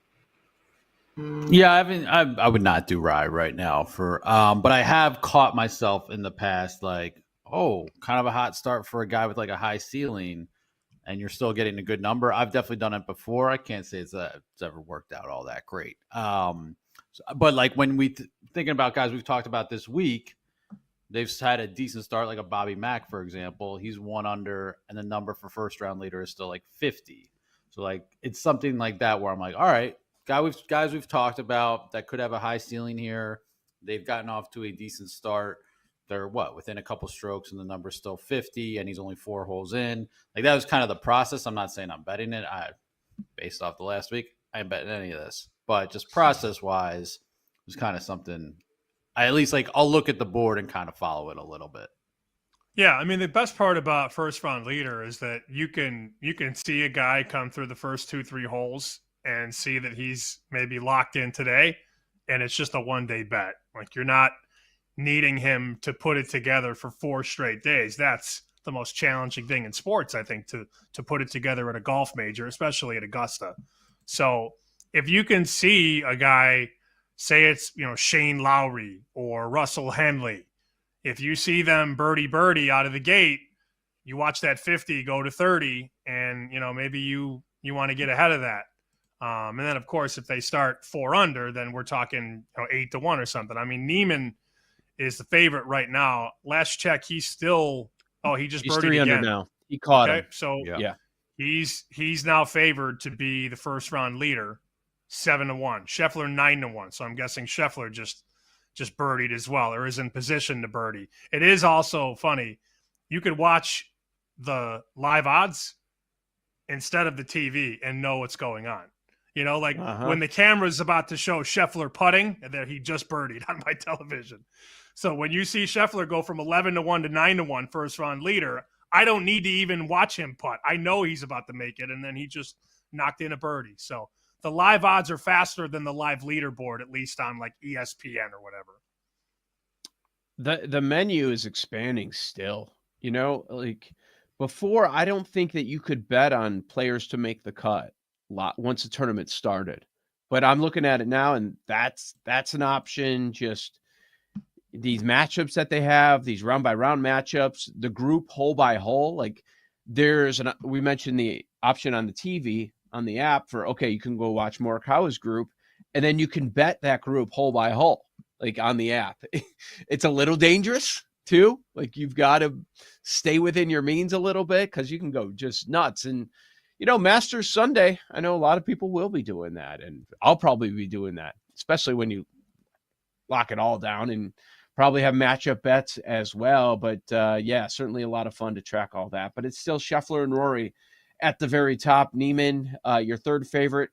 Bryson and Rahm right there. Colin Morikawa, he's 20-1. He's worth mentioning because he's been such a popular bet over the course of the week. Through 4 holes, he's even par. So par for him. I love Scheffler this. I just got is 1 under. Sorry, go ahead. Yeah, no, go ahead. I got a text from a friend of the show, Will Hill, who I work with on Bear Bets. He just sent us a slip in that group thread. He bet bogey or worse on Davis Riley, and he hit at 4-1 coming into a hole. On a hole? Yeah. Oh, man, yeah. that's Before the hole, he bet bogey or worse, and it looks like he boosted it. So he bet $85, and it paid $421. That was also that was a group last year, the Bear Bets guys. When Tiger made the cut, they were betting him bogey, I believe, all day Saturday and just cleaning up because Tiger he just couldn't walk the course. So he was fine Thursday, Friday, but Jeff Schwartz and Will Hill and Bear were firing bogey or worse on like every Tiger hole, and I believe they made a good amount of money. Oh, there's no doubt they did. He had to quit. He gave up. So yeah. See, if you have a strong opinion on something, there are so many ways to bet it. It doesn't have to be just matchup. Okay, I'm going to take whoever they're matched up against. If I'm fading somebody hardcore on Saturday, let's say they're awesome on Friday, and you know they're going to come back down to earth the next day. Or say that happens on a Sunday. You think they're not ready for that Sunday pressure where you want to fade them hard and you think they're going to drop. Like that's another way to do it. That's interesting. That's not something I've done before, betting bogey or worse, going hole by hole. But I like that because that's another way to max out your potential profits. Aaron Rye, maybe round 2. Let's see what he does. Who's his matchup? Let's go all in. Got to listen at the start of the show tomorrow. See where we're at. Joe Sammy P. Talk some puck next right here on the BetMGM Network.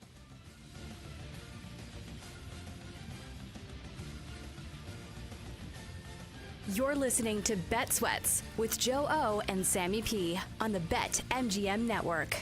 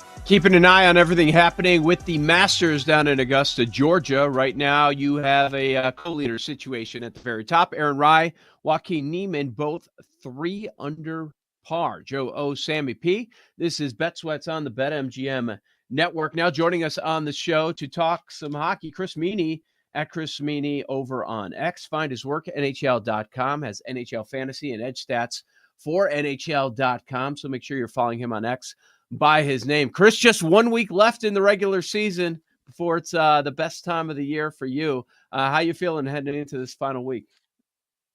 Feeling pretty good. Happy Thursday, guys. A fun time to be a sports fan, and certainly a great time in the NHL as well. As you alluded to, we're a week away. We pretty much know all the teams that are going to be in the Stanley Cup playoffs.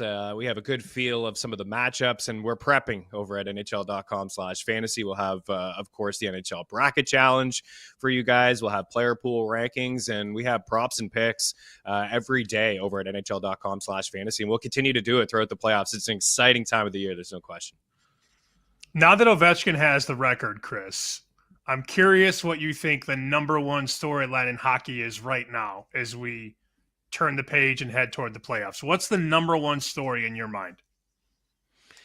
It may be like some of the surprising teams in the NHL that have went on a run here since the Four Nations break. The St. Louis Blues come to mind. They went on a double-digit winning streak. This was a team that fired their coach earlier in the season. And if you remember, they won the Stanley Cup. They also made some changes that year. And at that time, roughly in January, they're the worst team in the league. And they went on all the way to win the Stanley Cup in Game 7 against the Boston Bruins. So they have caught my eye. Jordan Binnington, some people were talking about his career potentially being somewhat over. They were talking about a surprise and him being named to the Team Canada Four Nations faceoff, and he was fantastic. And he's been great here for the Blues. And on the other side of the Eastern Conference, how about the Montreal Canadiens? This is a team that has been rebuilding over the past couple of years.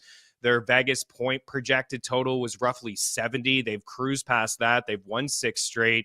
If you go back towards the end of December, there are only 5 teams in the NHL that have more points than the Canadiens this season. So you mentioned Ovechkin and the Capitals. How about the Canadiens and their run with some of their young players like Nick Suzuki inside the top 10 in scoring since January 1st. Cole Caulfield, second in 5-5 goals. Lane Hudson, a lock for the Calder Trophy. And it looks like they're going to get Ivan Demidov, who is the top prospect currently not playing in the NHL, as he just signed a contract with the Canadiens this week. So they're going to get most likely the Capitals if they clinch here.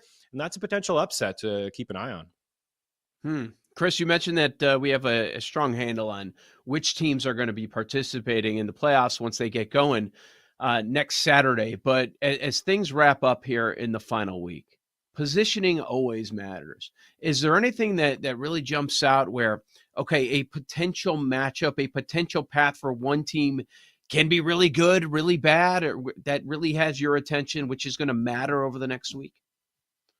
Yeah, sure. It's a great question. The Toronto Maple Leafs come to mind. A big win for them last night against the Tampa Bay Lightning in overtime. This is a team that has really struggled to get by the first round over the past couple of years. With this core, they've made a lot of changes in the offseason, bringing in some experience like Chris Tanev on the blue line, Oliver Ekman-Larsson, who won a cup with the Florida Panthers last year, Craig Berube. I talked about the Blues a few years ago. He was the head coach of that Stanley Cup winning squad. So I look at them and they've had some tough matchups over the past few years. So them getting the Atlantic Division and avoiding the Florida Panthers in the first round, who've been to the Stanley Cup Finals in back-to-back years. They won last year.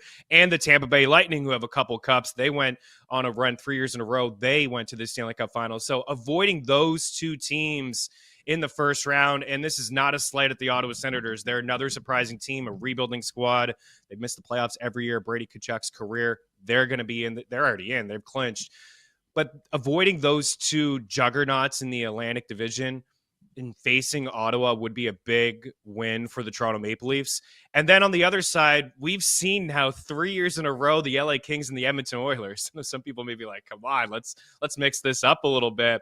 But the Kings have always went into Edmonton. They're the best team in the NHL on home ice this season. They only have 5 regulation losses. They're 29-5-4. It does look like they're going to have another dance with the Oilers, but having that matchup start on home ice, will be very beneficial. And the Oilers are chasing them. They're just 2 points up on them. So they have a game at home tonight against the Anaheim Ducks. Consider them on the puck line on home ice with the Ducks playing last night. Here's your very quick live update on Scotty Scheffler. Just had a chance to add another birdie and missed it to the right. He was trying to go 2 under at Augusta day number 1, did not make it, and that's sort of been the bugaboo for Scheffler, the putter.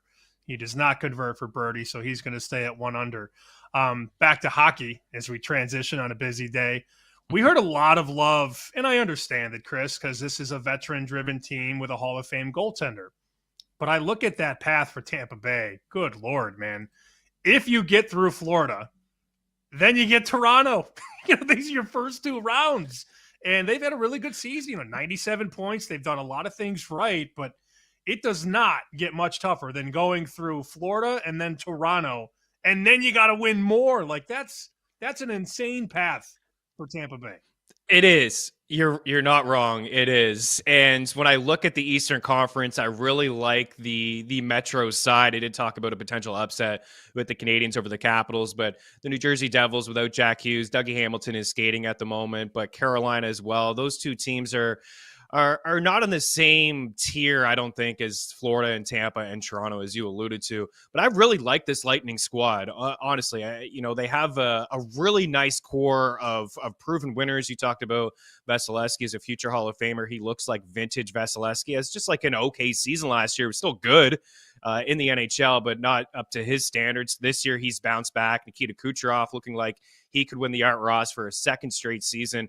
Braden Point, another year flirting with 40 goals. And I really liked their additions at the deadline, like sneaky ads. Yanni Gourde is a guy that's won a couple cups with the Tampa Bay Lightning. They lost him in the expansion draft, and Cooper gets his old buddy back in Yanni Gourde, who played a big role for him, defensive role in those years that they went to the Stanley Cup Finals in 3 straight campaigns. And then Bjorkstrand as well is a guy that's actually been playing on that first power play for the Lightning. He scored a power play goal last night. He's that right-handed shot that the Lightning have been missing on that power play since they lost Steven Stamkos in the offseason, and I love the addition of Jake Gensel. So I really like where the Lightning are at. They're 13-1 to win the Stanley Cup, which I think is a pretty good number. You're right, the path is not great. Having to play Florida is not ideal, and then the Leafs as well. But I just think that they're, I don't want to throw this term around loosely, but battle-tested. Like, they're just proven.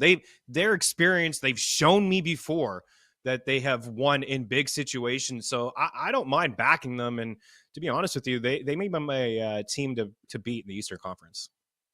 Talking some NHL with Chris Meany, NHL.com. Great stuff there.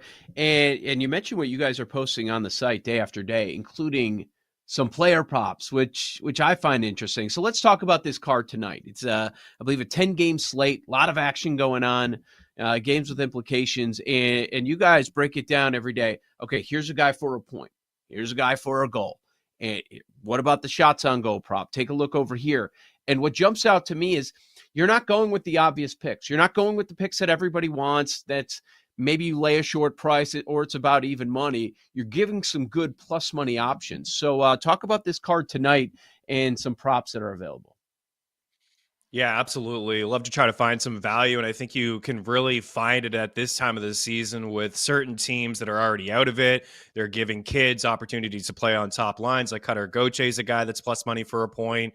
Last night, he had 2 goals. He's been on a heck of a run. But as of tonight, Anton Lundell, I look at the Florida Panthers. This is a team that's very good on home ice. They're among leaders in shot attempts and shots and goals. They've had a great record over the past few years. And I see Sam Bennett, who's sidelined. Head coach Paul Maurice is saying that Sam Bennett is going to rest him for the rest of the regular season, make sure he's right come playoff time. Again, this is a Panthers team that's been to the Stanley Cup Finals in back-to-back years. So they don't care who they play or where they play. They just want to be healthy come puck drop, as you mentioned, next Saturday. So Anton Lundell is a guy that's moved up the lineup.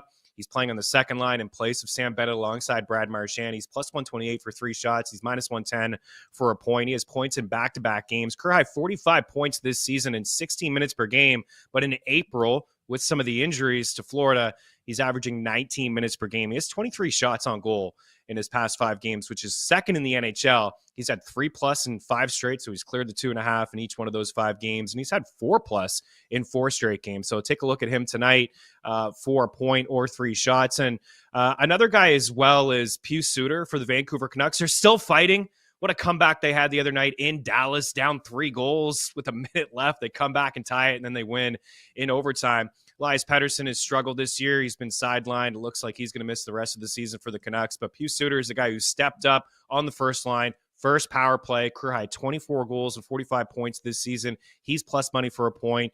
2 goals in his most recent game, and he's got 16 points over his last 14 games, guys. So there's a pretty solid sample size. And like Lindell, averaging a career high in ice time, 17 minutes on the season, but 20 here in April. He's actually cleared 19 plus, and I think 5 of his past 6. So those are 2 guys to take a look at, just the usage rate bump here recently. I remember seeing Cutter at Boston College. BC was playing New Hampshire, and I thought, that is an NHL name. I would pick him. That sounds like an NHL guy, right? If I can be selfish for a second, I'm going to Bruins Blackhawks tonight. What's the move? Give me something. Give me something good. Yeah, I take a look at that top line in Boston, right? Original 6 matchup. Both teams have not had the season that they thought that they would. And, Pasternak just hit the century mark the other day, 100 points. But Morgan Geekie is playing on his line, another guy that's had a career season, 30 goals, 53 points. You look at just the recent run that he's on, 15 points over a current 8-game point streak, which is a career high for him. He's around minus 150 for a point, but you could take a look at the assists. You're going to get plus money on the Apple there, just playing alongside Pasternak. So he's got goals in 3 straight games, and that line just, there's really not a whole lot after that line. So Sacco and company is not afraid to give them as many minutes as they can handle. And then a player on that line as well that you can get at plus money for a point who hasn't had a great season, was signed in the offseason, is Elias Lindholm. So he's playing down the middle between Geekie and Pasternak. He's got 5 points in his past 4 games, and the Blackhawks have been among the leaders all year long in shots allowed, shot attempts, high danger chances at 5-5, goals allowed as well. If you're looking for something on the Chicago side, it would be Bedard or Mikheyev, Donato. You're going to get plus money for those 2 wingers playing with Connor Bedard. But I'd really focus in on that top line in Boston. They played pretty good hockey lately. They put a 5 or 6 spot in the Carolina Hurricanes and went into New Jersey and scored 7 goals. So they're playing decent lately. In other words, the Blackhawks suck. I'm well aware, Chris. Yep. I'm in the Chicagoland area. That's what I heard. Yeah, I didn't that's what I heard at the very end as well. We said it. Let's talk some cup odds. So if you go to the top of the board, it's basically 10 teams between 7-1 and 14-1. 10 teams. Is this just how the year has set up, where it's just it's pretty much parity at the very top? Or is it the books smartening up a little bit? We know some funky things do end up happening in hockey. There's a reason that people talk about puck luck so much. So what is it when you look at these odds? Why do we have 10 teams so close together? And do you have a favorite among that group? Yeah, I just feel like there isn't one team this year that's just head and shoulders above the rest, right? The Panthers have been right around this number all year long. Last year as well, they had a pretty short number. You look at 2 of the 3 there up at the top, the Dallas Stars and the Colorado Avalanche. I mean, both of those teams, in my opinion, are the top 2 teams in the NHL. But the problem is they're going to play each other most likely in the first round. So one of those teams, they're going to be bounced. And I think they're both extremely deep down the middle of the ice. Dallas may have the best top 3 lines in all of the NHL. So it's really tough to pick between those 2 teams with that short number. The Panthers going back to the Stanley Cup Finals 3 straight years. They're not right at the moment. They're not completely healthy. So I would go down the board a little bit and look at some of the value there. I mentioned the Lightning earlier at 11-1. As much as I feel like the Canadians will give the Capitals a go, it's been a fun, storyline with Alex Ovechkin, and the season that they've had the biggest improvement out of any team in the NHL dating back to last year. They just limped in and they were swept by the Rangers, who have had their struggles this year. But the Capitals made a lot of great moves in the offseason, and the path is pretty solid for them. It's been interesting following the Stanley Cup futures all year long, because the Capitals and the Jets were 2 teams that started off hot. They were certainly ahead of everybody else in the pack, and they didn't get the respect from Vegas. I don't even see Winnipeg on the board, right? And this is a team that's they've been lethal all year long. They've been great at home.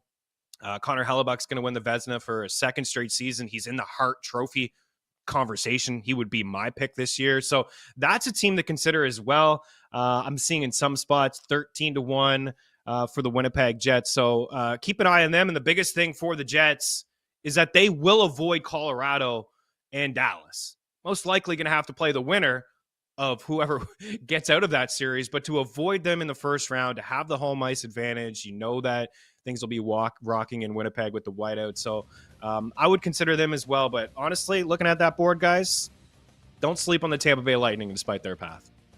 All right, here we go. Another guy we respect on Tampa Bay. Good stuff, Chris Meany. Check out his work, NHL.com. Thank you, Chris. Hope to do it again sometime soon. We're going to have a 2-minute drill and update you on the Masters betting board next here on Bet Sweats, the BetMGM Network.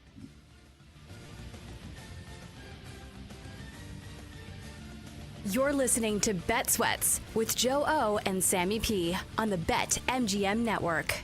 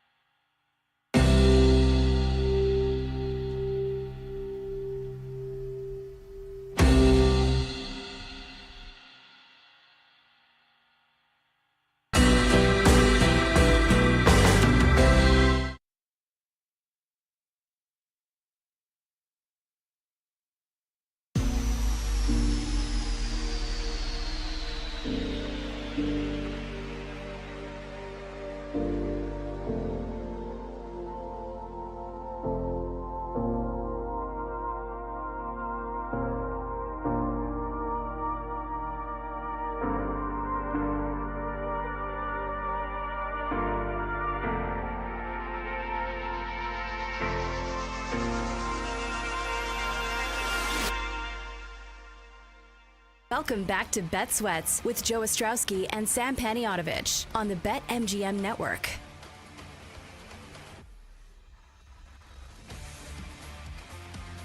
Enjoyed our conversation with Chris Meany, another guy on the Lightning, man. All right.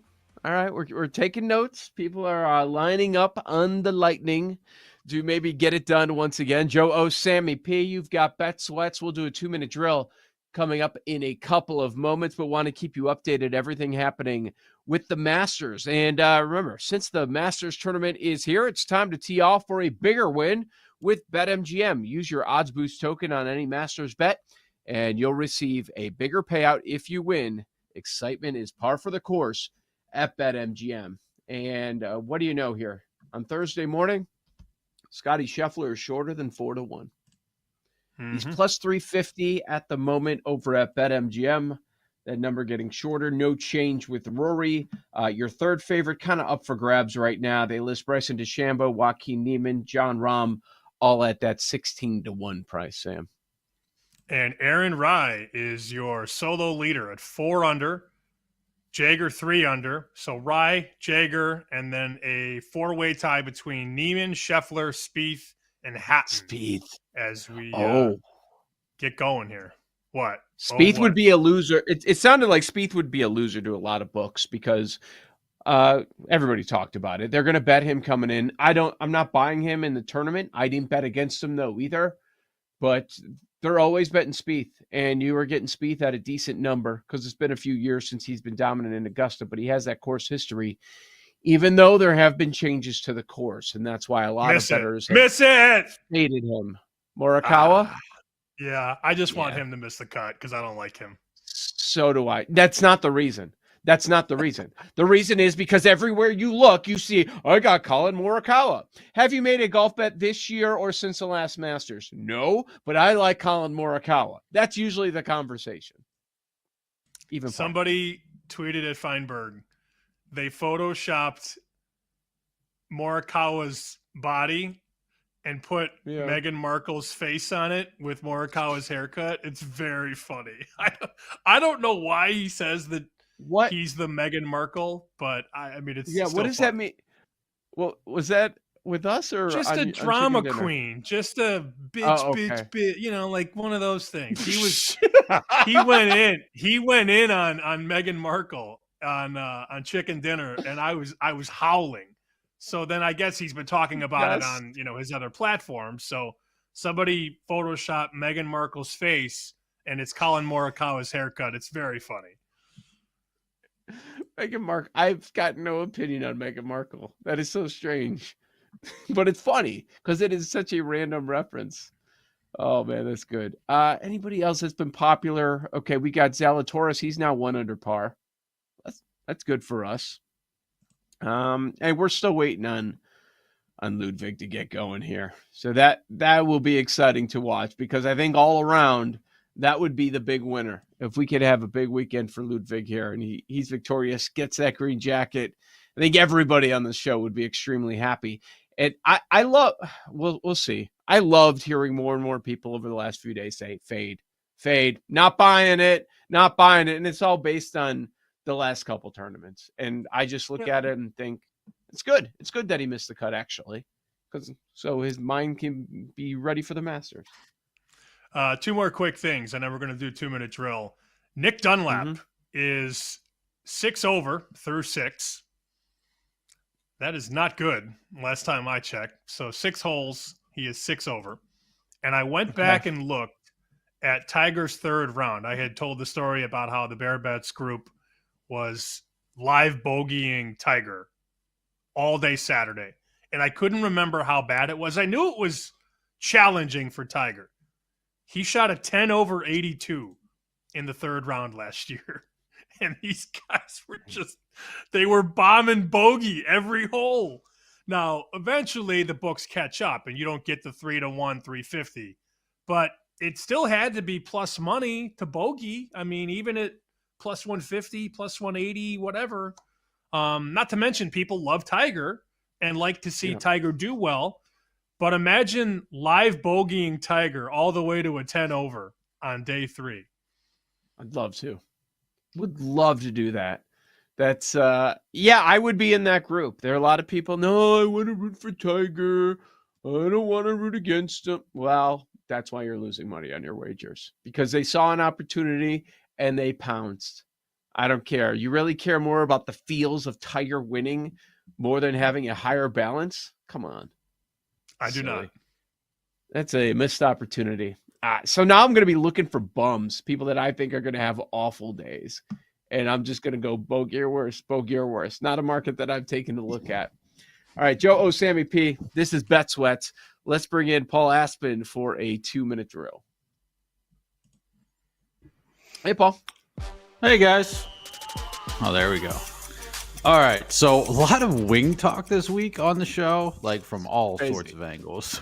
And now Cody Bellinger is swearing off wings after food poisoning with an asterisk for 5 years, for at least 5 years.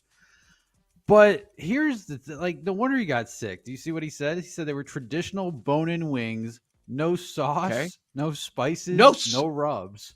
Was he just raw dogging wings in his hotel room? What? What are we doing? What is wrong with him? Were That's they terrible? Did we get confirmation they were cooked? I couldn't confirm that after that. He said he woke up at 4 a.m. sweating and just started throwing up for a few hours. Sounds terrible. Salmonella is no joke, from what I hear. It was a tough morning. I was down bad. Yeah. Is that... Yeah, I guess, like, when you're looking at the hotel menu, I could see landing on wings.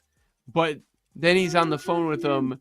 No They were sauce. hotel wings. That's questionable, too. They were, but I'm just imagining, okay, what are your other options there? It's like burger, wings, you can go salad. Like, there's not a ton. Quesadilla. It's not like cheese and bread. it's not like That's you ever safe. really get your money's worth unless you're at a really fancy hotel. You don't get your money's worth, but I'm gonna say no on that. I don't think I've ever ordered hotel wings in my life. Chicken Is fingers I there? have. Yeah, well, for sure. Yeah. Is there a food item due to a bad experience? Never again. 'Cause he said 5 years. He didn't say eternity, which I find interesting. Why 5 years? Like he's waiting. He's Yeah, got right. it saved in his Oh, it's gonna phone. be The fine. date he can eat Yeah. wings again. Pick a lane, Yeah. dude. Pick a lane, right? Are you in or are you out? He's both. Yeah. I don't know. I mean, there are foods I don't eat. Like for example, you will never see me eat cottage cheese ever again because I think it's disgusting. But It is there's never gross. been something that I've eaten like at a restaurant or a hotel where I didn't like it and then never got it again. Like I basically know what I roll with and then I only order that. But I got a pretty big palate. I mean, there are foods I don't like, but I've never had a bad experience like eating something that I like and then never eating it again. Yeah. There's some people that do that. I've never done that. I got either. one. Okay, here we go. So it was Wow, you're my a man of first- the world. No, this was in the Philadelphia airport, which, Okay. of course. So first adult trip out to Chicago, my buddy and I, for Phillies Cubs. Pedro, I think Cliff Lee was on the team, and we may or may not have been out the night before. But then we got our flight to Chicago the next morning, and then I get like I don't know. It was advertised as a brisket-ish sandwich or something like that.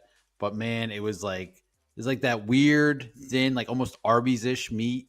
I just remember it kind of tasted like paint thinner. And I was like, maybe it's just me. And I took a couple bites. Been right drinking to a the lot of paint bathroom. thinner? It's just a sandwich, man. It was just disgusting. Like right to the bathroom to the point where they like just yakking. And they like actually called us over the loudspeaker because we weren't going to make the flight. Like it was. So I like anytime I'm just like, I taste like a weird, stringy, like kind of not like I love barbecue. Like I love brisket. I love all that stuff. But if it's like the texture's a little off, I'm wary now. Like it's mentally, I'm like, ugh. I think I may have gotten over it after 16 years, but for a while there, it was very cross it off the menu. I don't know what I'm more surprised by. You ordering airport brisket thinking it was going to be okay. I was 23. Or, hear me out. I don't know if that's as surprising as Pedro being a Philly. When was Pedro a Philly? 09 World Series. That was our big hour. Like I played for the team. Yeah, that was when I was still like a diehard fan. Still my team, but yeah, he made his Phillies debut, I think, in Chicago. How old was he that year? He had to be almost like 40. I mean, I remember he had a press conference before the World Series. He was Phillies 37. Yankees. I'm looking at it right now. Yeah, I don't remember that, man. Asking him about being up there. Hideki hits one off his shoe tops in like the second deck, I think. But it's like I might surprise Paul is you. right. On August 12th, not. 2009, at Wrigley Field, Pedro Martinez, 5 innings, 7 hits, 3 earned runs, 5 strikeouts. Why did I make that up? I didn't say you made it up. I was equally as shocked about the brisket and the Pedro Philly thing. I mean, I don't know. I think it's minus 110 each way. I also believed you. I'm just a crazy person, and I was curious. Love Pedro. And Arby's God, is that was the disgusting. best. Arby's yeah, is gross. it wasn't actually Arby's, but it was. It I made me know, think but of some Arby's. reminded you of Arby's. Yeah. Yeah. Never. There's a lot in that story. Yeah. Good times. Oh, did I tell you guys? So this dumb tourist story.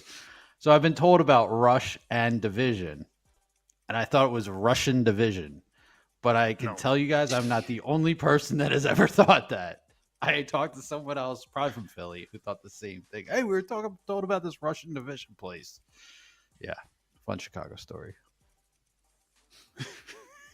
I do remember you telling this story in the past, and it's still equally as funny. Russian Yeah. Division. Right? This Russian place? Good. I don't know. Yeah. Yep. Oh, yeah. I guess You know I've what got else? You know what else they call that part of town, Paul? They also call that part of town right Viagra. around there the Viagra Triangle. Yeah, I was 23 at the time. Now I'm age appropriate. So now if you go over there, it might be you're Yeah. part of it. I don't know. Right. I think we're too old now. I mean, they used to like them. The Cougars that used to go around there used to like them about 25 or younger. Oh, I thought it could go. I thought it was more advertising. I was thinking the other way. The guys are Well, older. right. I mean, it escalates to the top, but there are definitely like some 45-year-old ladies that are on the prowl for young me. That is true. Sam did the Lisa- research.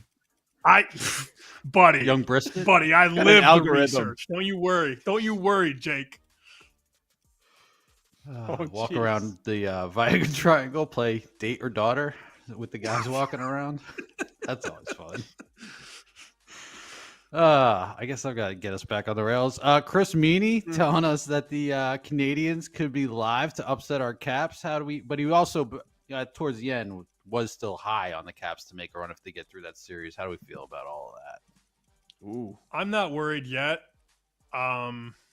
I mean, let's see the series price. I have a feeling the Caps are going to be a $3 favorite, if not higher. So, I mean, the math says that it's going to be the Caps getting through at least the first round. But a hot goalie can change anything in the postseason. I mean, how many times have we seen a team that isn't as good or isn't as talented just ride a hot goalie and win a couple series? I don't think it's going to happen, but ask me when we actually solidify the bracket and we start to see these series prices come out. Man, if that's real, I mean, you got to put something on the big number, right? It's given how tight it is with the top 10 teams, 120-1. But my big takeaway with Chris was somebody else lining up the Lightning at 11-1, just bunched up with all of those other teams. That, you know, is that the move? That's something that certainly came to mind. But, you know, he said it. There's no great team.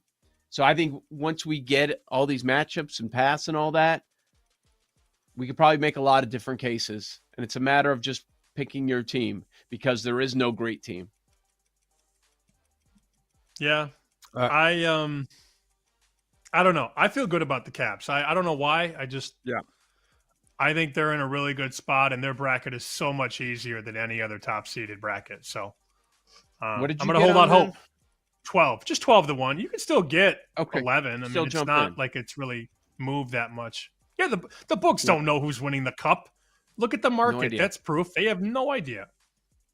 Mm-hmm. Last one. Well, JT Jason bogey. Day has the tone. Oh, yeah, I'm out on JT with his little frat pack getting nepoed into the Ryder Cup. Jason Day has to tone down his wardrobe at the Masters. I'm out on ever going to Augusta. Stop taking yourself so ever seriously. Well, ever going. Oh wow! I Talking call about on the other bull. side. 5 years. I call bull 5 years. immediately. 5 years. Out for at least 5 years. Flaming Bets next on the BetMGM Network. You're listening to Bet Sweats with Joe O and Sammy P on the BetMGM Network.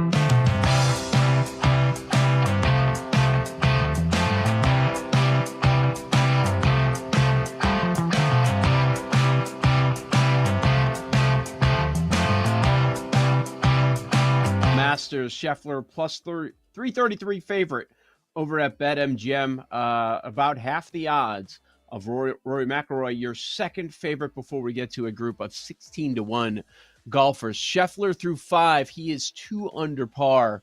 And Aaron Rise, still your leader. He has a one-shot lead at 4 under par, and he is halfway home. So keeping you updated on the Masters here on BetSweats, Joe Ostrowski, Sam Panayotovich, Zalatoris, he's even par through 10 holes. And you, I know, Sam, you were just taking a look at Morikawa at the shot that he just hit. Yeah, I love how much this show is rooting against Morikawa during breaks. He was in the bunker probably about 60, 70 feet out, and Jake goes, drill this one over the green, you know? And we're all like anti-Colin Meghan Markle at this point. He spins one out of the sand, Joe. It landed, what, Jake, 2 feet away from the cup? It's just like, yeah, if that.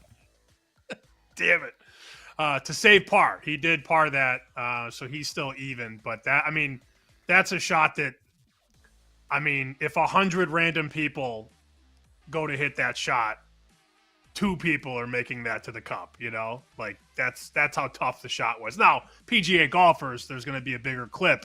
But guys like you and me, that shot's impossible for guys like us. So when are we going to jump in and go bogey or worse on Colin? Whenever Maybe you not. want. I'm in. Maybe not. Just Yeah, tell let's me see how when. it goes today. Let's see how things go over the weekend. So I'd imagine those are Colin good Morikawa- numbers. Colin Morikawa's next hole would be, let's see, because he just finished. I'm trying to remember what hole that was. That was his 7th hole, so he's on 8 now. And if we want to go bogey or worse, it's 7-1. Wow. Whoa. It's got to be a par 3, guys. I mean, it's probably a par 3. I mean, I don't know it's the a par hole, 5. but- Oh, okay. But I'm But saying, same, like, a if birdie you, hole. yeah, you're looking, if you play a number of those in a row, you get one, you'd be pretty happy. So after a shot you like that, you get feel him. like he got lucky, or you're like, and he's like on the verge, or it's like, he had a chance to spiral, and after a shot like that, he's going to start rolling. I could go either way. I mean, I could make a case for both, but I'm looking at his next, like, you know, some sports books lay out, you know, 5 holes in advance. So if you want to bet him to bogey, he's 7-1 on hole 8, 4 1/4 on 9, 5-1 on 10, 5-1 on 11. Joe's right. You need to just hit one because it's, you know, 7, 4, 5, 5. So if you get one bogey in that 4-hole stretch, you're up, assuming you bet the same amount. This is dangerous, though, guys. That's the reality. And Paul made a comment off the air Day like, well, one. I know what I'm doing the rest of the day. Next 4 days, yeah, it can be pretty dangerous. Oh, JT. He was going for birdie there. He's not going to get it. He's probably going to end up being even par on his. But, you know, if you look at the top of the board, there's a reason they're shortening the Scheffler number. Yes, it's so early. Many guys have not gone. Rory has not teed off yet. But look at the names on the board. Yeah, Neiman's legit. But Jaeger and Rye and Riley, Michael Kim, Kirk, Langer, like these guys, they're not hanging. They're not real threats. So that's why they're going to shorten that Scheffler number just a little bit. He's not playing great. It's a couple under, but something to keep an eye on. The Scheffler, the guys that I like going in, how I live bet, like some people will take, okay, he's near the top of the board. It's still a decent number, and I'll jump on it like Ryan, 40 or 60. That's how some people bet. I go the opposite, Sam. If I'm live betting golf, I'm looking at the big name guys. I would like if Rahm has a bad start, if Rory has a bad start, with so much golf to go, expect them to make the cut. I would go early and see if you can find a little bit of value, better number than what was available before the tournament started. That's how I do live wagering, but everybody's got a different approach. Yeah, I never want to be late to the party. You know, you want to buy the dip. You want to find a guy maybe after a bad hole. I don't want to say it's never a good idea, but when a guy makes a 50-footer for birdie, that's probably not the right time to jump on him. You know, you could see his price go from 30 to 18 or whatever. So you always want to be ahead, and I'm much more prone to bet a guy after a big miss or a bad draft or whatever. I mean, you hit a ball out of bounds and then you got to come back, and now everybody's, oh, here comes the meltdown. That balloons the price, and if he can recover, then you're right back to where you started. So, you know, you could see a guy in a very tight race. Say you got 3 guys on Saturday, all like neck and neck on top, and one of the 3 guys gets a bogey. You know, you could see 5-1. Well, not 5-1. At that point, it'd be like 3-1, 5-1, 6-1. You could see one guy go to 10, and then that would be the time to bet the 10. So it's all relative. It's all dependent on who's in there. If it's Scotty and Rory and Batia is going to be the longest shot until the very end because that's just the way it works. Yeah, this is great, though. I mean, to be on the air, this is our first major together on Bet Sweats since we've been working together. So this is a lot of fun. Yeah. I mean, we get on the air at 9 a.m. and the golf is already going. So this is what dreams are made of, as they say. It's funny, after the football season, you kind of go, well, now what? Because we just did football every day, college, pro, nonstop. This is the now what? We just got through the tournament in the Final Four. Now we're here at the Masters. 2 weeks from tonight is going to be the NFL draft. There's always something. There are always these massive events. We've got the daily grind of the baseball season, which is still fresh, so that's still exciting to us as we're following those bets. So we never lack for content in the sports betting world. No. Certainly no doubt about that. And we've got all these other majors coming up next. Think about all we did today on a Thursday Masters show. We talked college football win totals, NFL draft, NBA, NHL, Major League Baseball. Around all the golf. A lot of fun. All right, so what are you doing as far as lightning bets? I know you were hunting for something with Hawks Bruins since you're going to be in attendance. What's making your card? I am on the Red Sox. That's all me. Sammy Bases. It's been a great week, like 4-1 with the baseball plays. So now that I bring that record up, this play will lose, but whatever. I'm going to go Red Sox. Let's call it -110. That's fair. That's the consensus price right now. Buehler against Bassett. I know Joe likes Devers today against Bassett. We'll see if he plays anything, but I'm going Red Sox money line. And I just got a text from Alex Smith, and this is about the game that I'm going to. It is Hawks Bees. He likes over 6, and Alex says it's a total roll the puck out and shoot the puck game. Both teams headed for the summer, and nobody's trying to bust an ankle blocking a shot when they're a week away from tea time. Okay, fair enough. I'm in. So I'm going to go Red Sox money line and Hawks Bruins over 6. All right.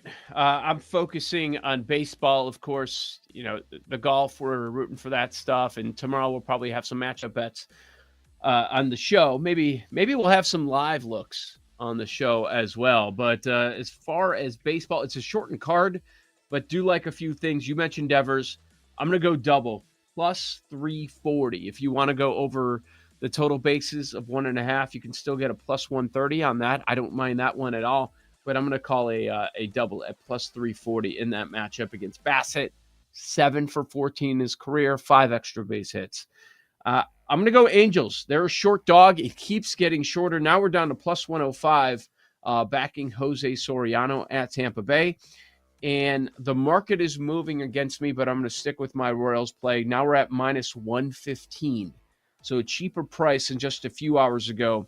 The Royals hosting the Twins. Good history against Ober. That's much of the angle there. So Angels, Royals, and then let's go Devers props today. Paul Aspen, what you got for lightning bets? So Colin just could not have hit a more perfect drive on 8. So I'm going to maybe pump the brakes on this. So let's regroup tomorrow on these bogey or worse bets on Colin. So yeah, don't have much else for today. So I'll let Jake probably have a bet for most of these baseball games. Let him jump in for the rest.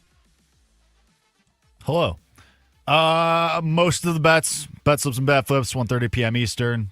Twitch, YouTube, BetMGM Network, Twitter. I'll also be on the Angels. I'm going to take Soriano over 5.5 Ks too, just because against this Rays team, he has good history. The Angels destroy Zach Lytle and his limited history against them. And I'm going to fade the White Sox a little bit. Gavin Williams over 15.5 outs recorded is plus money. I mean, the White Sox just continue to find ways to lose in these Looney Tunes ass manners. So I'll take Gavin Williams over 15.5 outs recorded against them. He hasn't gone over this number yet, but perfect, Dave. Yesterday was crazy. That was sad to watch. It's horrible. So explain to people that missed it. Last out of the game, how does it happen? I mean, last out of the game, Mike Taubman's rounding third to score the game-tying run. He just blows out his hammy. He can't even make it to home plate. Has to stop running. They just tag him out. The game just ends. He barely makes it off the field. Like he had to be helped off the field. It was crazy. Like Looney Tunes, legitimately. Wow. Well, you know what they say. Good guys always finish last, right? Or as Joe's guy says, good guys always make it to the friend zone. Wow. There you go. Yeah, that when I first saw it, I didn't realize it was a hamstring. I'm like, who sent him? What is going on? Like he just kind of went into his arms. He didn't even make it to the catcher. He stopped halfway to the plate and just like doubled over. The catcher met him. Yeah, the catcher kind of met him and just tagged him, and it was another sad ending. Jake has bat flips, 1:30 Eastern time, right after Send It In with PJ Glasser, 1 o'clock, right here on the BetMGM Network. Back for the Friday show, day 2 of the Masters. Tomorrow, Joe O, Sammy P. Be here 9 a.m. Eastern. This has been Bet Sweats on the BetMGM Network. Thanks for listening to Bet Sweats. If you missed anything on today's show, make sure to listen back on the Odyssey app or wherever you get your podcasts.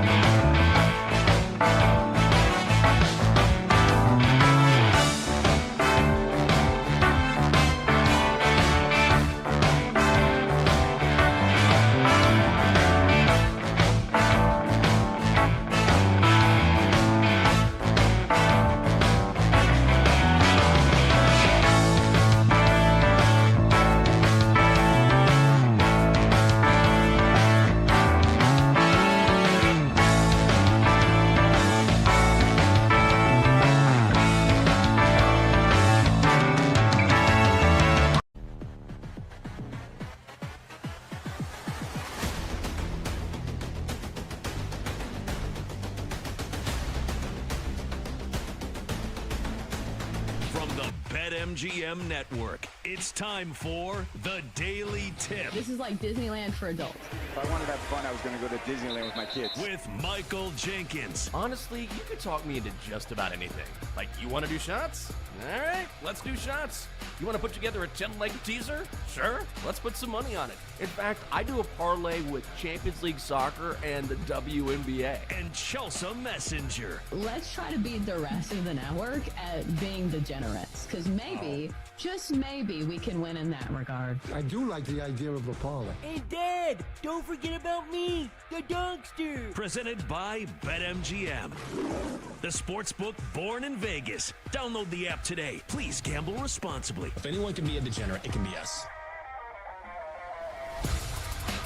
Good morning. It's time to rise and shine because it is a great week in sports. Of course, it's the official start to the Masters. We've got NBA games that actually mean something going on tonight and last night. And of course, the NFL draft is on deck in a couple of weeks. So within the next hour here on the show, we'll start with the emotional night in Dallas that started in tears and ended with Luka Doncic dropping 45 on his former team. At 8:20, we bring on Frank Schwab of Yahoo Sports to stop by and get us ready for said NFL draft. And then at 8:40, we saved our best for last, our best bets of the entire day. Come your way next on the Daily Tip. It's all within the next hour here on the show. And a special salute to our viewers on Stadium. I'm Chelsea Messenger. She's Kate Constable, filling in for Jenks today. So, Kate, has there ever been a time where you've had to corral your emotions at work and lock it in despite feeling not 100%? Chelsea, there have been way too many times that has had to happen. Yeah. Which is not always fun, especially Been when there, you have to my go friend. on air. And yeah, like if I were to cry before a show, has it happened before? Yeah, it has. But you have to flip the switch and act like nothing has happened, and you're happy as can be when things aren't going your way. Or even like when you're sick, right? And you feel like crap. But you have to, I mean, I can't come in on here and like talk in a monotone voice and like actually be sad or be sick or anything. Like that would be awful radio, awful TV, whatever it is. So you have to come in happy and excited regardless of how you are feeling. So no one actually knows how you're feeling. Kind of what Luka did last night, right? Like that's the point you're getting at, is like flipping the switch for that. It's not always easy to do. And I certainly would not be able to do it. Like I can do it when I'm sitting here just having to talk. Having to go play a basketball game in front of all those people after sitting on the bench crying over, being traded from the team you thought you were going to be with forever, like that's a whole nother level of flipping that switch. I think that to bring it back to like what you were originally saying, and this made me think of that because I think it's actually good for me. I have a lot of mental breakdowns. Like it's like once a week for me where I'm like feeling really emotional about something stupid. But because I have that experience, I know how to flip the switch and I can just go right into the grocery store and be like, well, there's my emotional breakdown for the day. It's nothing new. This is just another week in the life for me. But I remember when I was younger and my mom would do this all the time to where she'd be like screaming at me and my brother. And then she'd answer the phone. She'd be like, hello, how are we doing today? I'm like, how did she just do that? But now as a mom, I feel like I can like relate because now it's me like sitting in the pew in church and like I'll be like, under my breath, like, you better close your mouth for the Lord. Lord, I lift your name on high. You flip the switch as a mom. Yeah. So I feel like that was a very relatable part of last night for Luka Doncic because he absolutely did flip the switch. He started the game in tears, which was wild for me to see because it's very easy to be jaded with professional athletes and say, hey, these guys do this for a lot of money. They're not like us. They are physical freaks. And, they're celebrities in their own right. But I feel like that was a very relatable moment because we actually saw tears from Luka Doncic. And I think it just proves how much Dallas truly meant to him. Yeah. I mean, you see emotion from players every once in a while. Sadness, that emotion. But often you see a player like, he looked like he was about to lose it on the bench crying. Like he was holding in those big time tears falling as hard as he could. And you saw him immediately as that video started playing, he looked over at some player, staff member, whoever it was sitting next to close to him, and said, I asked for a towel so he could put the towel kind of over his face that time. So he knew it was all coming, and like, it had to have taken a lot for those floodgates not to open, which is usually my downfall, is I can't control the floodgates. So they just pour, where he did a good job of like keeping it tight. Only a couple, the eyes welling up and everything, but you don't see that type of all that much. I like that we saw it from Luka last night. Like, it makes him even more likable than he already was before, just knowing how much he cared about that team and that franchise and what they all meant to him. Well, and especially because it was so one-sided. Like, he did not choose to get traded. It was Dallas that chose to trade him. So I think that now that we see that type of emotion, it just makes people want to root for him more, and especially his teammates, like spinning it forward. Should mention that the Lakers did win the game pretty easily, 112 to 97 over the Mavericks in Dallas. And Luka, of course, 45 points, 31 of those coming in the first half. What a masterclass from Luka Doncic, wiping away those tears and just making it to assassin mode. So I want to have the sound for this because I thought it was a big moment. This was a home game for Luka Doncic. I understand it was in Dallas and he plays for the Lakers, but you need to hear the crowd when they introduced him in Dallas for the first time. At guard, in his 7th season from Slovenia, number 77, Luka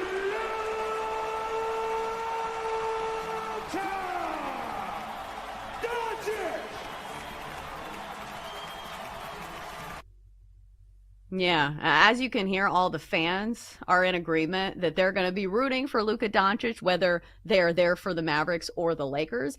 And this game ended similar to the way that it started. Maybe not with tears, but with another standing ovation. Luka Doncic, here he is scoring his 45th point and getting a standing ovation as he checks out of the game.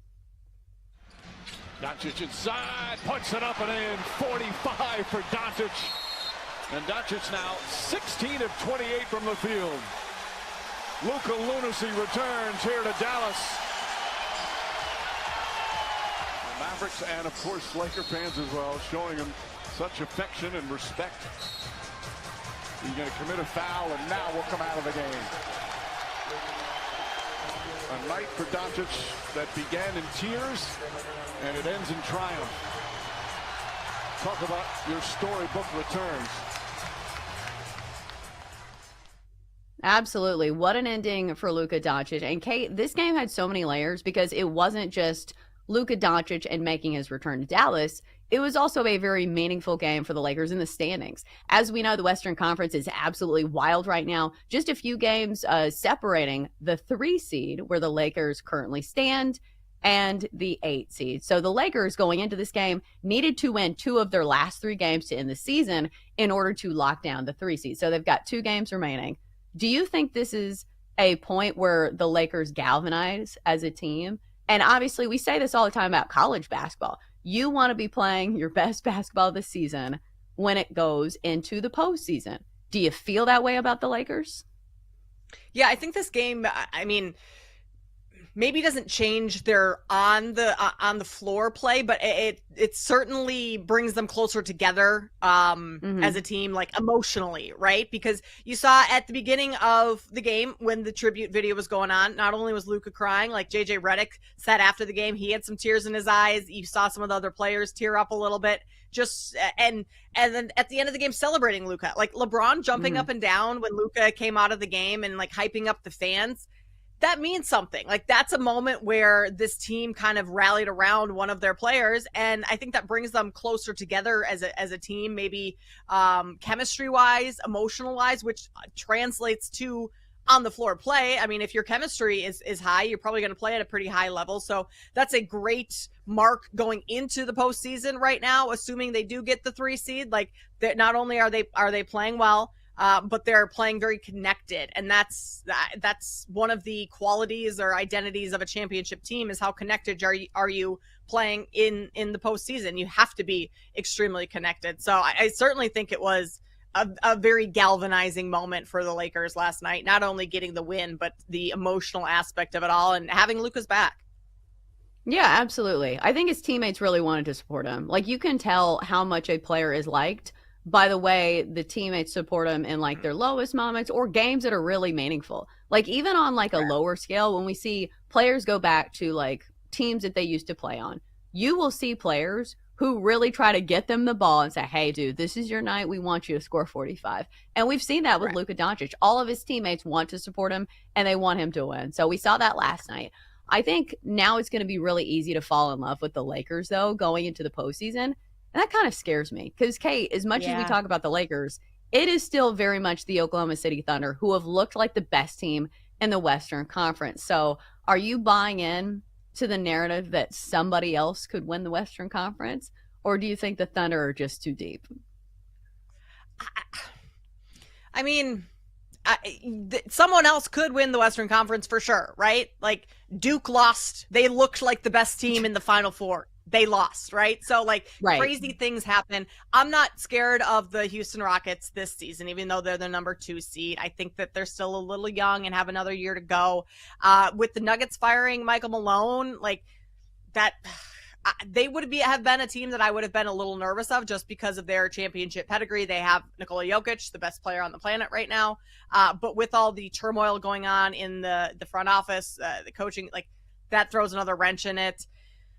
Do I want to believe in any of the other teams? Like, the Warriors are actually really good right now, even though they're currently in the 7th seed. I mean, their record with Steph and Jimmy Butler on the floor together is phenomenal. They'd be a team I'd be a little nervous about. But right now, I mean, as tight as the West is, it does kind of feel like every team except the Thunder have some sort of, I don't want to say red flag, but like something that makes your antenna go up and kind of say, okay, wait, this is a reason that they might not be able to win it, where I don't really have a reason for the Thunder.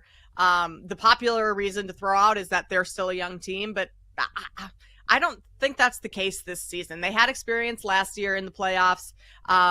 Yes, they're a young team, but they're a mature team, and they've gotten the job done all season long. So I'm not terribly scared of the Lakers. I think the issue with the Lakers is they can win these games in a 1-game sample size against these teams, but their lack of interior defensive presence is going to be a major factor in a 7-game series. That's the difference there. A 1-game sample size, I might take the Lakers. A 7-game series, I'm not sure the Lakers can hold on, even with LeBron and Luka.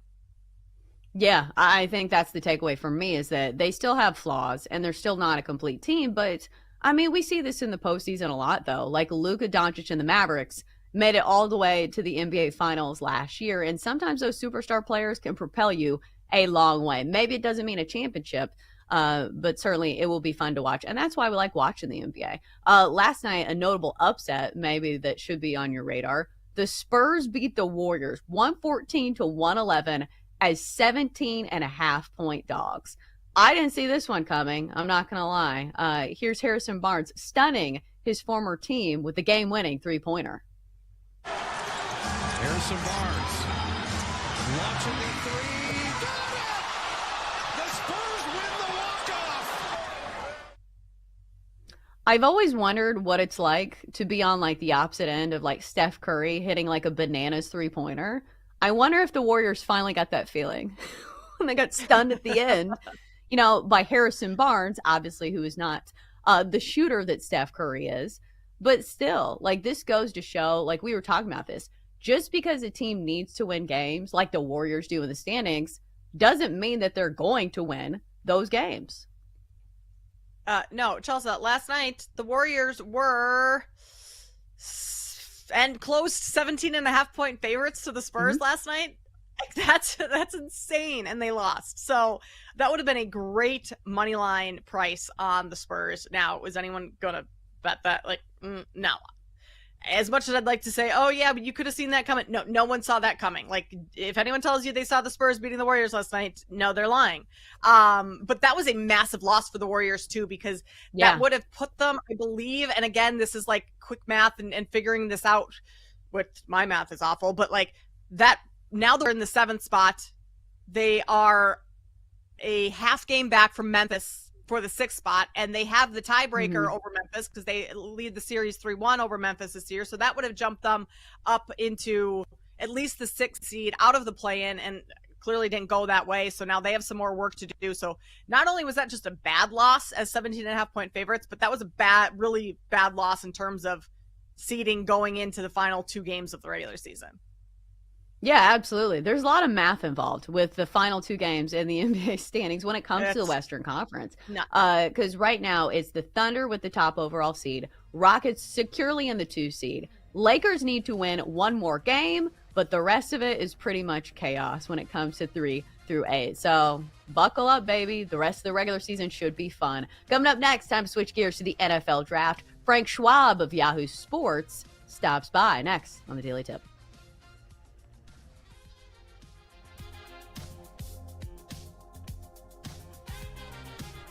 The Daily Tip will be right back on the BetMGM Network, sponsored by BetMGM.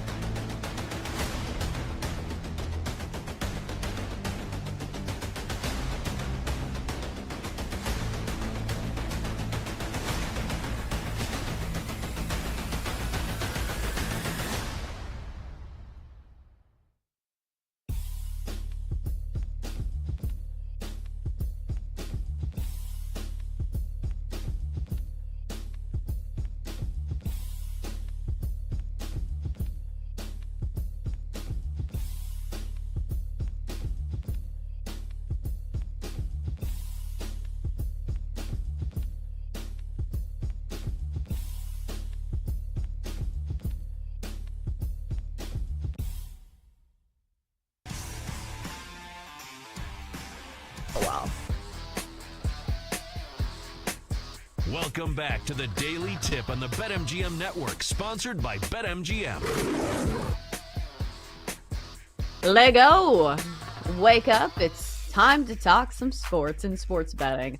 In this segment, we'll get to what's going on in the NFL draft. We know it's also the start of the Masters. I'm Chelsea Messenger. She's Kate Constable, filling in for Jenk today. So, Kate, how much of your day today will be dedicated to watching some golf? I mean, probably a pretty good part of it. Like, I don't have, I have some other business to attend to later this afternoon. I have to get to the gym at some point, right? But then, I mean, being up, I got up even before my alarm went off this morning, Chelsea. So I got up at 3:15. I just turned over, looked at the clock, and I was like, might as well save my husband from waking up to my alarm in 15 minutes and just get up. So laying on the couch and watching the Masters later this afternoon, that's probably going to be in the cards for me, for sure.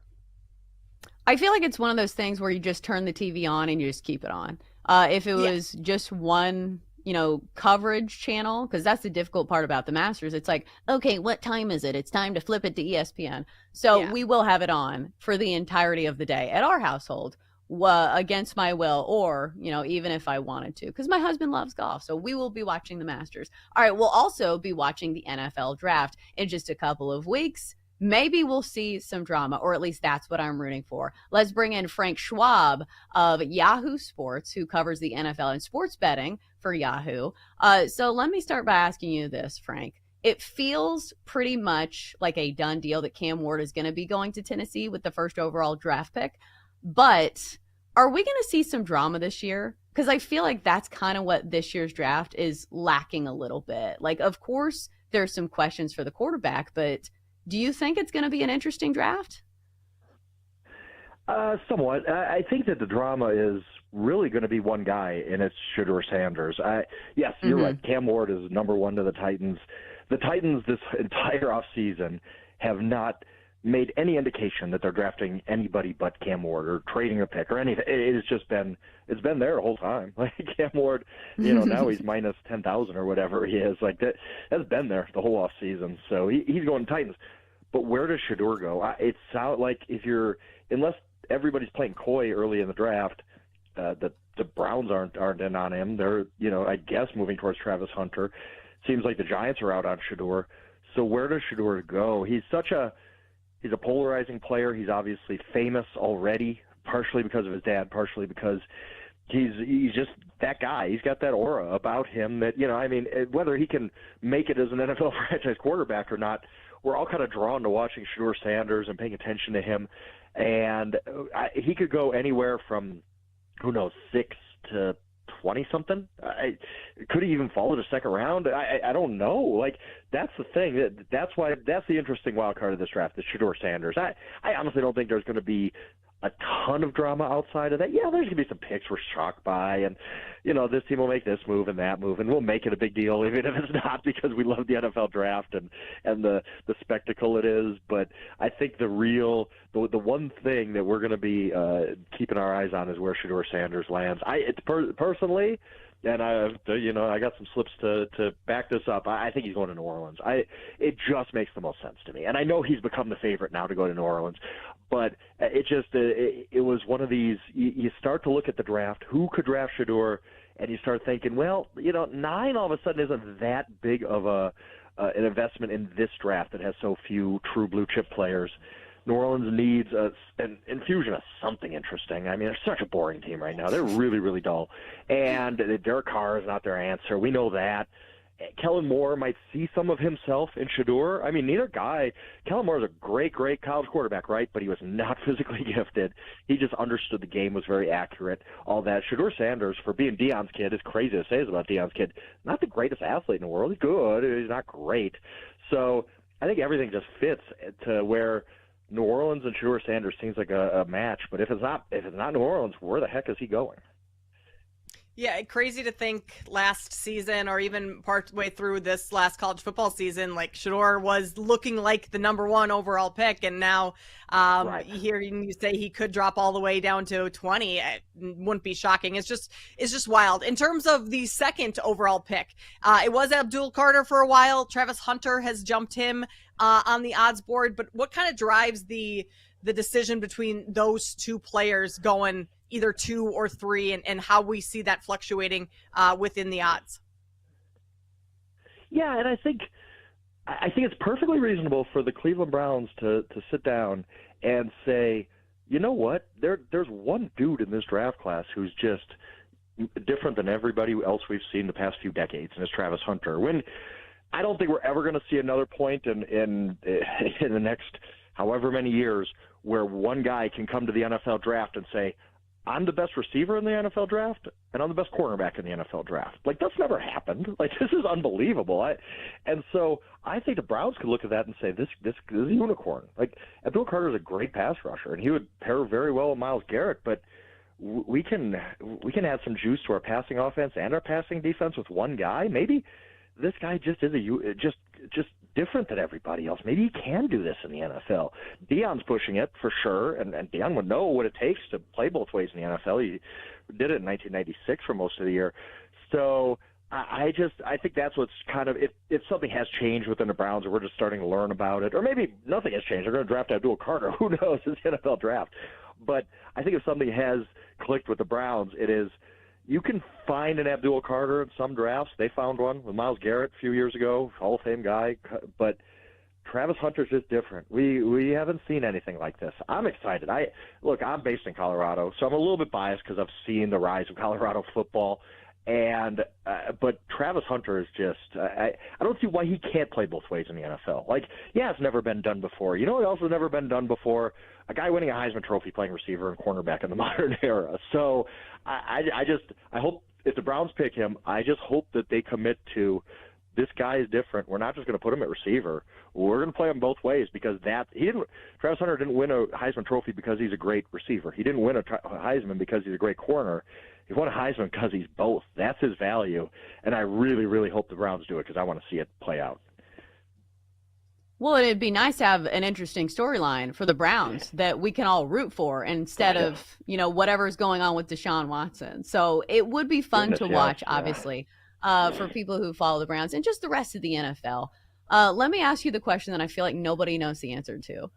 Is Aaron Rodgers going to make a decision before the draft? When's it coming?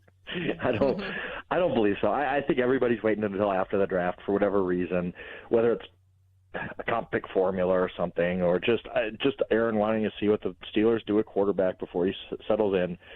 But I mean, it stinks for those of us on my side of the table who are waiting to write all these stories about where Aaron goes and the Steelers and whatnot. We're kind of just in a holding pattern. But if you're the Steelers, if you're Aaron Rodgers, there really is no rush, to be honest. Like, what is it? Like, no other team out there is looking for a quarterback. Aaron Rodgers is really the only quarterback left. So they're both, it is 1:55 a.m. at the bar. Everybody's gone. There's only two people left at the bar, and it's Aaron Rodgers and the Pittsburgh Steelers. Like, that's it. If you're going to hook up, this is it. This is your last shot. So I think it's almost inevitable, and I think it's already been a handshake agreement. But, I mean, even Art Rooney, the Steelers owner, came out and said, we anticipate that Aaron's going to sign with us. Well, I've never seen an owner really come out and say that without some kind of deal in place. But they're waiting until after the draft. I think it's actually kind of at this point, once you reach that point in the game when the musical chairs are done and it's just the Steelers and Aaron Rodgers, it does become kind of prudent. Just wait after the draft. Why not? Like, we can see what unfolds there. So I think it's going to happen a week after the draft, maybe 2 weeks after the draft. We'll see. I don't think Aaron dislikes the attention. I think he does like it. That's who he is. But I think Steelers will be a little more, breathe a little easier once it's finally done. But I just assume Aaron Rodgers is going to the Steelers. Like, there's no other options here. There's for the team or the player. It almost has to happen if he wants to keep playing football. Yeah, it seems like it's a done deal. It just is not announced yet or formalized, which we'll see how long that takes. Frank, let's switch gears a little bit and go over to what's going on with the Denver Nuggets. Fired head coach Michael Malone, Calvin Booth, their GM, the other day. Nikola Jokic goes out last night. He has a triple-double. Like, what do you make of the Nuggets at this point in the season? 2 games left in the regular season, going into the playoffs. Like, do they have any hope right now?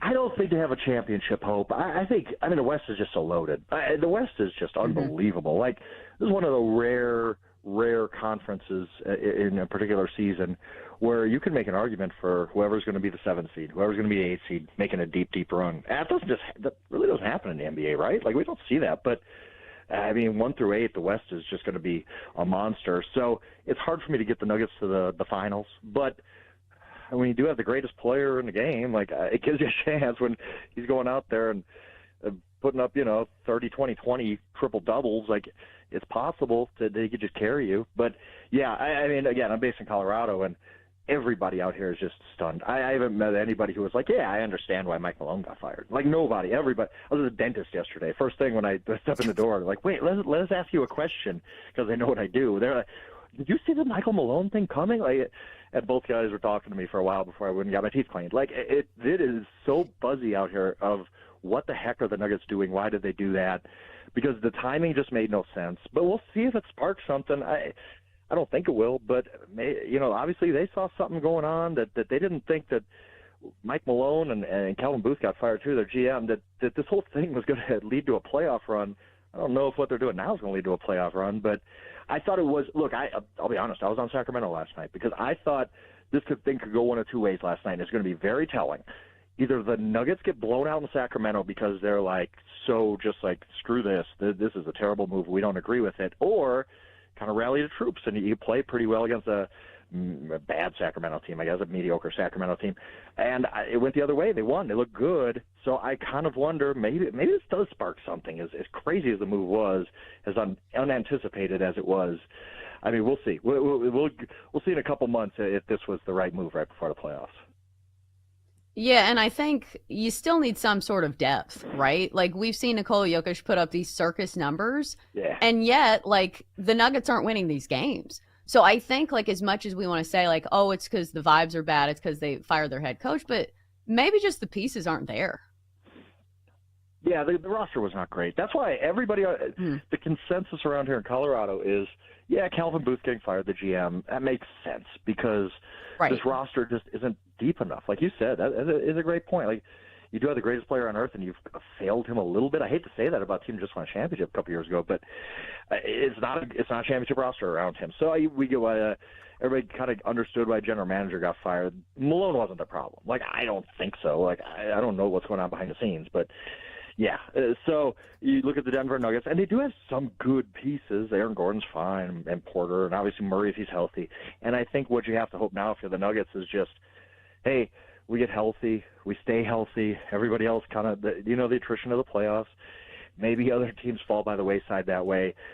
But, yeah, it's hard to view this roster really blossoming and becoming when they won the title a couple years ago, they had pieces. They had guys who the exact right role players in the right spots at the right time to play around Nikola Jokic. I just don't see that for them anymore. If Jokic stays, and I don't buy this whole narrative that like, oh, now Nikola's going to the Lakers, because that's always it's always what everybody says about every small market NBA star. Trust me, as a Milwaukee fan, I've heard about Giannis for his whole career. I don't think necessarily Jokic leaves. Then if he doesn't, that makes the Nuggets off season absolutely imperative that they figure out some way to put some pieces around him to make at least one more run with one of the greatest players I've ever seen play. Yeah, absolutely. A lot of us. Nikola Jokic, a true talent and somebody who I feel like is still underappreciated these days. He is Frank Schwab. He is a sports betting analyst and NFL analyst for Yahoo Sports, and we appreciate the time today. Frank, thanks for stopping by. We really appreciate it. Absolutely. Hey, enjoy the Masters. It's going to be fun this week.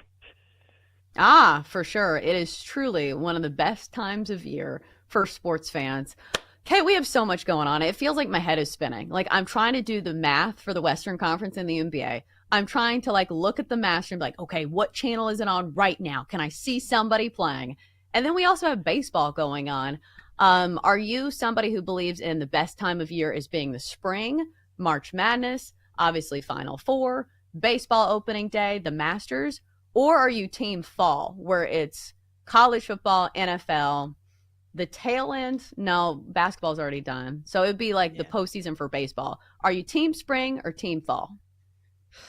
Whenever fall comes around, I always say to myself, this is the best time of the year. I love football is back. Like nothing is better. But when you put it into like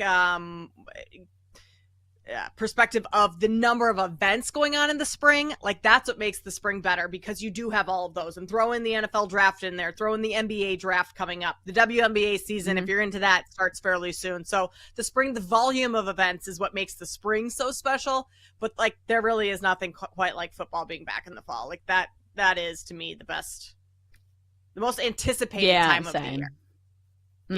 I think there's nothing like a crisp fall evening where you're watching football and you've got a seasonal beer, you're sitting on a patio. Yeah, fall's still it for me, even though spring is pretty amazing as well. All right, coming up next, we've saved our best for last. Our best bets come your way after the break here on the Daily Tip.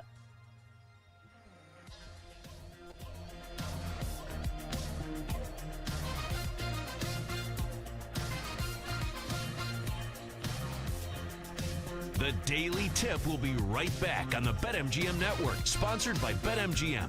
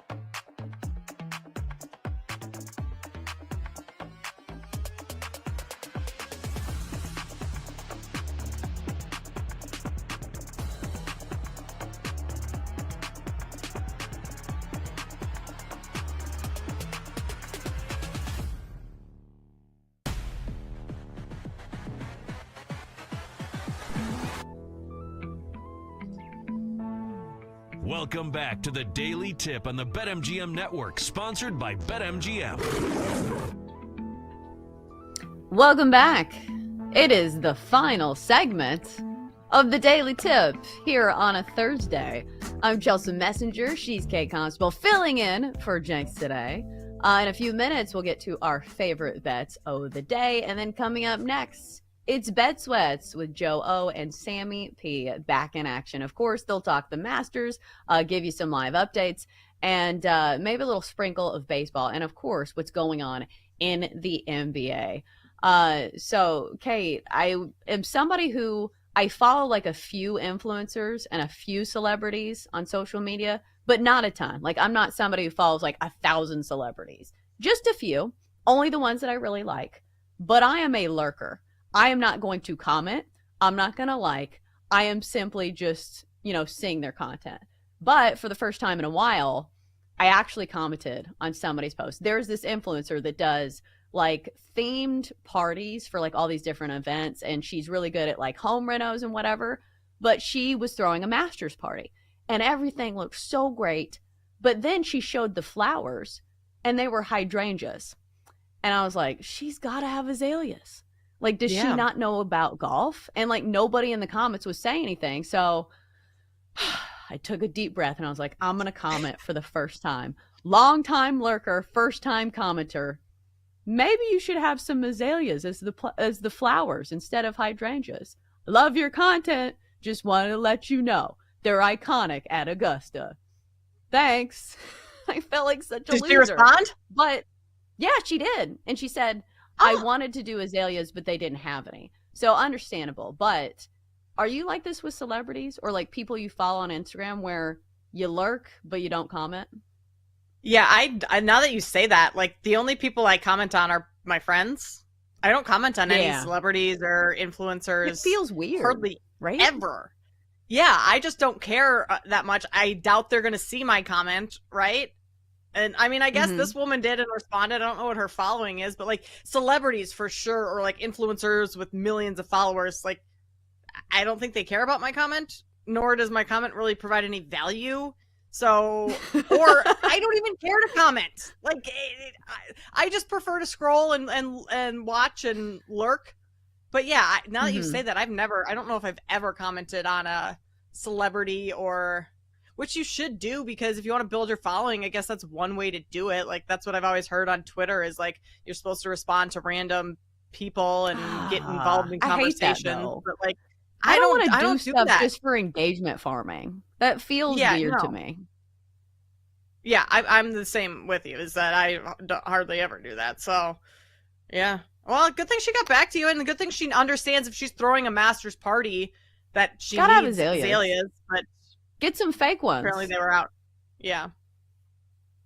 But nobody else in the comments was saying that. Like, the only reason that I felt the need to comment, because it's all these, like, home reno people. I'm like, if you're throwing a Masters party for your husband, like, he's going to ask where the azaleas are. Like, he just is. Yeah. It's a big part of the Masters. So I felt like I was doing my due diligence and I was trying to help her out. Other than that, it's lurking only, especially for, like, the mega celebrities. Like, Margot Robbie's not going to respond to me. Like, it feels like you're shouting into the ocean. Like, who cares? Yeah. Nobody. Yeah.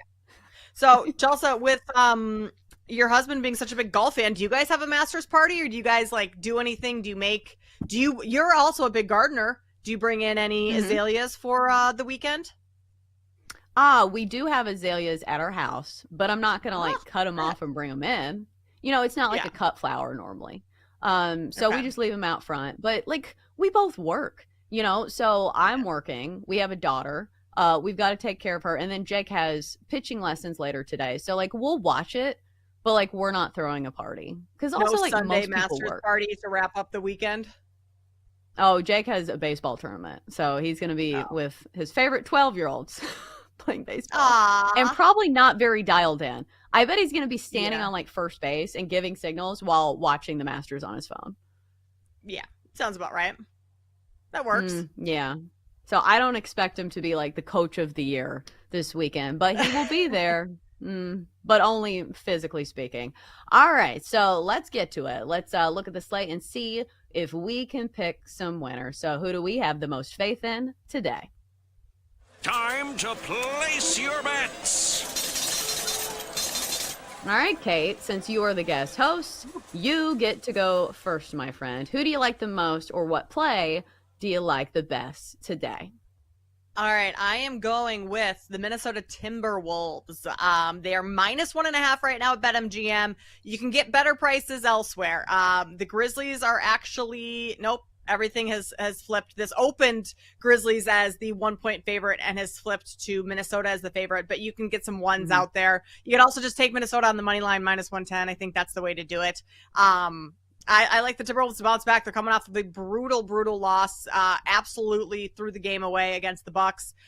34-3 run by Milwaukee to close out that game. Came back from 24 down in the fourth quarter. So the Timberwolves need this one. They need it for seeding.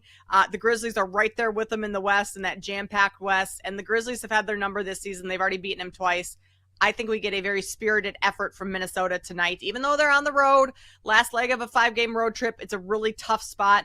But I like Minnesota to win this game tonight. So I'll take Minnesota just on the money line at -110.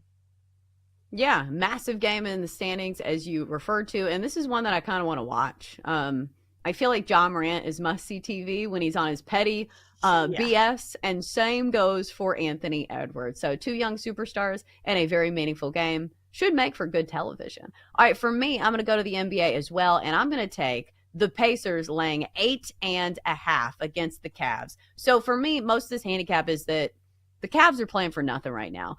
They have pretty much locked up the #1 overall seed in the East. 4.5 game lead over the Celtics. Too much ground to make up, obviously, for the Celtics, with only a couple games left in the year. And also, if you look at the injury report for the Cavs, doesn't feel like they're going to be playing anybody. They have 4 of their main guys that have popped up on the injury report: Donovan Mitchell, Darius Garland, Max Strus, and Evan Mobley, all popping up there day to day. But I would assume that they're not going to play because they have nothing to play for. Meanwhile, if you look at the Pacers, they are strong favorites in this one. I know this number is a little scary, but they still have something to play for. Only 2 games back of the Knicks. They could improve to the 3 seed if the things all fall into place. So it's not my favorite play, but it's the one that I like the most. So it will be my best bet of the day. So we'll go Pacers laying 8.5 against the Cavs. Well, if you missed anything from today's show, you can always download the podcast. Just search the Daily Tip wherever you get your podcast. And of course, we covered the Masters. If you want some last minute bets, we covered the NBA and all of our favorite plays of the day. And of course, our daily sampling of Major League Baseball. So, Kate, I didn't ask you this. Do you have any other plays that you like? I know it looks like there's only one. Have any leans for the day? Yeah, I do actually like the Knicks. This line's coming down. It was +4.5 earlier in the show when we talked about this game. It's already down to 3.5 right now. I still think that I would be fine taking it at 3.5. That's probably my cutoff, though. You just know that the Knicks with Tibbs, like, they're not going to slow down at any part in the season. Sure, Josh Hart's out, OG Anunoby, but this is a Knicks team that is going to play their starters, play their stars 35 minutes tonight. So you're getting the points, even though you're on the road. I like the Knicks there. And then I like Colin Morikawa outright, 14-1. I know the Masters is already underway, but you can still get that same price. And then my long shot today is Sergio Garcia to finish, to lead after today, after the first round. And then also him have a top 10 finish at 6-1. So those are my other golf bets, even though the Masters is underway. That I'm looking at, Chelsea. Well, yeah, and if they haven't teed off yet, you'll still get the same price. I'll pepper in a few Masters bets. I'll go Patrick Reed and Shane Lowry, both to finish in the top 20. Like, not a parlay, but, you know, both of those single bets. Patrick Reed is +210. We know that he's good at Augusta, one of the best putters in the field. He won the Masters in 2018, 3 top 10 since then, T12 last year, and of course the recent play is good as well. Just finished second at an Asian Tour event in March, and just finished T7 at the recent Live Tour event. So I like him. And Shane Lowry, we know he plays well at Augusta as well. 4 top 25 since 2020 at Augusta, including a T3 finish. So those guys are my T20 bets that I like for Augusta. All right, so what's on deck for the Donkster? Donkster is, I don't see a play for the Donkster. So I think the Donkster is sleeping in today since Jenks is not here. But it does look like we do have Sammy P joining us now from Bet Sweats. Coming up next, Sammy P, good morning. What's coming up next on the show? I'm just going to watch golf and let Joe talk for the next 3 hours. By the way, you two are so lucky. Your day at work is moments away from being over, and you can lay around and watch golf all day. How great is that? When the alarm goes off at 3:45 a.m., I always feel very lucky. I guess there's two sides to every story, huh? Yeah. Well, Sam, you have your golf shirt. You've got your Masters green rocking today. How many bets on the Masters do you have so far? I wore this for you, Kate. This is my my Guinness shirt from Ireland. I've got very cool. Got about 7 bets. I really need Oberg to win. So if that happens, I might front the next BetMGM network trip to Nashville. You might go back to Ireland, back to the Guinness factory with those winnings. Yeah, be a good time. I heard Chelsea top 20 on Reed. Joe likes Reed too. He bet Reed at 100 to 1. 100. I don't know if he wins it. To win, yeah, just to win the whole thing. And I thought I should get a piece of that because I want to be a part of it, but I didn't pull it. I feel like it's a good top 20 bet, but like I don't know if he wins. And plus, like, I don't want to root for him to win again. Like, nobody at the Golf Channel is putting on, classics at Augusta, the 2018 Masters. Nobody wants to see Patrick Reed win because he's not likable. But I will bet on him in the top 20. Right. And then Tiger wins the next year, who everybody loved for the most part. So it should be fun. We're going to talk golf. We're going to keep our eye on the TV and then try and drive the show. We'll see what we can do. Yeah. Did you see the ending to the White Sox game last night? I'm sure they lost. I didn't see it. How bad? Yes, they did. So the tying run was on third, and he, I guess, pulled his hamstring, rounding third, and then, stopped running. And they lost the game. Classic White Sox right there. That is perfect. Deep breaths. Yep.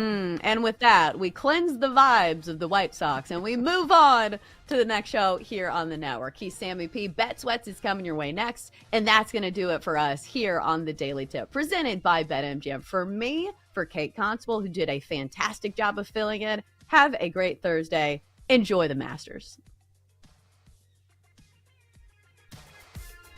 You've been listening to The Daily Tip on the BetMGM Network. Download the app today. Please gamble responsibly. If you missed any of the show, listen back anytime on the new and improved Odyssey app.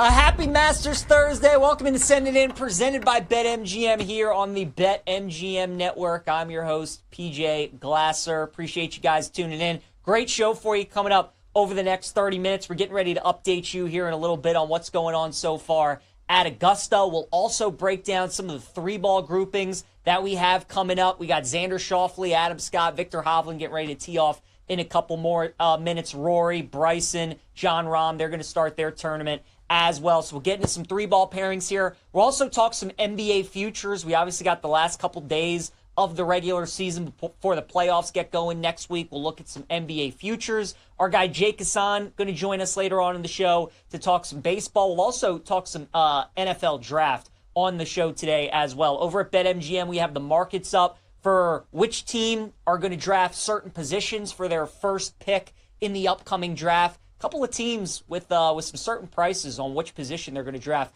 that I really like. So we'll dive in to all of that, and then we'll give out our favorite plays of the day. As always, any questions, any comments that you guys have for us, let us know. Chime in at the BetMGM Network. You can hit us up on X, on Twitch, on YouTube as well. Try to get to them over the next 30 minutes. And if you miss any part of the show, make sure you guys check out the Send It In podcast, available wherever you get your podcast. All right, let's get rolling. On a Masters Thursday, we'll update you guys on what's going on at Augusta right now. Steven Jaeger leading the way at 4 under par. He's currently on the par 5 13th hole, so Jaeger off to a nice start. If you got a first-round leader ticket on him, you're certainly sweating. Scotty Scheffler, shocker, playing really well at Augusta.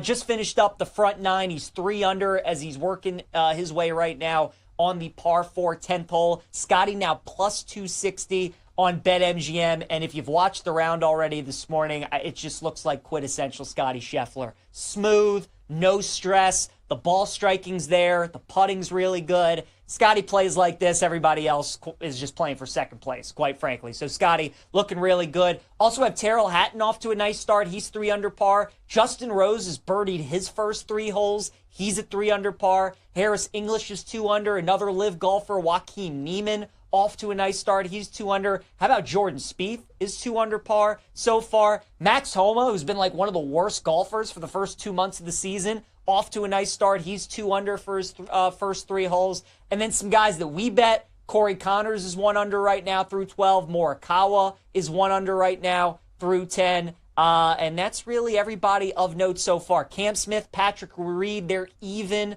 on their round. And then, as I mentioned, we got a lot of firepower coming up here over the next couple minutes. You also got Justin Thomas at 1 over par.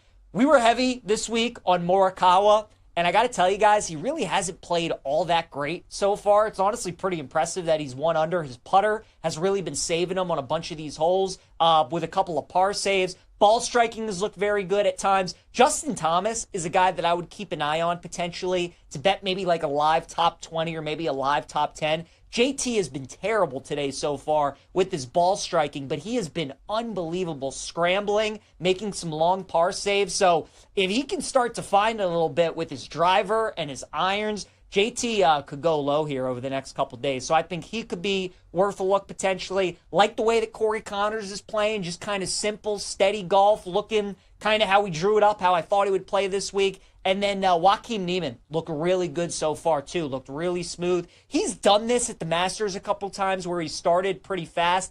Thing about Niemann, though, is he doesn't have a top 10 finish in his career at a major. So that's going to be the key for Niemann, is can he continue this over 4 rounds? But like I said, guys, it's really just Scotty's tournament right now. If Scotty continues to play the way that he's playing, he's going to win his 3rd green jacket. Like I said, plus 260 right now on BetMGM. Rory is plus 650, getting ready to start his round in a couple minutes. Bryson and John Rahm 16-1. Niemann is 18-1 along with Morikawa. And then Ludwig and Xander Schauffele are getting ready to start their rounds 20-1. And then Xander is 22-1. All right, so that's what's going on so far at the Masters. Let's get into those 3-ball pairings that we have going on as we do a little golfing with Glasser. We'll start with Xander Schauffele, who's literally getting ready to tee off alongside Victor Hovland and Adam Scott, so you might be able to get this one live potentially depending on how the tee shots go. I do like Xander, though, at plus 125. Victor Hovland's interesting this week because, again, when Victor's on his game, one of the best ball strikers, one of the best iron players, but his short game still needs a lot of work, and so much of Augusta tests your short game. It tests your scrambling, your chipping, your wedges, your putter. I've bet Hovland the last couple years here at Augusta, and that's really what limits him. Is his short game just isn't as good as these other guys. So staying away from Victor. I'm staying away from Adam Scott as well. Obviously a former master champion, one of the smoothest swings in golf, great ball striker in his own right, but I really think Xander's the guy, right? We all know Xander's had the game to win major championships. After winning 2 last year, he finally has the confidence to go with it. Xander's usually a guy that starts pretty strong, so I think at plus 125, good bet today with Xander in his 3-ball alongside Hovland and Adam Scott. Then we got Rory, Ludwig, and Akshay Bhatia coming up at 1:12 p.m. Eastern Time. Now, obviously, Rory, big topic of conversation this week. Trying to complete the career Grand Slam. He hasn't won a major in 11 years. I like Rory a lot this week. I bet him top 10. I laid the juice with him at minus 150. I think he's going to be in contention. Talked about all week how I want a bigger price with him to win. And with the way that Scotty's playing so far, if Scotty continues doing what he's doing, Rory gets off to a little bit of a slow start in the front 9, we might end up getting a nice price on Rory. I think Ludwig, though, is a guy that I would target in this 3-ball. Not coming into the Masters playing all that great. His iron game has not been good, which that's usually the strong suit of Øberg's game. But he usually gets off to good starts, especially in some of these big tournaments, and then tends to fall off over the weekend. With all the pressure on Rory, usually doesn't get off to a fast start at Augusta. I think the play is on Øberg today at plus 188. I like Rory better long-term over the next 4 days, but for today, I think Ludwig plus 188 is the way that I would go. Then we got Bryson, Hideki, and Shane Lowry. What a 3-ball this is going to. 3 guys that I love this week. Bryson plus 150, Hideki plus 188, and Shane Lowry at plus 190. I think you can make a case for any of these 3 guys. If I had to choose, I would probably go with Bryson at the plus 150. Hideki, obviously, a past champion here at Augusta. Comes into this with a couple of missed cuts in his last couple starts after starting the season really strong. Just never know what you're going to get out of Hideki. And then Shane Lowry, obviously a guy that I bet to win outright this week. I think he's going to have a really good week. Bryson, though, in the past at the Masters has gotten off to some really good starts, and his game's in a really good place. The conditions are really not all that difficult today. It is a really good day to post a nice score, to get your round going, something in the 60s. Would feel more confident in Bryson doing that today than I would Shane Lowry, and we're getting a good price at plus 150. So I'd probably go with Bryson in that 3-ball. Then we got Jon Rahm, Tommy Fleetwood, and Wyndham Clark in our next 3-ball. It's another good one.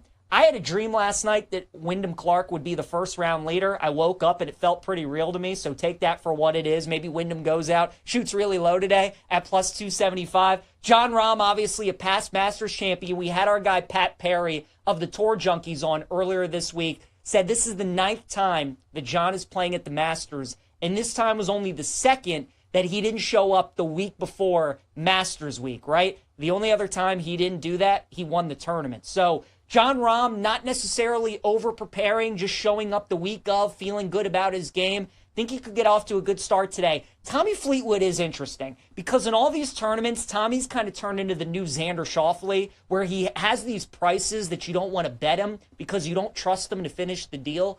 But all those same people who bet him every week, nobody wants Tommy this week. Have you heard anybody that likes Tommy Fleetwood this week? Not even to win, just to finish top 10, top 20. So I think Tommy's a little intriguing. But again, Wyndham Clark, I think the price is good enough where I would get behind him at plus 275. And then finally, Sepp Straka, Sahith Theegala, and Sam Burns, the final tee time today at 1:45 p.m. Eastern Time. Sepp Straka is one of my long shots that I like this week. He was at 80-1 to win the tournament, playing really good golf, played well at Augusta the last couple of years as well. Sepp's one of the best ball strikers on tour. I think he gets off to a nice start today. So I like Sepp Straka at plus 138. All right, a promo now from our friends at BetMGM. The Masters tournament is here, and it's time to tee off for a bigger win with BetMGM. Use your token on any Masters bet, and you'll receive a bigger payout if you win. Excitement is par for the course at BetMGM. Please gamble responsibly. All right, let's talk some NBA futures here as we go off the glass. We obviously got the playoffs beginning next week with the play-in tournaments. Western Conference, in my opinion, and I think a lot of people's opinion, going to be way more interesting than the Eastern Conference playoffs this year. Feels like we're kind of on a collision course in the Eastern Conference with Boston and Cleveland. We'll see if the Knicks can potentially be a threat, or we'll see if the Pacers potentially could be a threat. I actually think the Pacers might be a better threat to the Cavs potentially, or maybe even the Pistons, than I do the Knicks to the Celtics, right? Because the Celtics are going to get that 2 seed. The Knicks are going to get the 3. So those two teams are going to get matched up in the semis, whereas we'll see how the final Eastern Conference standings play out, what happens with Milwaukee, Indiana, Detroit. But I think almost that team, who's ever the 4 or 5 seed, has a better chance of knocking out the potential Cleveland Cavaliers in the semifinal round. I still like Boston in the Eastern Conference for me. It's simple. Boston, we've seen them do it. We've seen them been there, do that with this core group of guys. Tatum, Brown, Derek White, and don't look now, but Porzingis is back, and he had 8 threes the other night. I mean, if Porzingis can come in there and contribute for Boston, we saw the kind of lift that he provided for them in the NBA Finals last year against Dallas. Imagine if they get that throughout the entire playoffs. So it feels like they've kind of had this like Maserati in the garage that they've been waiting to unleash all season, and they finally got him back, and Porzingis just brings an entire new dynamic to this Boston Celtics team. So for me, it's Boston in the Eastern Conference. I understand if you don't want to lay minus 145. Maybe you see if potentially the Knicks get a game in Boston. It's 1-1 going back to New York. Maybe they win game 3 and you get a good price on them to win the East at that point. Or maybe the Cavs take the first 2 games at home if they play them in the Eastern Conference Finals. But it's pro Boston for me, but it's also anti Cleveland, because I just don't think a team can go to the NBA Finals when Donovan Mitchell is your best player. Donovan Mitchell's really good. He's not at that superstar, elite, top 10 player in the league level. He's not one of those guys. Darius Garland's really good. Evan Mobley's really good. But Cleveland just does not have that superstar caliber player. And that's what you need to win and go deep in the playoffs in the NBA. So even though Kenny Atkinson's done an awesome job, they're a great defensive team. They got a really strong starting lineup. They don't have that elite top-tier player. And because of that, I got to go with the Boston Celtics in the Eastern Conference. As for the Western Conference, now this is going to be interesting. OKC has been the favorite all season, and rightfully so, at minus 135. They have like the highest net rating of any team ever in NBA history. They got a superstar, one of the best players in the league, in Shai Gilgeous-Alexander. Chet Holmgren's awesome. Jalen Williams is really good. Been talking about it all year, though. I cannot bet OKC at this price to win the West or win the NBA Finals at plus 175 with a team that has not been there, with a team that has not proven to us that they can win an NBA championship, right?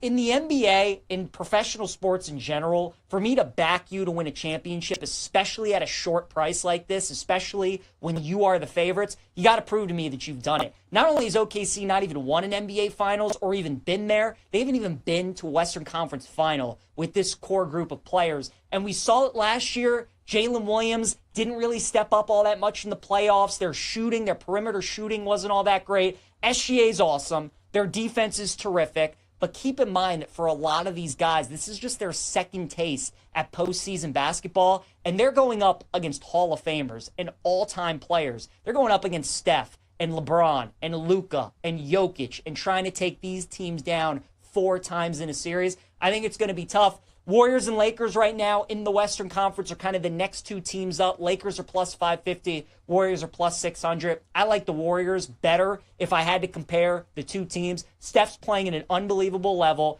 Obviously has won 4 titles. Jimmy Butler's been a really nice addition. Steve Kerr's a great head coach. And I like him better on defense than I do the Lakers. I really think not having that big man is going to hurt LA. Jackson Hayes is a nice player, not the kind of guy that I think you need to win a championship. It will be fun to watch LeBron and Luka together in the postseason, but I think between those 2 teams, I like the Warriors more so than the Lakers, and the Warriors right now would be my pick to win the Western Conference. I'm totally out on the Denver Nuggets. Jokic is the best player in the world. He's unbelievable. He's averaging a triple-double, but Jamal Murray is hurt, And the firing of Michael Malone tells me that the Nuggets are in panic mode, that they know that their season is going in the wrong direction really fast, and they panicked to try and salvage it in some way that they could. Their defense is not very good. I don't like their depth either. So I'm out on the Nuggets. I think the Clippers and the Timberwolves are two interesting teams to watch, though, right? I can't fully trust the Clippers just because, again, I know Kawhi's playing right now and he looks good, and Harden's been awesome, and Norman Powell's been awesome too. Ty Lue's one of the best coaches in the NBA. But that word trust again when it comes to the Clippers. Can we trust them to stay healthy for 7 weeks, for 8 weeks, win a championship, get to a championship? I can't, so I can't get there with the Clippers. And the Minnesota's interesting. Obviously, this is a team that made it to the Western Conference Finals last year, made the big trade in the offseason, get rid of Karl-Anthony Towns, bring in Randall, bring in DiVincenzo. It took them a little bit to get going, but Minnesota's finally got it figured out. They match up really well with some of these top teams in the Western Conference. So I think Minnesota 20-1 would be worth a look, but I like the Warriors right now at plus 600 to win the Western Conference. All right, let's get to our guy Shawnee Sharp right now for a little sports betting minute. We got live baseball going on. We got more updates at the Masters. Shawnee Sharp, walk us through what we got going on. Yeah, Peach, we actually have a bunch of movement right now over at the Masters over at Augusta here. Let me refresh my screen. Rory McIlroy just teed off with Akshay Bhatia, and who else is in this group? I can't think of the name right now, but Ludwig. Roy just bombed his right in the middle of the fairway, so that's a good start for him. We have a three-way tie for first right now. Scotty Scheffler, Terrell Hatton, Justin Rose, all 3 under because Steven Jager double bogeyed the 13th hole, so he fell back to tied for 4th here. And our guy Aaron Rai, we talked about yesterday for top debutant, just birdied the 15th after bogeying the 11th, 12th, and 13th. So he's back to 2 under. So good movement there. Looking at the live odds right now over at BetMGM. Once again, refreshing my screen here. No shock, Scotty Scheffler at plus 250 to win right now. Rory McIlroy went from just a couple seconds ago before his tee shot was plus 650s. Now it's 6-1. Bryson DeChambeau 16-1. Still has tees off here in about 15 minutes. John Rahm 16-1. Colin Morikawa 18-1. Joaquin Neiman 18-1, Ludwig 18, Terrell Hatton 20-1 are all the top ones right there. Looking over to the MLB, the White Sox are actually 0-0 right now with the man on second, and the Angels jumped on the Rays. They're up 1-0 middle of the first inning. So that's kind of what's going on right now in the world of sports there, Pete. Love it. Sean, great update there with Jaeger having a little bit of a Jaeger bomb, right? Definitely a double bogey. So not good there. 3-way ties. So, Scotty, interesting to see his odds remain at just plus 260. Crazy. Rory tees off, bombs one down the middle, already drops from plus 650 to plus 600. Also, Sean, sorry about your White Sox yesterday to lose a game like that with Talkman just like completely, what was it? He like tore his hamstring or something? He like pulled his hamstring or something. You can't kill what's already dead, Peach. I'm so over this team. But yeah, it was the most White Sox way to lose. I actually was driving in the car at that moment, so I wasn't watching it. And I got a text saying like, "Are you okay?" And I was like, "Why?" And I looked it up because I assumed they had already lost. And I saw I'm like, this is just White Sox. But yeah, it's all right. It'll be tough. All right. We're going to talk some baseball with our guy Jake Hassan coming up here in a little bit. But want to dive into some NFL because we got some draft bets that I want to talk about here from our friends at BetMGM. So if you go over to BetMGM, they have lines out available for every team in the NFL, the odds of what position they are going to select first with their first pick in the upcoming NFL draft. So the first team we'll look at is the Buffalo Bills right now. They are favored to draft a defensive lineman or pass rusher, edge rusher at minus 105. Cornerbacks up there at plus 310. You got safety at 5-1.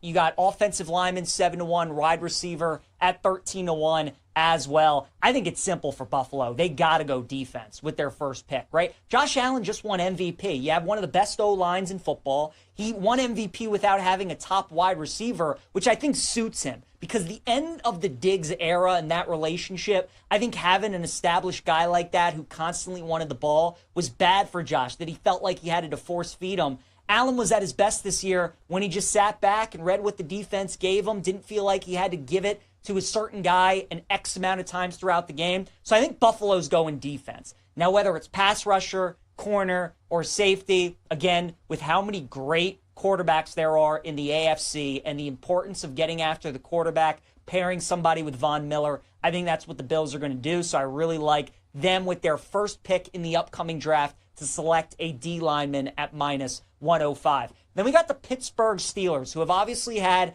an interesting offseason. No more Russell Wilson, he's on the Giants. No more Justin Fields, he's on the Jets.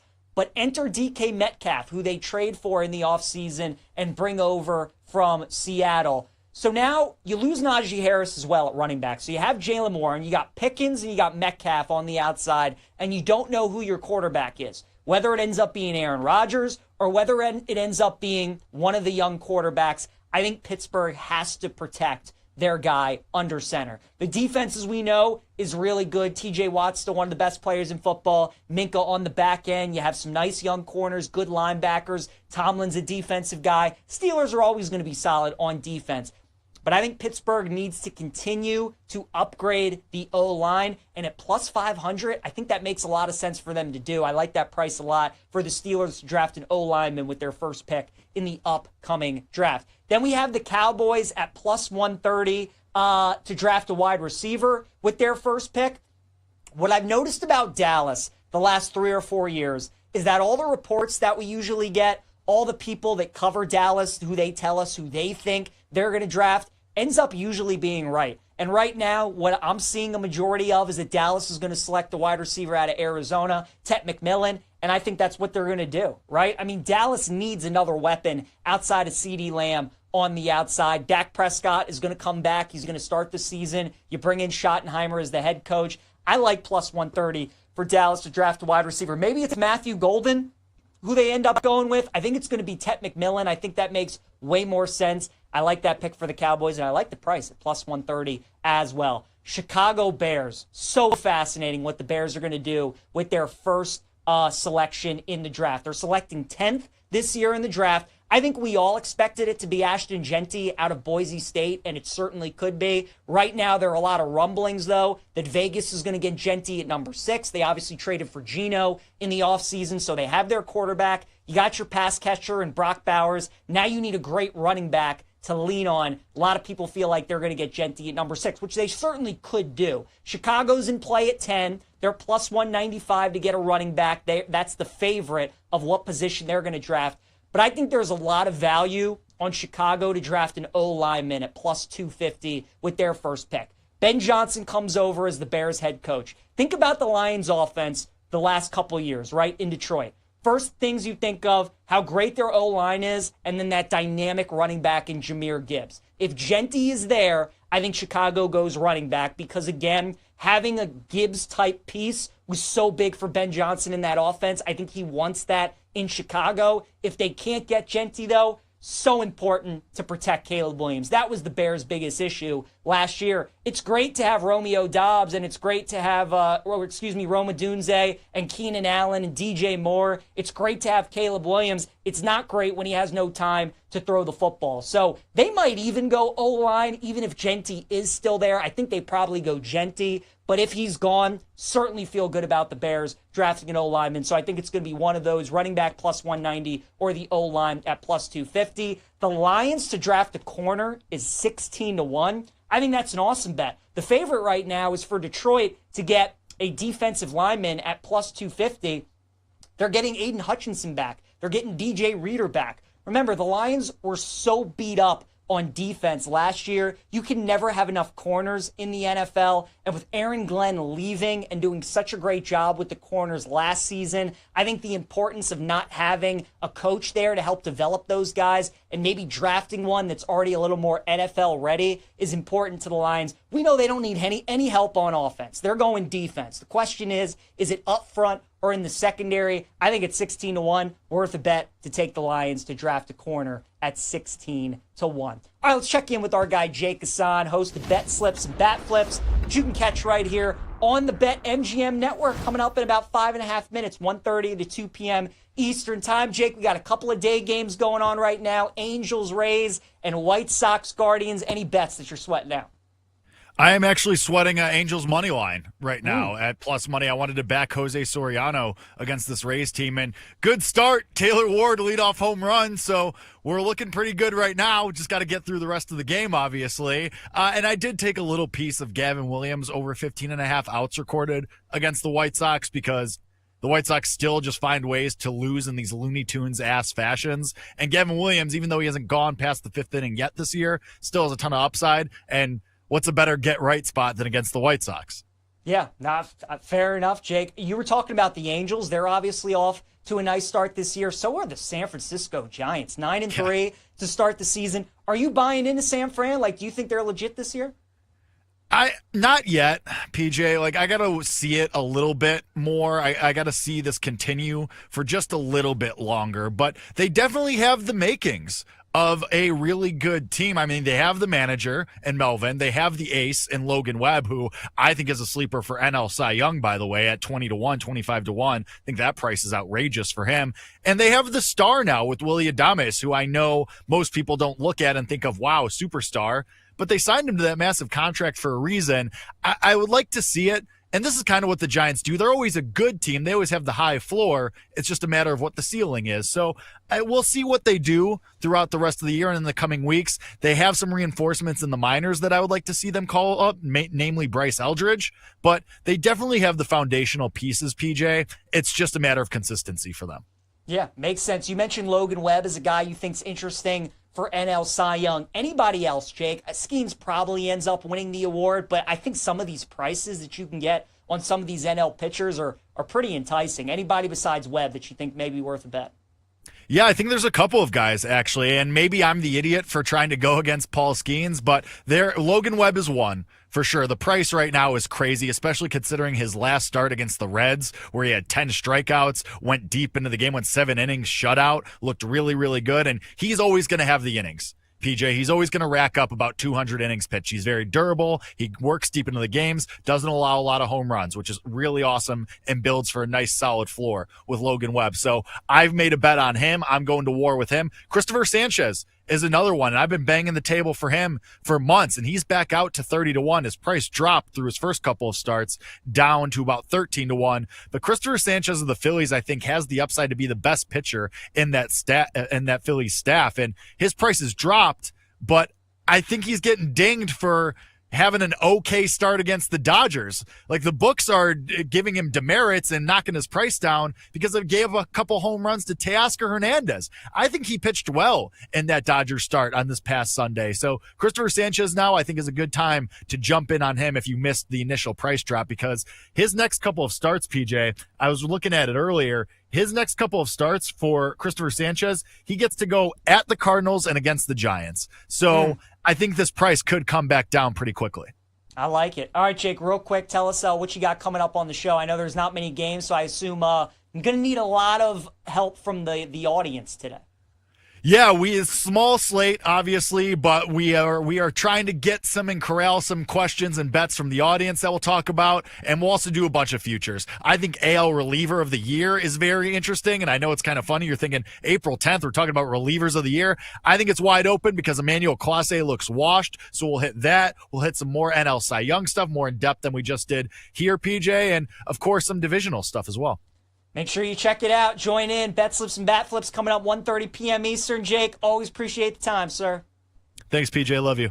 Love you too, pal. All right, guys, let's roll through PJ's plays here real quick on a Thursday. Alex Bregman is going to be our play in going streaking against Chris Bassett. We're at 7 in a row. He's 10 for 26 in his career against Bassett. Bregman off to a great start. He's our play in going streaking. Cade Cunningham over 25.5 points today against the Knicks is our prop lock. 29 points and 36 points for Cade already this year in both matchups against the Knicks. Phillies are going to be my dog of the day with Luzardo on the mound. Give me Philadelphia. And then my best bet, give me the Capitals on the money line, plus 135 against Carolina. I think the Caps are going to look like the team that we've seen for much of the year. Ovi's finally got the record. I think they go back to playing their normal game. The Canes beat them bad a week ago. I think they get revenge tonight. Give me Washington plus 135. All right, guys, awesome show today. Enjoy the Masters. We'll talk some more tomorrow. Make sure you tune in for Bet Sips and Bat Flips coming up.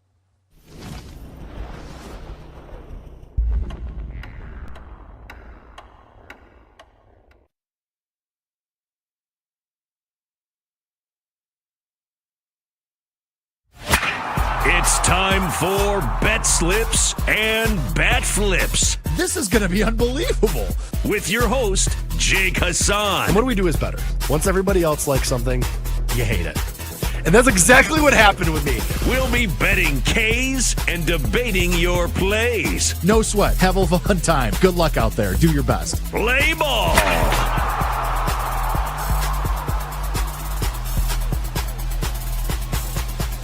Welcome in to another edition of Bet Slips and Bat Flips. A new open. Finally. We've only been on the air for a week, 2 weeks, but we did it. We're here.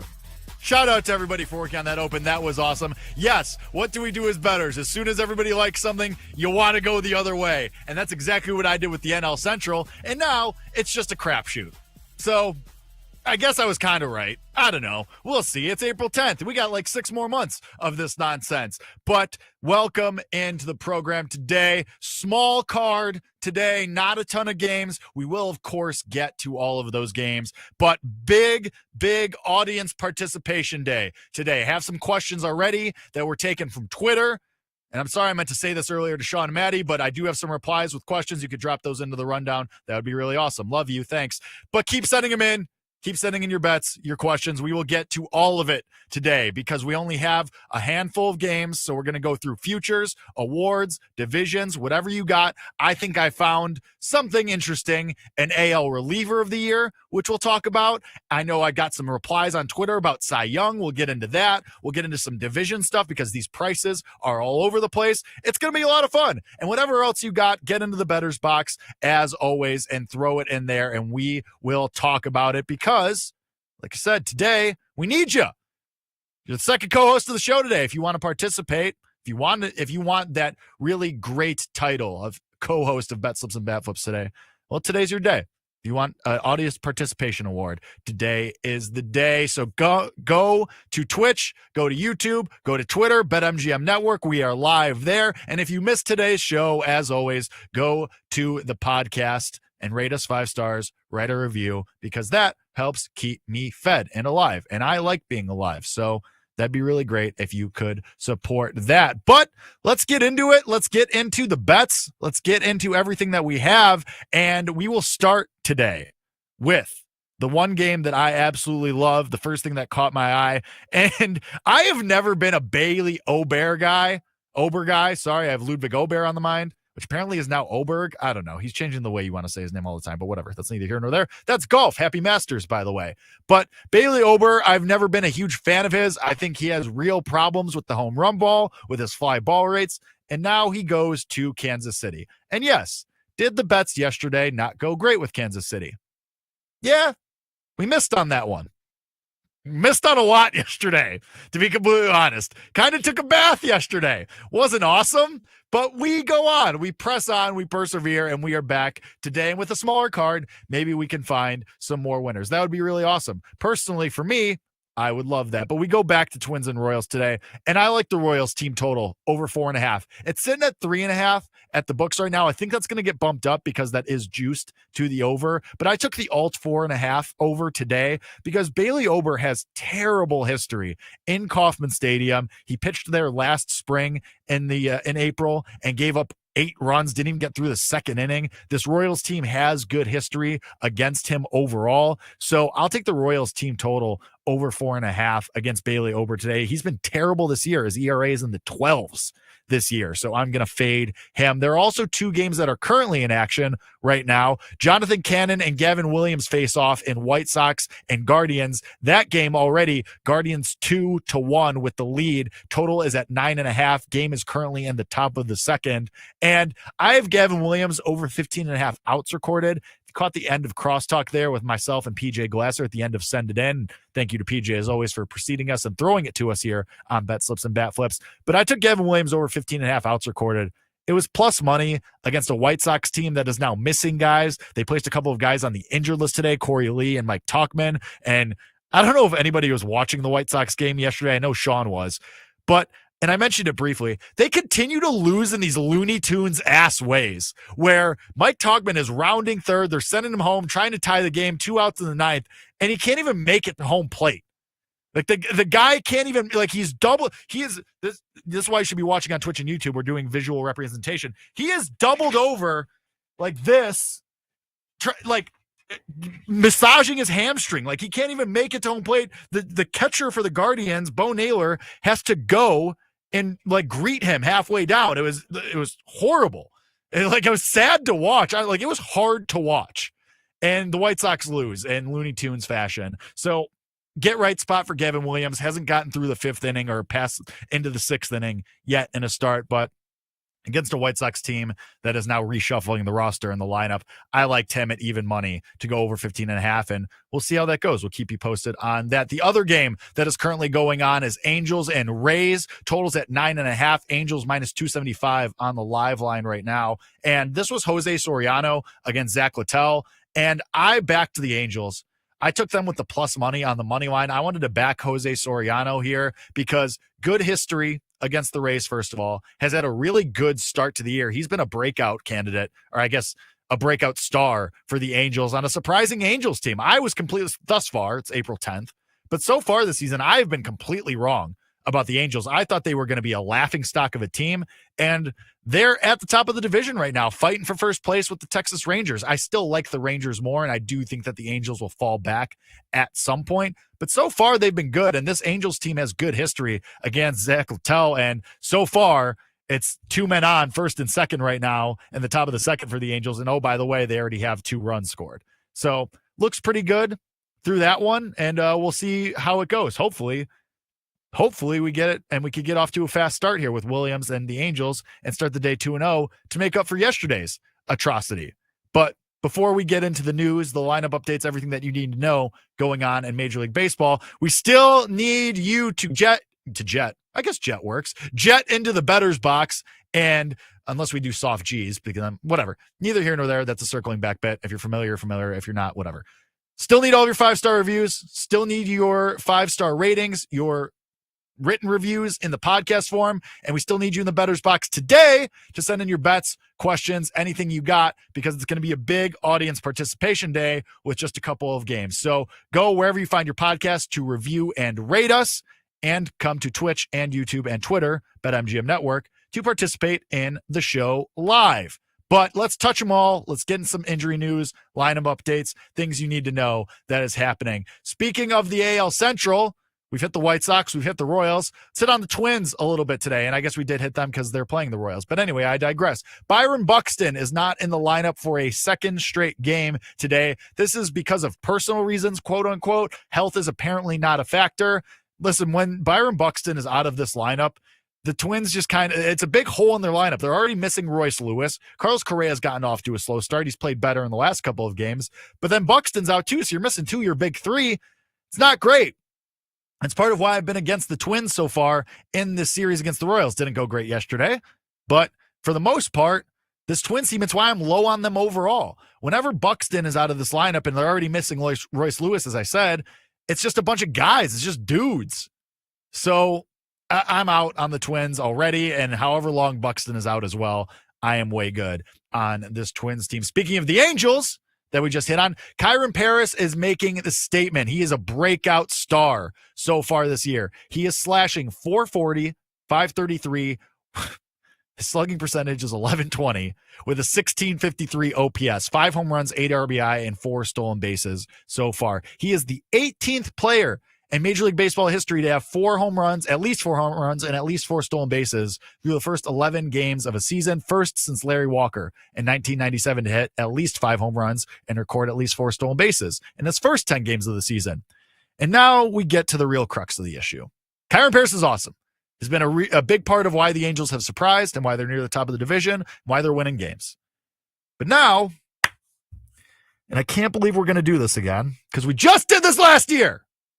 We just did this with Mason Miller. Is he a rookie? Is he not a rookie? Baseball Reference says that Kyron Paris exceeded rookie limits last year. So usually you would think, okay, can't win Rookie of the Year. And the odds board will tell you the same thing because you can't find Kyron Paris anywhere. You could scour any odds board on any website, whether it be BetMGM, whether it be elsewhere. His name is not listed. And yet, because per Major League Baseball, As long as you don't go over 45 days on the active roster, excluding injured list time, and as long as you don't have more than 150 at-bats, you're a rookie. Well, Kyron Paris had 91 career at-bats coming into the season and spent roughly a month on the Angels last year.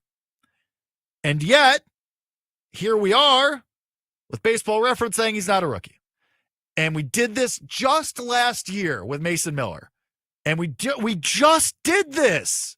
And Mason Miller shot to the top of the leaderboard for Rookie of the Year because at the time he was pitching really awesome. Nobody had really broken through yet. We didn't have Luis Gil in our lives yet. I kind of wish we never did at that point because whatever, neither here nor there. We don't have to revisit AL Rookie of the Year saga of 2024. But for now, like, are we really going to do this again where he's just going to magically pop up at the top of the odds board like next week? Like it's going to be Christian Campbell, Jacob Wilson, and Kyron Paris all in that 5-1 range? Because if we are, then like we need to figure this out.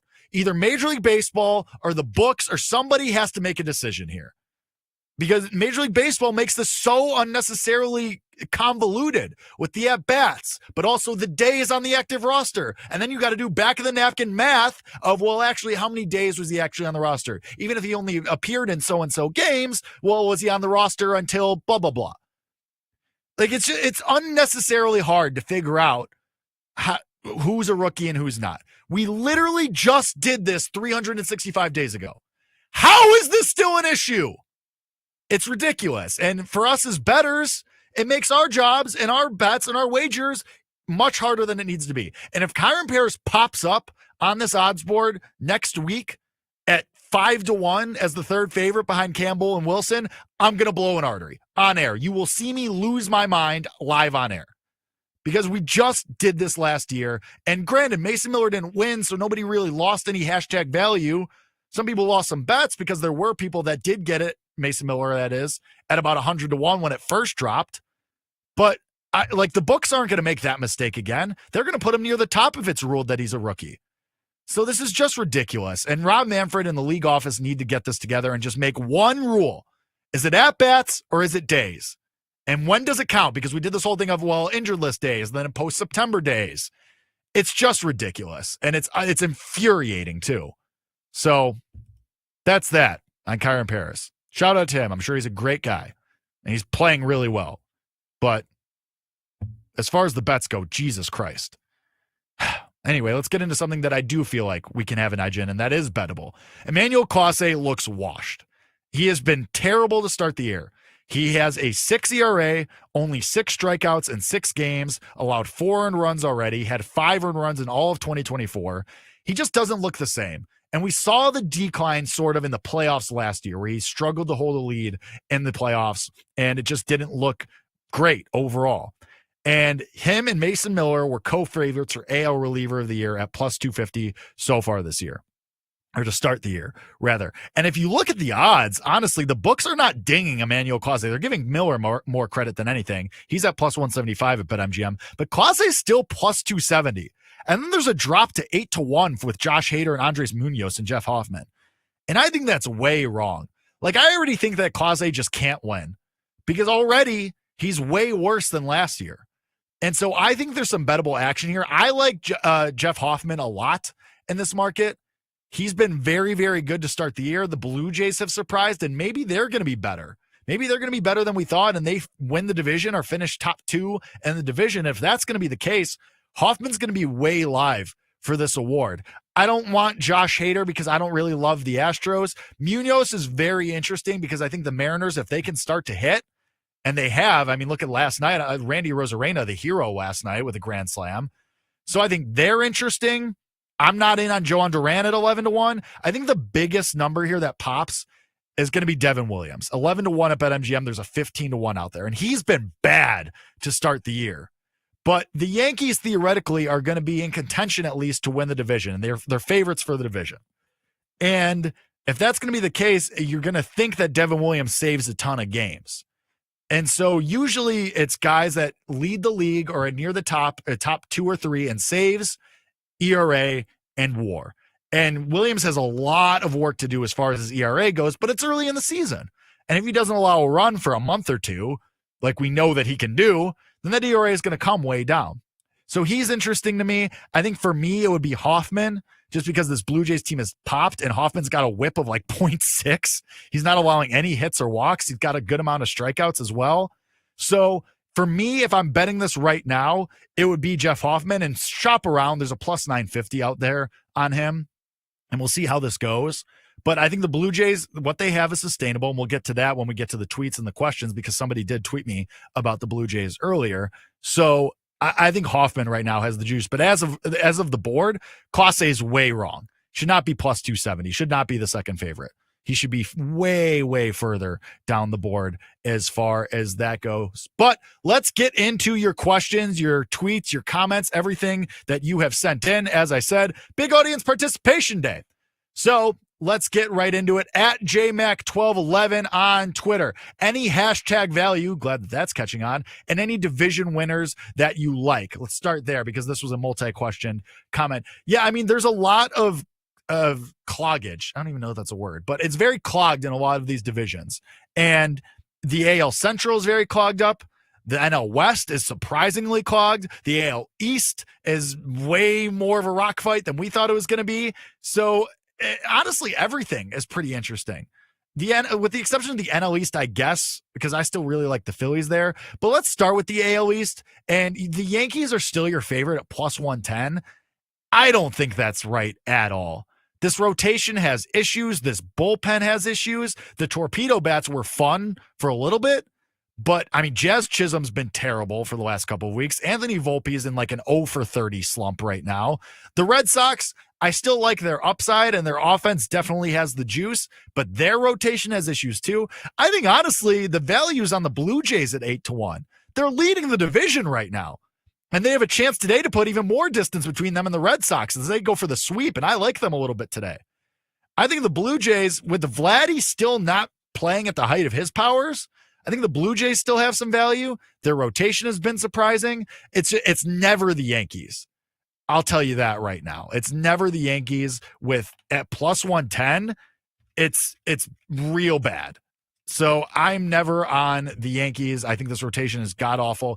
I think there's some value on the Blue Jays right now. Red Sox at 3-1 isn't bad either. Let's go to the AL Central because I think this is kind of interesting with the Tigers, Twins, Guardians, and Royals. And the Tigers are plus 145. That makes sense. They've surprised. Jack Flaherty shoved yesterday and a loss. But, guys, I'm going to be bullish on the Royals still. I know Lugo wasn't awesome yesterday, but Cole Reagans absolutely has the juice. Chris Bubich has been a revelation. Michael Wacha still has a high floor. And once Jack Caglione gets called up, once we finally get Jack the Ripper on this roster hitting nukes, and he's teased that he's going to try a torpedo bat as well, which is crazy, I still think that this Royals team at plus 275 at MGM, I think there's still 3-1s out there, which was their preseason price. I think they're the team that has the most to go with here. So if anything, I think the AL East and the AL Central are most compelling. I will say people are going to look at the NL West and they're going to look at that big number with the Dodgers at minus 750. And hey, what do you know? Like, this is way more competitive than we thought it would be, at least thus far in the season. The Padres are going to be the story at 8-1, and they've been really, really good. But I can't trust them with these injuries, especially with Merrill on the injured list, Fernando Tatis Jr. dealing with this shoulder thing already. I think it would be the Diamondbacks at 13-1 for me, just because they have the rotation between Gallen and Burns at the top. And if Merrill Kelly figures it out, great. Brandon Pfaadt had an awesome start yesterday. So I think it would be the Diamondbacks. They're still a team that I think can win the World Series. Also from JMac1211, sorry, J_Mac1211, any sleeper Cy Young candidates?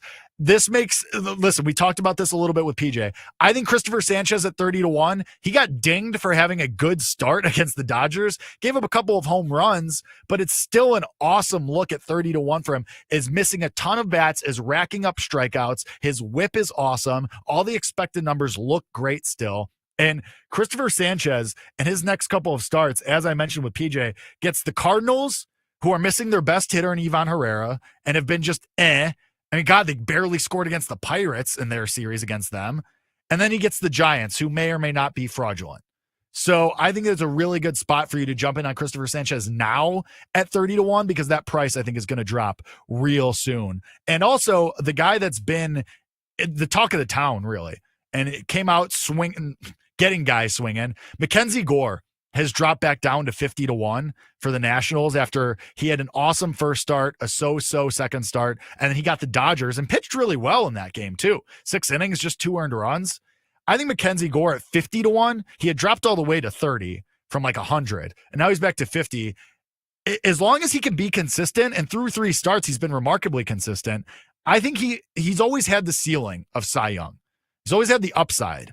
But I think Mackenzie Gore, you could jump back in here, and he has a really good spot because his price is definitely going to crash soon because his next 2 starts at Miami and at Colorado. Let that sink in. Mackenzie Gore, a strikeout artist, goes at Miami and at Colorado. Seems like a good spot to bet him right now at 50-1. Because do we think that he's going to have trouble with those lineups? I don't. So just saying. In the AL really fast, Hunter Brown's prices started to move. He was 22-1 yesterday, had a good start against the Mariners yesterday, and the Astros blew it. Shout out to the Hunter Brown to record a win bet. Thanks, Astros bullpen. But anyway, now he's down to about 18-1. I like Hunter Brown still. I absolutely think he has the upside of Cy Young. I liked him before the season. I still like him now. And then Joe Ryan, too, honestly. Pitched really, really well. The strikeouts haven't been there yet, but he said yesterday, as it's starting to warm up, he's starting to feel more confident. He could feel the grip of the ball and has a better feel for his pitches. So Joe Ryan, another one. Listen, you always go back to your first love, right? So Joe Ryan, I think, has a little bit of value. Big ticket show. Does the Blue Jays signing Vlad change your outlook on them for the season? I saw 79.5 win total, and their division odds are 7-1, 8-1 at BetMGM. They're off to a decent start despite a bit of a power outage through the lineup. I have changed completely on the Blue Jays. I think if Chris Bassett is going to pitch like this, I think if Kevin Gausman's going to be this consistent, I think they and I really like Jeff Hoffman at the back of that bullpen. I like that bullpen as a whole, to be honest. And once the bats start to pick it up, and once Dalton Varsho comes off the injured list, once Vlad starts to hit a little bit, I think this Blue Jays team could definitely be a playoff contender. I think they could win 85, 86 games, and I think there's a little bit of value on them for the division right now. So I've completely changed my stance on the Blue Jays. I think I was wrong about them. At Seth Morford, do we think the White Sox can win 60 games this year? It can't get worse than last year, right? Right? I think it might get worse. And the ways that they're losing games, like I like the trio of Sean Burke, Jonathan Cannon, and Shane Smith in that rotation, and I think that should get them to 60 wins. But man, if they can't hit, then this is going to be a real issue. And maybe they call up Kyle Teal now with Corey Lee going on the injured list, and he's somebody that I would circle for AL Rookie of the Year. But I think it could get worse. Just watch the end of yesterday's game. Sorry to say. Sorry. Brian Bobo Giles. Sorry if I'm butchering that. Hey, Jake, happy Thursday. How do you think Steele's tendonitis is for the Cubs? That injury just doesn't go away. I agree, and it would explain some of his struggles to start the year. I know he was really great in his last start for the Cubs, but Justin Steele, a guy who's dealt with injuries for the last year plus. And so he's somebody who maybe we're going to look to fade going forward because, like you said, tendonitis doesn't just go away. Maybe you could power through it better some days than others. But I'm not going to bet Steele, certainly not for any awards going forward. Furman 50, thoughts on parlay. Witt over 1.5 total bases with KC team total. Love it. I really like Kansas City's team total over today against Ober, and I really like Witt today as well. He has really, really good history against Bailey Ober, especially at home. Let's get to our starter spotlight before we get into the rest of the bets today. Starter spotlight. This one's a banger. Phillies Braves, Jesus Luzardo versus Spencer Schwellenbach. Luzardo, a 1.50 ERA. Schwellenbach, a 0 ERA so far. Two pitchers, that have been really, really awesome. And Spencer Schwellenbach, we've seen his price completely crash below 10-1 for NL Cy Young. He's been absolutely phenomenal. I think this game is going to be an absolute banger. I will say, I'm going to be on the Phillies money line. At plus money on the first 5 money line. The Braves can't hit lefties. And Jesus Luzardo has seen this team before and pitched well against them. I'll take the Phillies on the first 5 money line today. Let's get into the 7-minute stretch, and I'll tell you my bets as we go through that as well. Jays versus Red Sox. Chris Bassett versus Walker Buehler. I like the Jays. again, I think they get the sweep today. Chris Bassett has been awesome so far throughout the first couple of starts of the season, and Walker Buehler has been absolutely atrocious for the Red Sox. He's been absolutely terrible. I think the Blue Jays can smell the blood in the water, so I will take them on the first 5 money line in this one. I also do, though, like Willie Abreu over 1.5 total bases. Plus 140 is an insane price for a guy who has started the year insanely hot for the Red Sox. He's 4 for 10 in his career against Chris Bassett, and he's been dialed this year. 378, 500, 703 slash line for Willie Abreu so far. So Blue Jays do think they go for the sweep, think they can smell the blood. Willie Abreu over 1.5 total bases. You know that I like the Royals team total over 4.5. I also like some Bobby Witt Jr. props as well. So if you missed that, go back to the beginning of the show, rewind. They were my one bet that I love today. Brewers versus Rockies. Brewers minus 125, Rockies plus 105. Totals at 10.5. But can't blame them with Quinn Priester and Ryan Feltner going in this one. I like a couple player props in this game. Mickey Moniak over 1.5 total bases plus 135 at BetMGM. Best price out there. Moniak 2 for 3 with a double against Priester. His contact rates, his hard hit rates have been really, really awesome. His barrel rate is one of the best in the league. Priester, first time pitching at Coors. And we know that we like to fade people who are going to Coors Field for the first time. I do also like Christian Yelich over 1.5 total bases. Minus 110. Hit a home run last night, starting to turn around in his last couple of games. 4 for 9 in his career against Ryan Feltner as well. We keep it moving now. Wow, I forgot there's only like 3 games. Kind of breezed through that.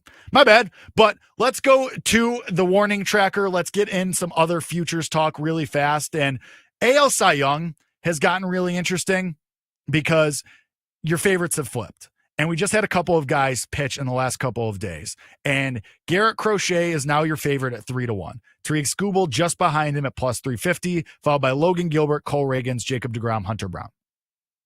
I'm going to say one thing. I'm going to call my shot right now. And if you don't want to bet this price, fine. I think Cole Reagans is going to win the Cy Young. He's been awesome. He was in the voting. He finished in the top 7 last year, and he's 7-1. I get it. It's not a fun price to bet. Maybe you want to parlay him with Jeff Hoffman, reliever of the year. Go nuts. You want to parlay him with some live Masters bet. Go for it. But Reagans against the Twins the other night racked up 11 strikeouts. He was phenomenal. He went 6 innings. I think Cole Reagans is going to win AL Cy Young. He's been absolutely unbelievable, is morphing into an ace in front of our eyes. I don't think it's going to be Skubal. He stumbled out of the gate. He had a good start for the Tigers in his last start, got back on track. But Garrett Crochet in his last start for Boston, he stumbled as well. 4 unearned runs. Only one of those runs got charged to his ERA, but he's starting to kind of stumble a little bit. Or not starting to, he's stumbled a little bit and isn't going deep into the games yet. Isn't going to the 6th, 7th, 8th inning yet. So I like Reagans. He's racking up strikeouts. He's going deep into these games. I think he's probably your most likely candidate to win right now. But as I said, I do like Hunter Brown still. Has been very efficient, is going deep into these games. The strikeouts haven't come yet, but I do still think that he has that kind of ceiling overall. Further down the board, I think if anything, Joe Ryan has a little bit of interest to me, but he's somebody that we got to wait and see, and we got to make sure that he can put all of that together. And like I said, you always go back to your first love, right? So that's what they say. And so Joe Ryan was famously one of my first loves as far as up and coming pitchers, but I do just think it might be Reagans. He's been really awesome. So it's hard to deny that, but a lot of season left, guys. It's April 10th. We got 6 more months of this. So we'll continue to monitor these awards as we go through, but let's wrap it up. Let's get to the bets, the walk-off right now. Even though it's a smaller card, a couple things that I do like. Royals team total over 4.5. Like I said, Bailey Ober, I'm going to fade him. He's been terrible this year, has really bad history at Kauffman Stadium in Kansas City. Mickey Moniak over 1.5 total bases, has seen Quinn Priester before. Priester, his first time in Colorado. Moniak at a good price, like him over 1.5 total bases. Yelich starting to turn around over 1.5 total bases. Toronto, first 5 money line. I'll back Chris Bassett and Toronto as they go for the sweep, but I will take Willie Abreu over 1.5 total bases. Phillies, first 5 money line. Atlanta, terrible against lefties. Jesus Luzardo off to an awesome start. The Just for Funsies home run plays of the day. Bobby Witt Jr., really, really good history against Bailey Ober, including a couple of doubles and a home run. I'll also sprinkle Mickey Moniak to hit a home run. I'll trust in the barrel rates and the contact rates and the college play on the way out as well. Give me North Carolina at a pick'em at home against Wake Forest. Their pitcher, Jake Knapp, has been awesome this year, has been pitching really, really well. Give me North Carolina, a ranked team at home against an unranked Wake Forest, money line as the pick'em. That's it. That's the show. This is Bet.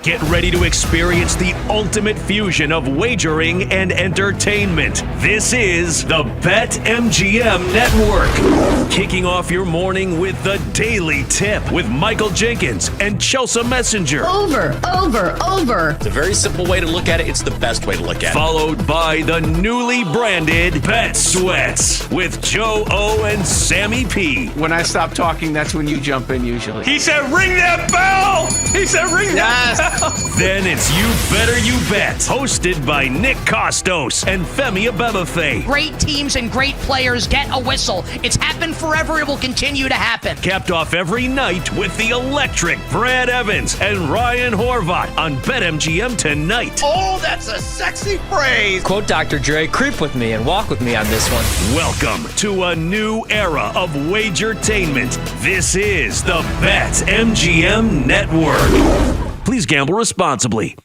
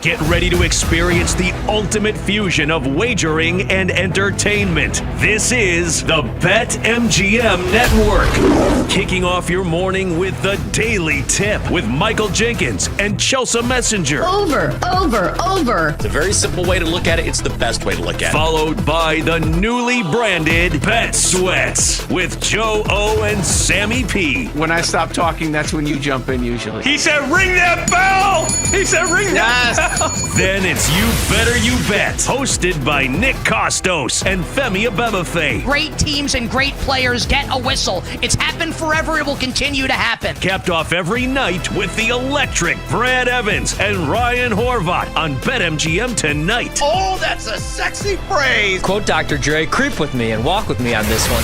Welcome to a new era of Wagertainment. This is the BetMGM Network. Please gamble responsibly.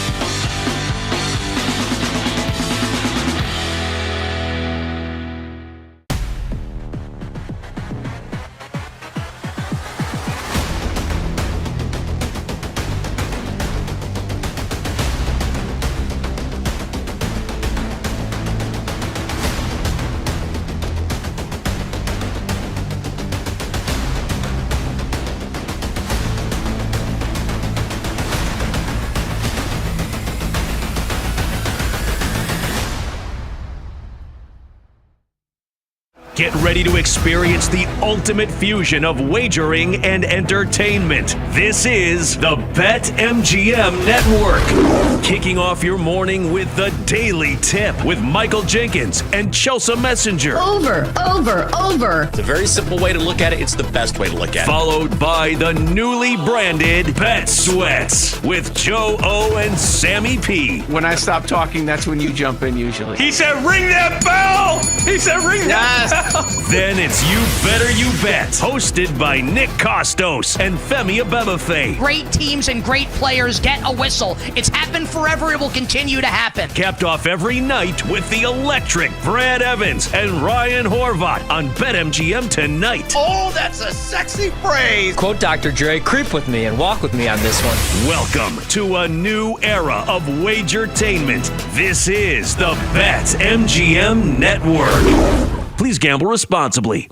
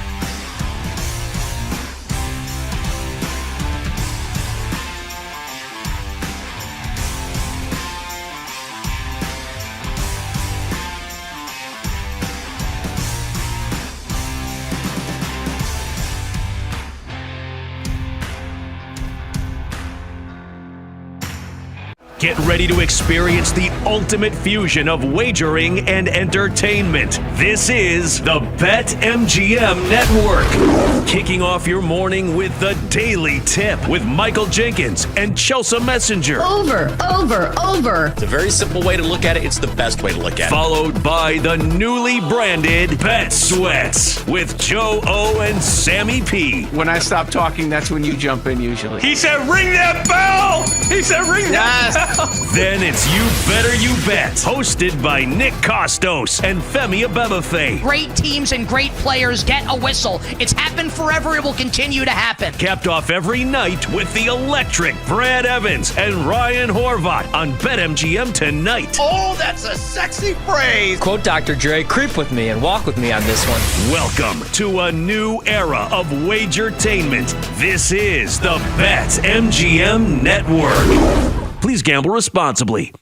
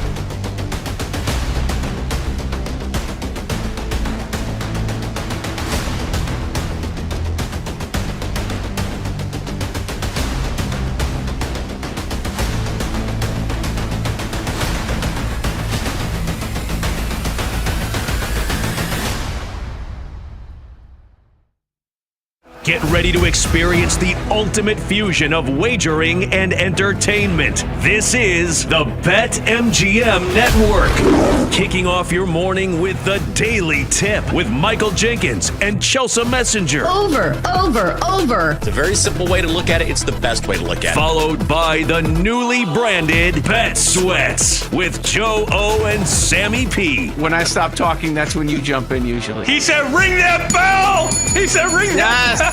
Then it's You Better You Bet, hosted by Nick Costos and Femi Abebefe. Great teams and great players get a whistle. It's happened forever. It will continue to happen. Capped off every night with the electric Brad Evans and Ryan Horvat on BetMGM tonight. Oh, that's a sexy phrase. Quote Dr. Dre, creep with me and walk with me on this one. Welcome to a new era of Wagertainment. This is the BetMGM Network. Please gamble responsibly.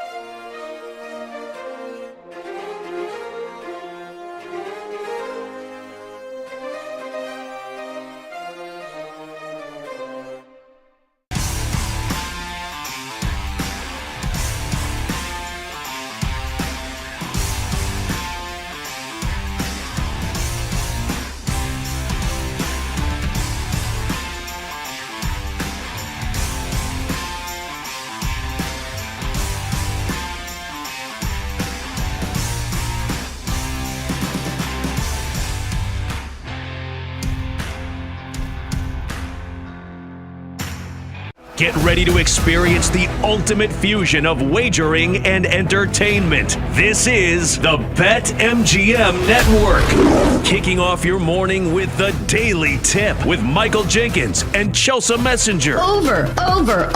It's a very simple way to look at it. It's the best way to look at it. Followed by the newly branded Bet Sweats with Joe O and Sammy P. When I stop talking, that's when you jump in usually. He said, "Ring that bell!" He said, "Ring that bell!" Then it's You Better You Bet, hosted by Nick Costos and Femi Abebefe. Great teams and great players get a whistle. It's happened forever. It will continue to happen. Capped off every night with the electric Brad Evans and Ryan Horvat on BetMGM tonight. Oh, that's a sexy phrase. Quote Dr. Dre, creep with me and walk with me on this one. Welcome to a new era of Wagertainment. This is the BetMGM Network. Please gamble responsibly.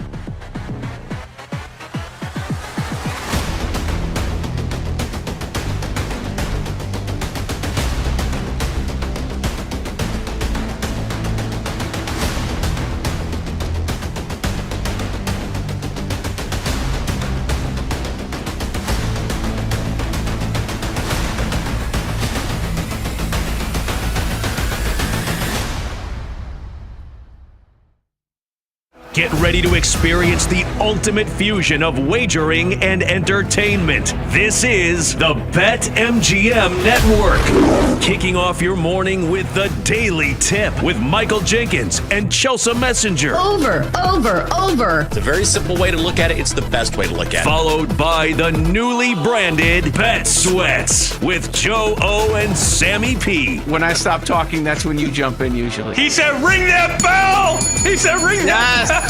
Then it's You Better You Bet, hosted by Nick Costos and Femi Abebefe. Great teams and great players get a whistle. It's happened forever. It will continue to happen. Capped off every night with the electric Brad Evans and Ryan Horvat on BetMGM tonight. Oh, that's a sexy phrase. Quote Dr. Dre, creep with me and walk with me on this one.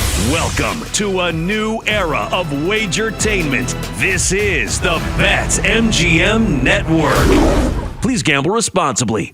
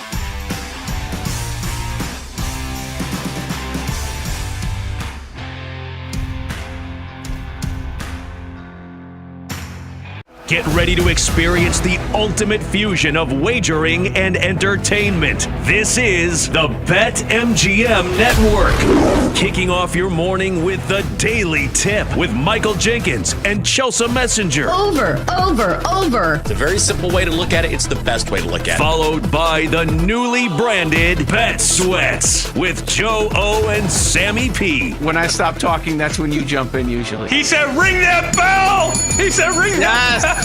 Then it's You Better You Bet, hosted by Nick Costos and Femi Abebefe. Great teams and great players get a whistle. It's happened forever. It will continue to happen. Capped off every night with the electric Brad Evans and Ryan Horvat on BetMGM tonight. Oh, that's a sexy phrase. Quote Dr. Dre, creep with me and walk with me on this one. Welcome to a new era of Wagertainment. This is the BetMGM Network.